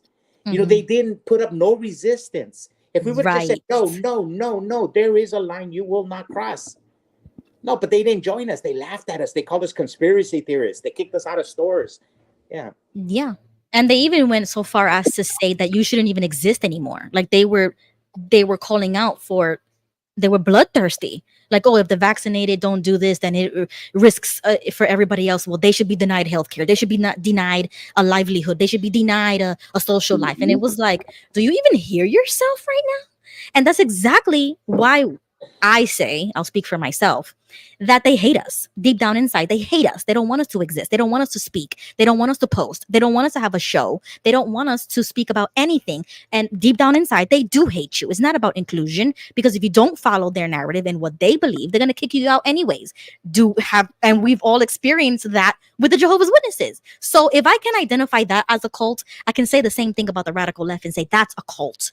And I refuse to bend the knee to those ideologies.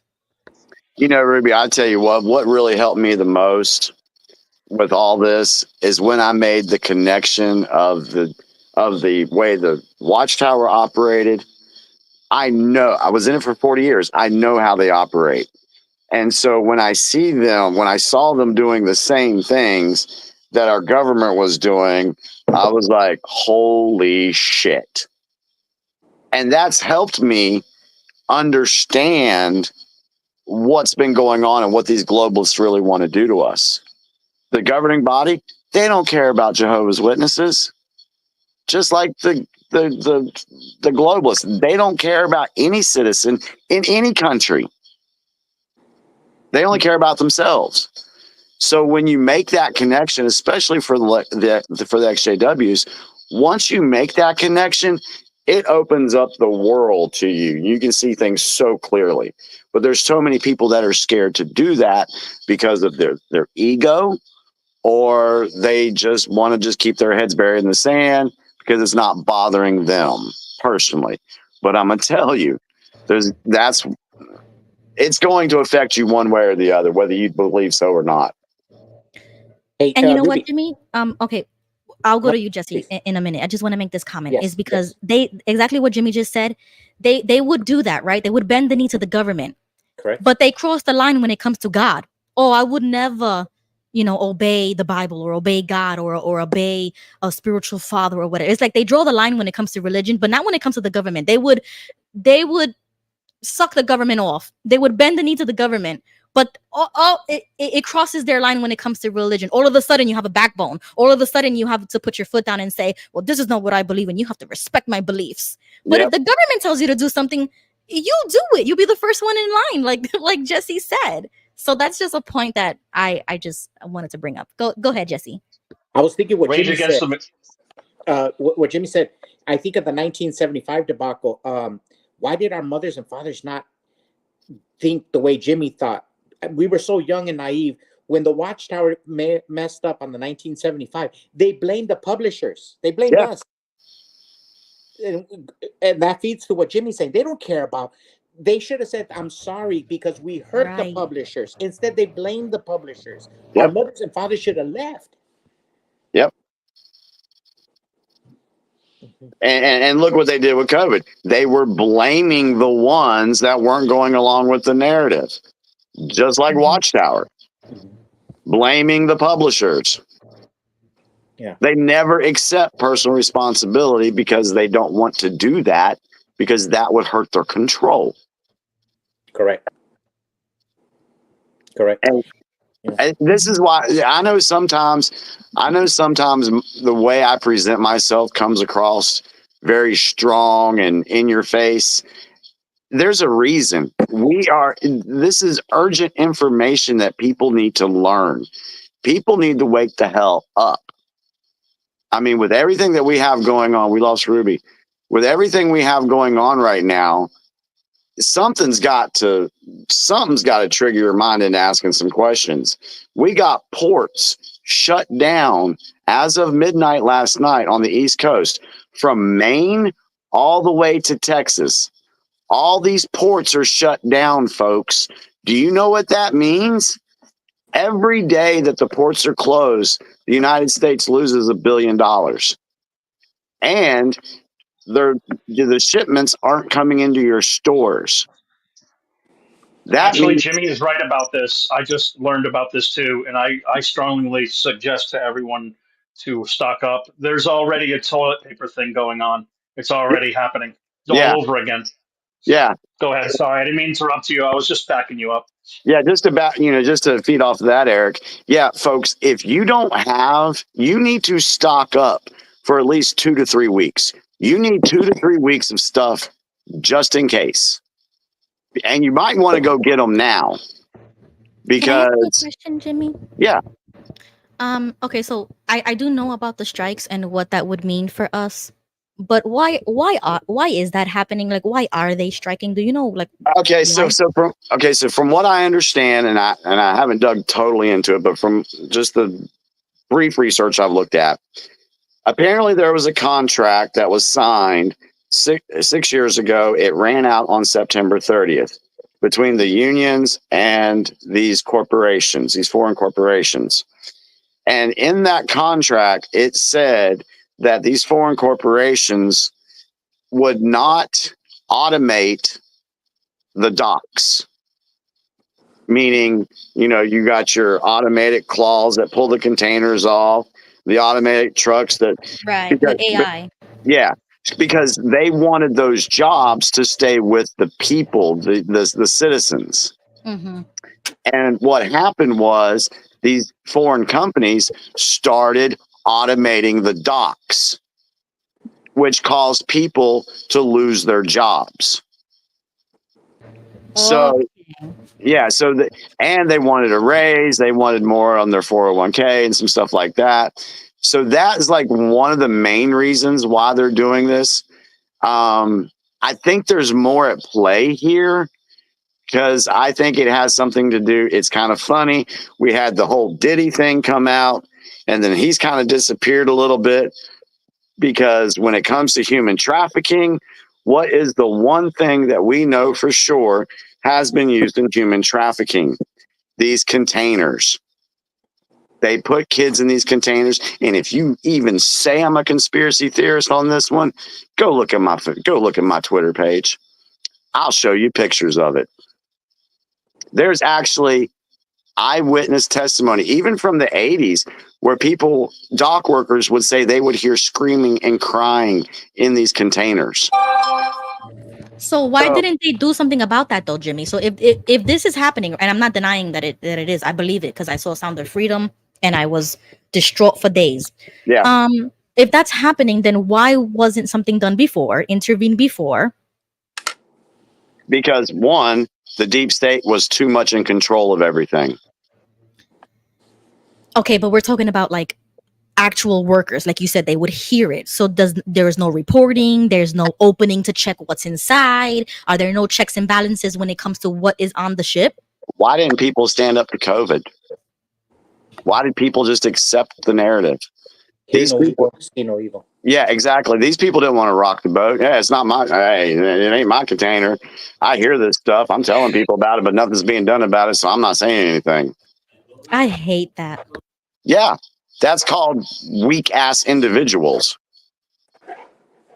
But okay, so what you're saying is that this strike or like this stopping of what's going on in the ports is probably maybe, I mean, I don't want to say that it is, but maybe it's stopping the trafficking, like you mentioned something. Yeah, I'm not saying it is either, but there's a very good possibility. Now, considering the fact that we are under, we are in a worldwide military operation right now, this could be a play. Usually when an event happens, there's more than one reason why. Oh, I believe that. Yeah. For example, with the hurricane, do you know what is sitting under the soil in Asheville right now? Lithium? What? The largest deposit of lithium in the world. Who wants that lithium? Everybody. The governments, the corporations, and they can't get that lithium if we got residents there. Okay, hold on. Okay, so you're theorizing that this natural disaster was made so that they can sweep the town away, so that they can go in and start digging for the mineral or resource that they want. Just like they did in Maui. Okay, but hold on. What was in Maui that they wanted? I kind of thought it was a real estate thing, that they wanted property. In Maui, it was more of a real estate thing. They wanted their 15-minute city there. But Asheville's also, and I saw, where did I see it at? I saw where there was a proposal. My wife showed me the video.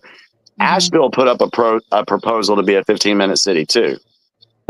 But there's also in that area, there's also the lithium, and there's actually a lithium processing plant 70 miles away in Kings Mountain, and it had been shut down for a while, but it got reopened. So there but could why be do they want that though? What's the underlining the agenda? What? the lithium is used for the electric car batteries Okay, so and they other want things. it. Okay, okay. So when we were kids studying in the witnesses, one of the things that I don't know why my brain would go when we were talking about the harlot in Revelations, because we study Revelations and Revelation, and there's a clue in there about Babylon the Great and the harlot, that she got drunk. They got drunk with the blood of the saints. And when I was a young man thinking about it, meditating and praying, what did that mean? Naturally, we think the Christians, and the witnesses would say, well, no, it's the Jehovah's Witness or the Watchtower.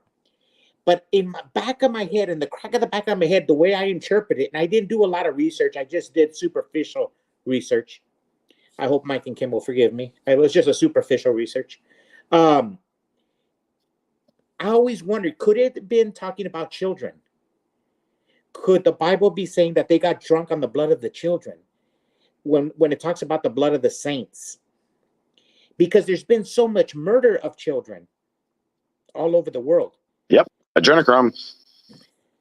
It's just a thought I had, and I've always been, and I haven't done much research. I don't know if anybody's done that research. What did they mean in Revelation when it says that she got drunk with the blood of the saints?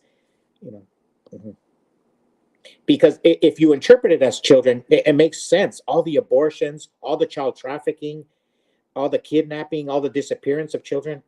It's almost like they're getting drunk on the blood of kids. They're getting high off the blood of kids with the adrenochrome.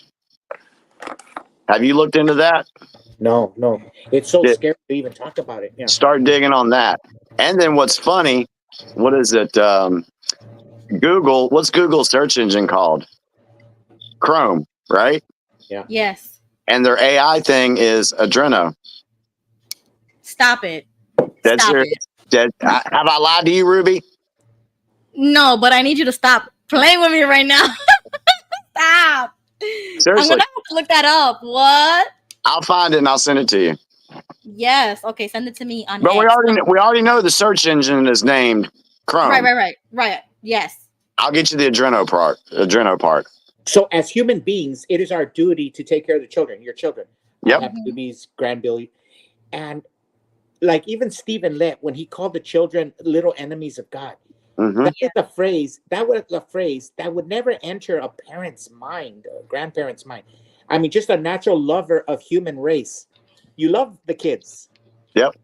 You would never say these are enemies of God. No. We're enemies of God. We've perverted the system. We poison. We've done bad. But babies are innocent and pure. And Steve Lett comes up with this shit. You know, these are sick people. Right.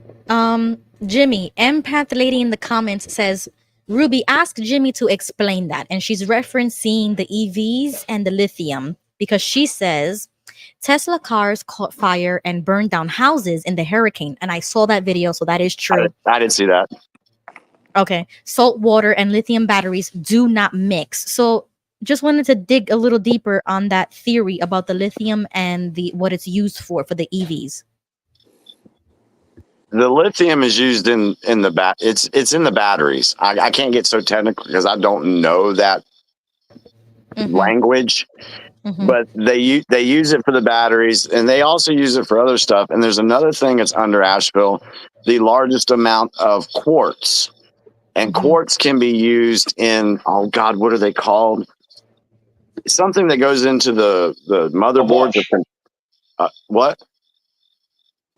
It's for the AI technology. It's a cookie or wafer. A wafer? Does that sound familiar? There's I'll find the information. I'll send it to her. I'll just let her, because I can't explain it, but there's stuff that they can use under there. That's why, because they've been trying for years to allow mining in that area, and the citizens keep turning it down when it goes up for a vote. The citizens don't want the mining there. but Mhm. the government does, or the deep state does. So Okay. so you got to know a little bit of background on what's going on in Western North Carolina to kind of understand, why we're saying what we're saying. And this is why you don't have an immediate response, because they don't care. I mean, if you look at the difference between Katrina and what's going on in Western North Carolina, we have no military there. I was at Sheetz the other day, and I was getting gas, and I saw the National Guard trucks there, and I saw 3 guys on the hood.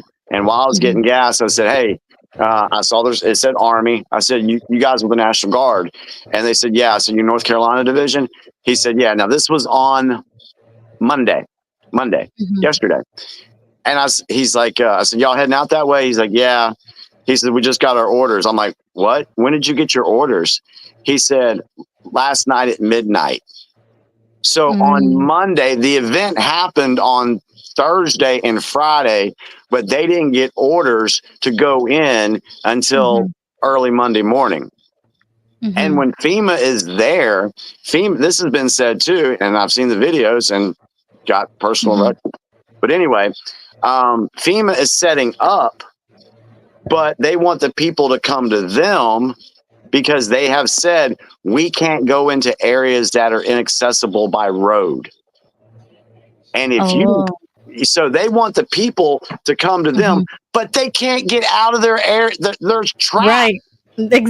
Exactly. That doesn't even make any sense. And so what you have going on there right now, you actually have private helicopter people going in and doing this work. You Themselves. You have citizens helping citizens right now. Right. I've seen those tweets where they're like, nobody's going to come for you. Don't wait for government assistance because they're going to leave you hanging like they always do. Don't trust the government. Sorry. Y'all know I work for There's a Apple. guy on the internet, and he's like this Southern dude, and he's like, "Hey man," he's got this ring of keys, and he's like, "I'm not gonna ask for permission. I'm just gonna ask for forgiveness." Yeah. And he's like taking tractors and moving all the he's taking all the fallen limbs and trees and everything out. It's like that's a real American. That's true grit. That's like love of neighbor. I'm with Aflac. So Aflac, our division is Western North Carolina, is called NC West. So I've got 35, 40 friends that live in that area that are giving me information and telling me what's going on there. And if the people actually knew what was happening, how many bodies are just laying around right now and nobody's there. I mean, there's bodies. We gotta pray for their souls. The bodies are just laying out there and stuck on the side of a mountain, in a ditch. It's apocalyptic what's happened over there. And I know people are like, "Oh, they can't control the weather. They can't." Bullshit. There is weather modification. It's legit. There's government documents on it, and there's patents for things. So, do I think this was engineered somehow? Damn right I do. If there was I second that. There was this young kid in Yuma, and he was going to get a college diploma. I mean, a scholarship to the U of A. And he goes to his dad, "Papi, I got a scholarship." And he goes, "That's great. What are you going to study, mijo?" He goes, "Journalism. I'm going to go to J school." And he goes, "No, mijo. Don't you want to become a used car salesman or a crack addict, homeless, anything, something more respectable?" Yeah. Like, you know what, these journalists, like everything Jimmy is saying, imagine put Hurricane Katrina and Hurricane Helene. Do you remember how ravenous the reporters were on George W. Bush during Katrina? Yeah. Do you remember they were like, you could see the white babas coming out of the CNN anchors. Yeah. Like, remember Donald Trump said you could see blood coming out of their mouths. All the dead bodies, you don't see one report on it. Right. Or the coverage, the 24/7 coverage that they had on that, showing people standing on roofs and getting rescued. And it was like a whole thing. So you know what? Our brothers who are journalists, they really are an enemy of the people of the United States. Yes, they're complicit in their silence. I believe that. Because if one person died in Katrina, they made sure they reported on every news. There's dead people all over the place. And there's towns ruined. They're not saying nothing. Yeah, we've got towns. The town of Chimney Rock, gone. Town of Swannanoa, gone. Lake Lure, gone. We've got cities that are no longer on the map here in North Carolina. Right. And you're not hearing about it on the news. Why? Because Kamala Harris wants to go to the Taylor Swift concert. She wants to go see if the Dodgers are going to the World Series. She wants to go to the Yankee game. She wants to party with P. Diddy. But don't bother me with the dead people that Jimmy's talking about. I hate that, honestly. I hate that. I'm telling you, I spent over an hour and a half last night right before I went to bed checking up on all the news coming out of Western North Carolina, checking in with my friends, hearing the stories. And I went to bed. I went back inside last night, and I was just thankful. I don't have an extravagant home. I mean, I have a very modest home for me and my wife, but I took an account for what I do have in my life, because these people lost everything in a matter of hours. Everything. We're talking about generational homes that families have lived in, gone. And so we can't, there's Interstate 40 that connects North Carolina with Tennessee, and it's a very busy highway. Gone. We can't get supply. There's only one road right now opened in Asheville to get out of Asheville, and it's in the southern part of the city. Yeah, One 40's road. right near me. It's destroyed in your neighborhood. I didn't know it ran through the Carolinas, but yeah, 40 runs right through me in Nashville. Yeah. I-40 goes all the way to Wilmington. Oh, okay. Explain. I'm in Arizona. I just can't. But we got the Colorado River that goes into the Sea of Cortez, splits up California and Arizona. So if we get a hurricane right through the middle, it could be a disaster. But explain, did the water swell? Is the Carolina low? How did it work? I'm having a We're talking, that area has an elevation of 2,137 feet. But if you've got rain dropping at the rate that it was, like, I think they got like 21 inches in like 3 or 4 hours, something like that. But what's going to happen, and then you got all the wind and all that, but that water is going to, come on the mountain, and it's just going to flow down the mountain. And when that happens, it creates a debris field. And then, of course, you got a lot of rivers in that area, a lot of lakes, and they were and then you had dams that were failing. And that was creating more flooding. So, you know what I find crazy, Jimmy? Sorry to cut you off, but when the hurricane passed by me, right? I'm in Hillsborough County, and the storm was right over us. Like it was going to pass us to Tallahassee. It's crazy to me how all of that was happening in downtown Tampa, and I'm only 30 minutes away from downtown, and it didn't even touch us. And we're so close to the coast. Yeah. And yet you guys got bamboozled over there with Helene. And I'm like, we only got a shower and some strong winds, and that was it. So I'm confused how I'm closer to the coast and I didn't even get any damage. My power didn't leave, nothing.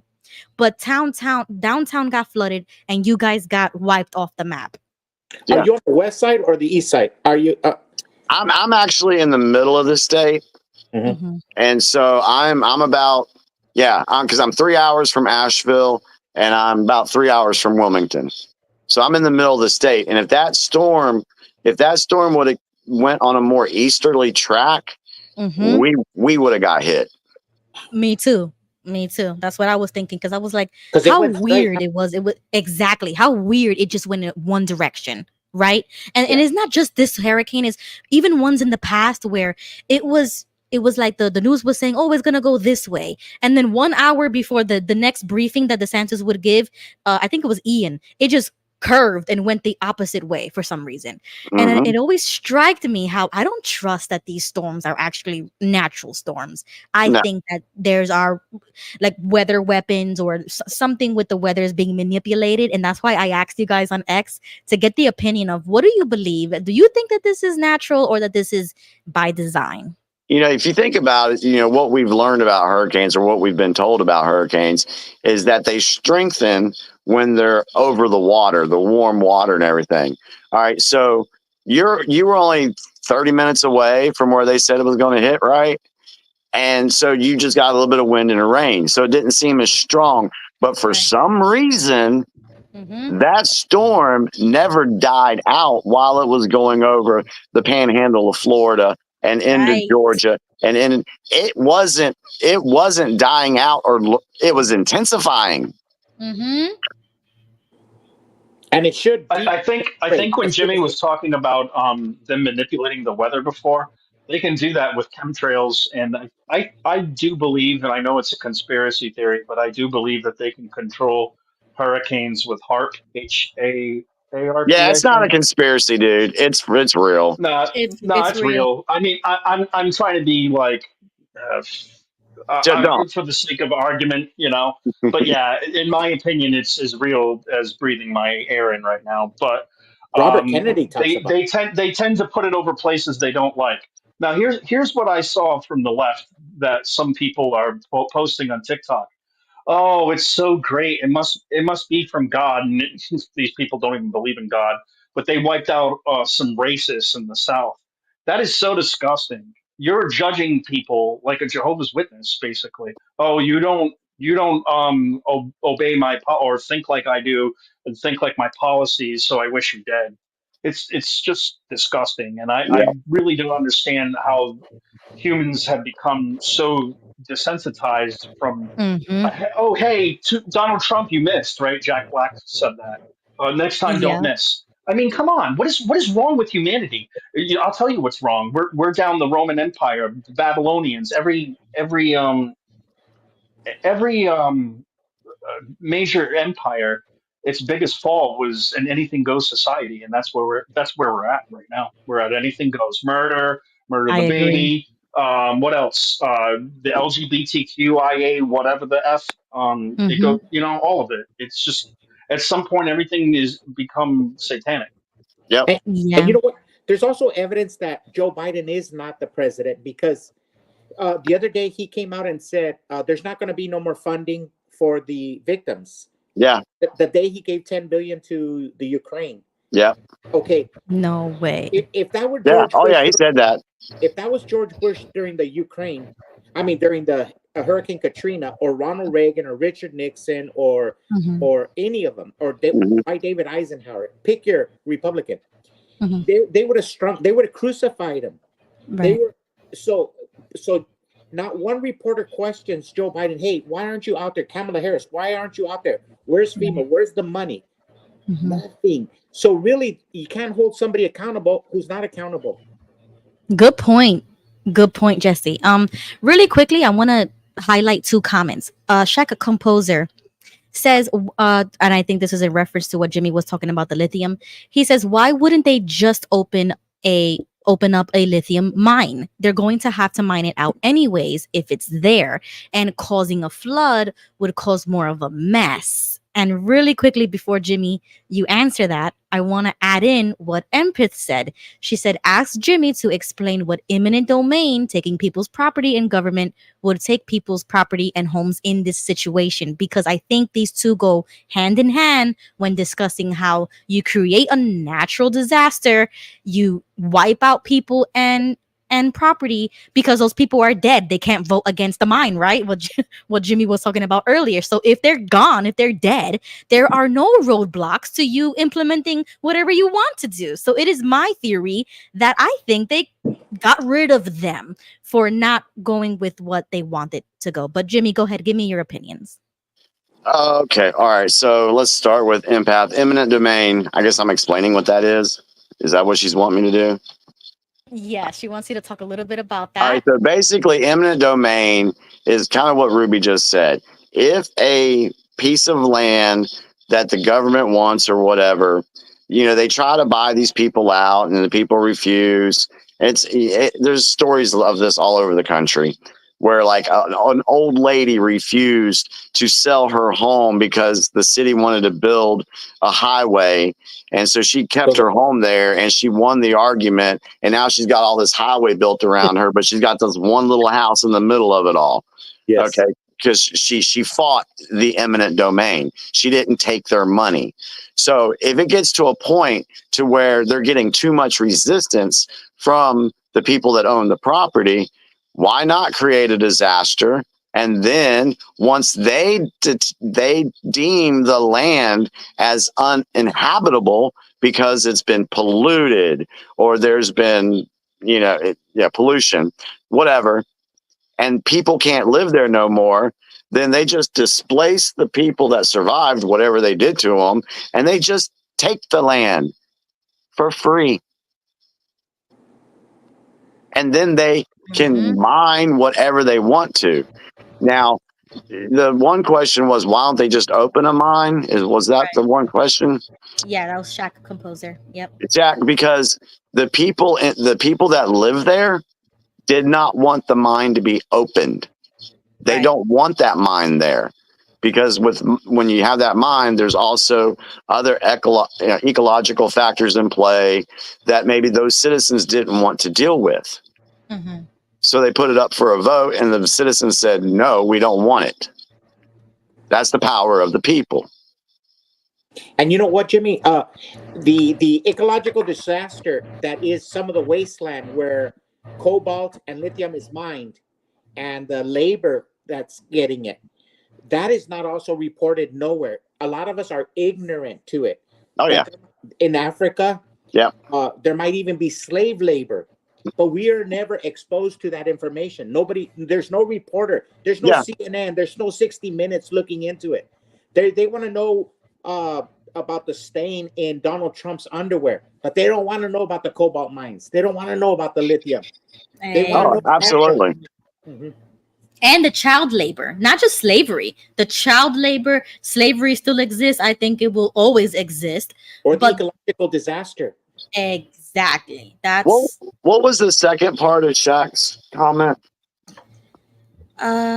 He says they're gonna have to mine it out anyways if it's there, and causing a flood would cause more of a mess. Oh, they'll go in and clean up a mess. They don't care about that. Hell, they created wars and destroyed everything. They don't care about that. Yeah. So okay. hopefully I answered those folks' question. Yeah, and that was my first thought, and that's why I'm glad I said it before you said your opinion, is because that was the first thing that hit my head. Mm-hmm. How do you get rid of these people who are not voting the way you want them to? Get rid of them, kill them. And I do not put that past the government. Okay, I don't think the government cares if we're dead or alive. I mean, they need us, right, for taxation, and they want us to work as slaves, and I get that. But if something is standing in their way, they'll get rid of it, and I would not put it past the government. Yeah, every county, minus the city of Asheville, because the city of Asheville, I mean, it was a great place 20 years ago. But you go there now and there's homelessness on the streets. There's people shooting up on the streets. I mean, literally Asheville, beautiful setting, but they have turned into the San Francisco of the East Coast. It's a very liberal city. But outside of the city, all the mountain communities and everything, it's red, all of it. Is this true, Jimmy? John Marciano says FEMA is currently helping Ukraine. I have not heard this. Is that true? Do you know about that? I don't know about FEMA specifically helping Ukraine. They could be. I can't speak to that because I don't know. I'm not sure. Okay. I haven't heard nothing like that. Yeah, I haven't heard either. Just going down the comments. Johnny Christotomo, I don't know how to pronounce that last name, sorry. He says, Johnny the Greek from London. Hey guys, Jimmy, have you looked into the way governments use tobacco tax money to fund agenda you're talking about, along with alcohol and coffee? Just a thought. Yeah, that's a jab at me for smoking a cigarette. That's what that is. Okay. That's exactly. But hey, what I'll say to that though, you can say that about cigarettes and alcohol and coffee, but you can also say that about the property taxes we send in, the tax that they put on the food that you eat every day, the tax that they put on the fuel in your car. You know, the tax money that they use to fund their stuff comes from all over the place, not just cigarettes and alcohol and coffee. Yeah, right. That is exactly how I feel about the abortion issue. Like when you said I shouldn't have to be forced to fund that because they're going to take your taxes and basically fund it, right? And then that makes us complicit into, you know, those different opinions that we don't want to do. That's exactly how I feel about that too. That's why I boycott literally everything. I only buy what I absolutely need, but I boycott every other recreational thing. I protest with my dollar because I do not like taxes. Taxation is theft, in my opinion. So I get that angle. I mean, he can correct me if I'm wrong, but I think that was just a little personal attack for me smoking. Oh, okay. Ladies. Correct me if I'm wrong in the comments.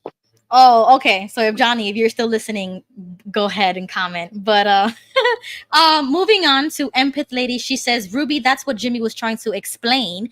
Taiwan is another place, and they shut down production because of their own weather issue. Both places are being controlled right now. Yep. But why would they want to control Taiwan? Because Taiwan is the world leader in the chips. Yeah, the chips. But But my thing is, like, why can't we do that in America? Like, why do we need them? I don't get it. We don't. That's why Donald Trump is saying bring this stuff back and produce it here in the United States. And did you notice that Tim Waltz attacked Trump on that? He said that he created the biggest deficit with China during the debate. There was Tim Waltz he wants it both ways. He wants there to be commerce, and then he wants, when Donald Trump is successful in commerce, he wants to attack Donald Trump. Yeah. They want it both ways. They want to destroy commerce, and then they want to take credit for when somebody is successful in bringing commerce to this country. Oh, you can't win with that argument. Hey, another thing on the port thing, and this is just okay. Now this is just a theory. Okay. This is speculation. But what if it's a possibility with the shutdowns of the ports, that another angle could be is in about a week or two after the country's felt a little bit of pain, then they say, oh, we worked out a deal and Kamala helped with it. Okay, yeah, I definitely see that happening because I was just, I get it. They're gonna be a hero. It could be an October surprise. Mm-hmm.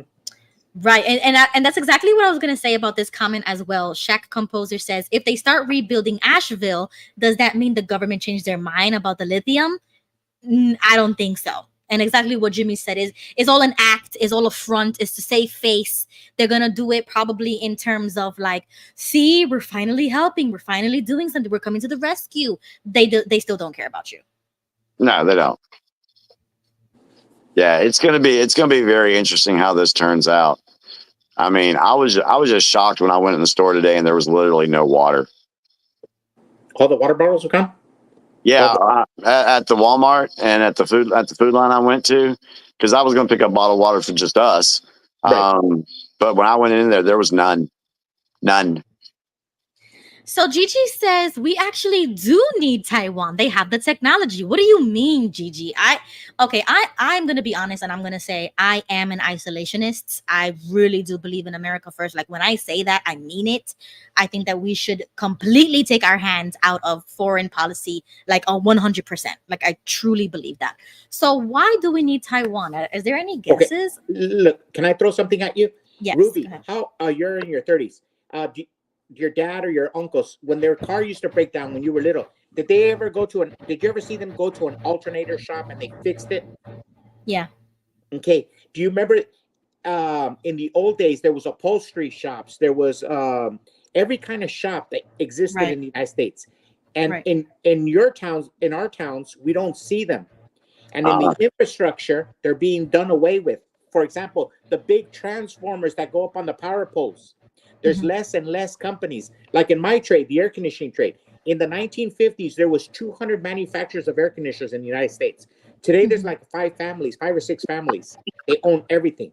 Yep. There used to be 250 companies. Now there's only 5. There every day there's less and less. So you say, I'm an isolationist. Yes, that's good. But you're late to the party, like by 50 years. For the last 50 years, we've been getting rid of everything. So you go look at the shops and you go look at the breakers, you go look at everything. It doesn't exist in the United States. Then you go to China and you'll find it in somebody's backyard. We sold all the equipment, the presses, the punches, everything. Go to Mexico, you'll see it over there in the shops. Mm-hmm. We've actually sent out all of our industrial base. We become a service economy. Okay, but why? Like, what does that mean for us when our fathers betrayed us? Okay. That's part of the globalists. That's part of them building their new world order. Our fathers sold out to China. Okay, so how do we reverse that? Because Simple answer. Yeah, like how do we put Trump back in the White House? Yeah, but I mean, like it's so much deeper than that. You know, like how Jesse was saying. It is deeper than that. Let me tell you a story. In the 1940s and 50s, some people even think that there's an atomic bomb buried in the desert here. The Golden Goose, I think it was called. Back then, there was this billionaire called Howard Hughes, and he used to make movies in Hollywood. And that's a union. That's union. And Arizona's a right to work state. So he used to have a partner here, Mr. Houston, and they built the machines to make the movies for Hollywood out here in the desert. And they employed, we were a non-union shop. But my dad got there when we were babies, me and Gilbert. He worked there, and they trained a bunch of people from Yuma how to weld, how to be carpenters, and they built these machines. And sometime I remember when I was a kid in the 70s, my dad used to tell the boss, hey, let's not sell to China. And they go, no, we're going to sell to China because we're going to get a lot of business. And I remember my dad talking about this about 40, 50 years ago. He would tell his boss, no, because they're going to steal all your patents. They're going to steal all the infrastructure. And lo and behold, they started doing that. Now, naturally, the industry died. The Kodak industry died. The film died. But before it died, the Chinese would get what they would do. They would come to America and they would buy one plant. They would copy everything by reverse engineering. And then, hey guys, I'm sorry to interrupt. My phone just went dark on me. I got like 5% battery. I want to address Johnny real quick. Thank you for correcting me on that. I apologize for that. I assume that it's just sometimes we feel like when we're dealing with people we don't really know in the chat room. Yeah, so my apologies to you for that, thinking that. So, but I need to go because I'm going to die on you guys. Okay, Jimmy, thank you. Love you all very much. Take care. We'll talk to you later. Bye, Jimmy. Have a good night. Look how Gilbert said it. Ross Perot. He said 2 words. Ross Perot. What is that? Ross Perot. Perot. Oh, You don't know who that is?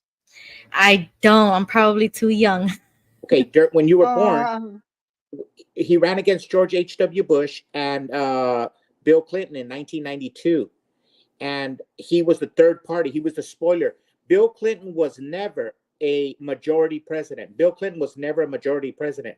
What Ross Perot did, he broke up the Republican vote and allowed Bill Clinton to win the presidency with about 42% of the vote. But he was the majority of the 3. But Ross Perot ran on the nationalist ticket, a populist ticket, kind of like Donald Trump. And he would say that Mexico was a big, giant sucking sound because all the jobs were going down there. And he warned against NAFTA. And the irony is that a lot of the things that went to Mexico are ending up in China. Even Mexico's getting cheated. You know. Okay, I'm gonna have to look up who that is. Yeah, I was born in 1996, so. Okay. Well, Yeah. He was there too with Bubba and I think Bob Dole. He made his second run. Because 88. Can I ask Go ahead, Bonnie. Yep. Can I ask you a question? And he walks away. Oh, he probably thought you meant me. Okay, we'll wait for Jesse to come back. That's Jesse. Yes, that's learn Jesse. A lot here. Jesse, I'm Bonnie. Hi, Bonnie. I learn a lot from you guys. We do too. You know, I'm so new to politics because, you know, as witnesses, we never got involved in politics. But so the question I have is, and I agree very much with Trump about bringing business back, you know, to the United States. And I was involved in manufacturing when Bush was president, and then the bad thing was Clinton got to become president, and he ruined our manufacturing. Everything got brought away. But now the kids don't know about manufacturing anymore. They don't know, you know, they don't know how to do anything. They don't know how to work with their hands. They don't, you know, all they want to do is work on computers and they want to make games and you know, just do that. So how do we get them to do that? How do we get them to want to work in plants again and make America great again? To do that, that would be an important thing. Do you agree with that? Yes, I do, 100%. It's real hard because it's fast tracking now. Let me show you. In my industry, the air conditioning industry, in the 80s and 90s, I could build an air conditioner from scratch.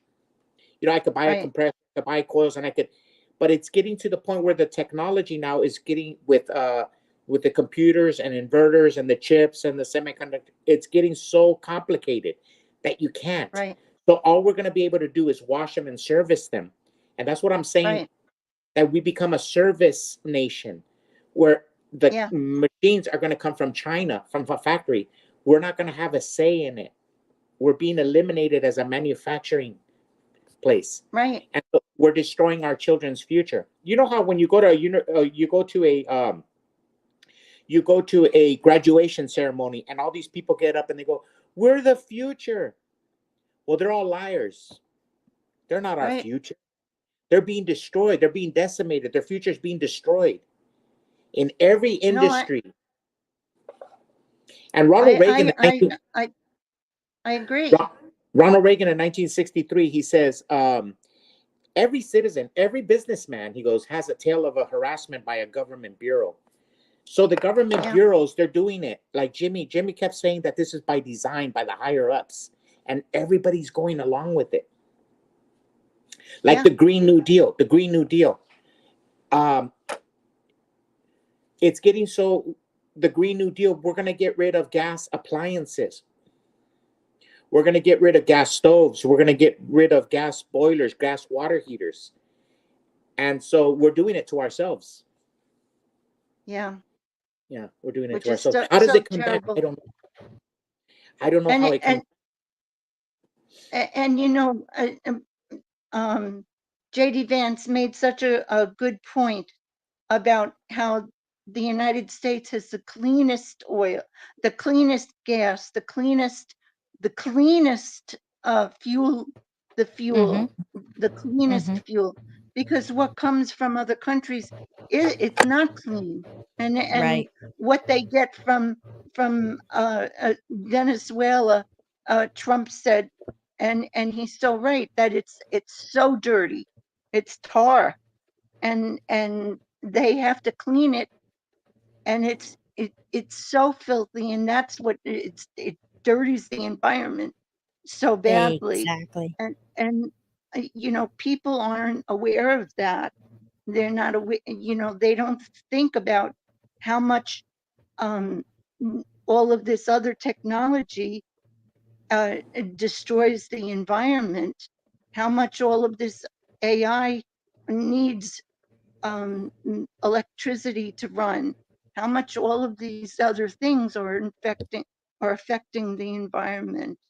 So There's some good companies. there's some good companies out there. Like I love Toyota. I love Toyota. Yeah. Now, if you notice, Toyota doesn't go EV. I'm sure they have EV, but Toyota was a big proponent of hybrid. They got a gas engine with an Right. electric plant. Right.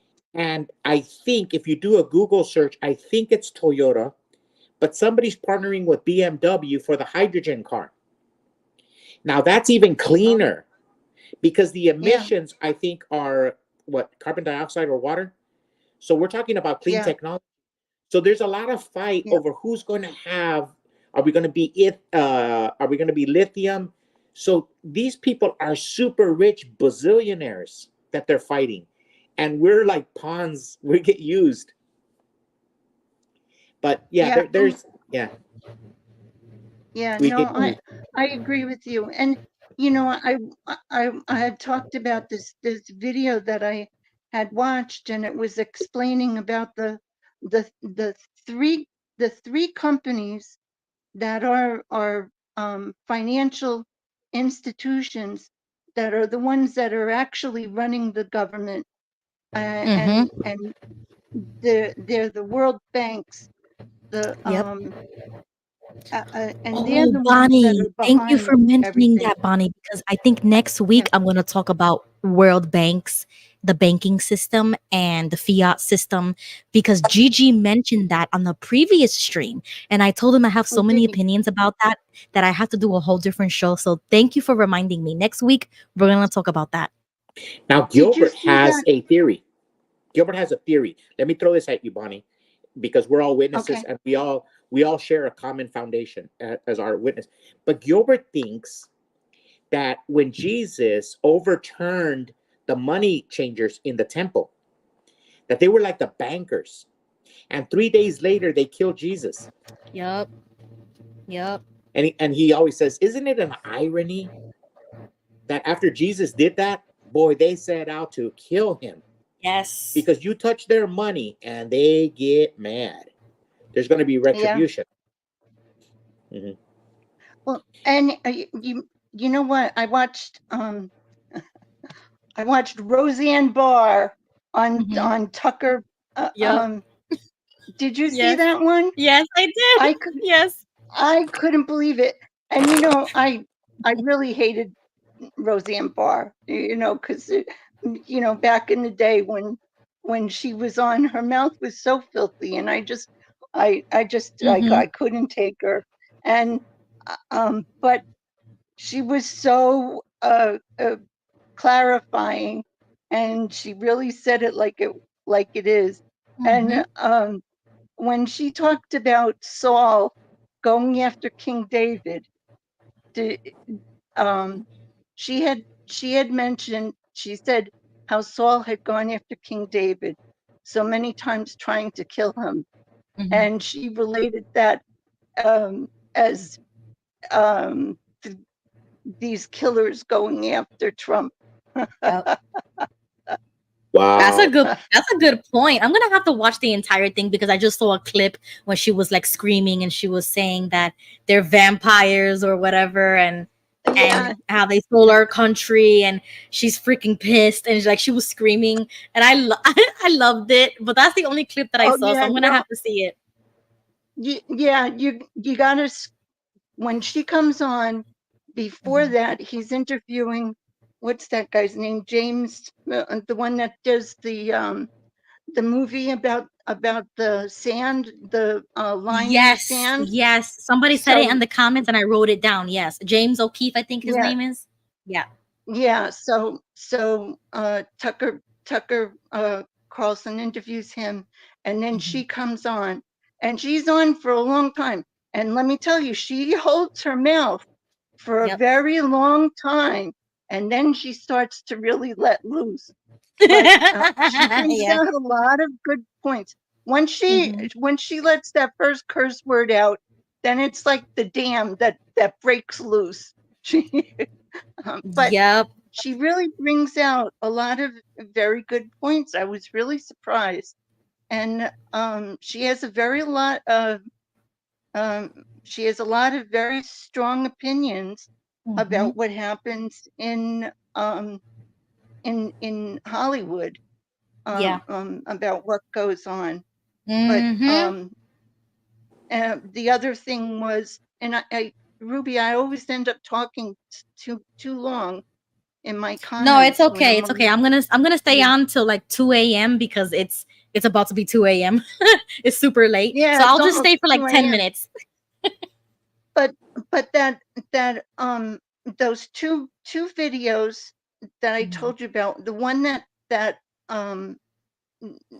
talks about the world banks, that I'd like you to see, because it explained it in very easy terms to understand, and it was very thorough.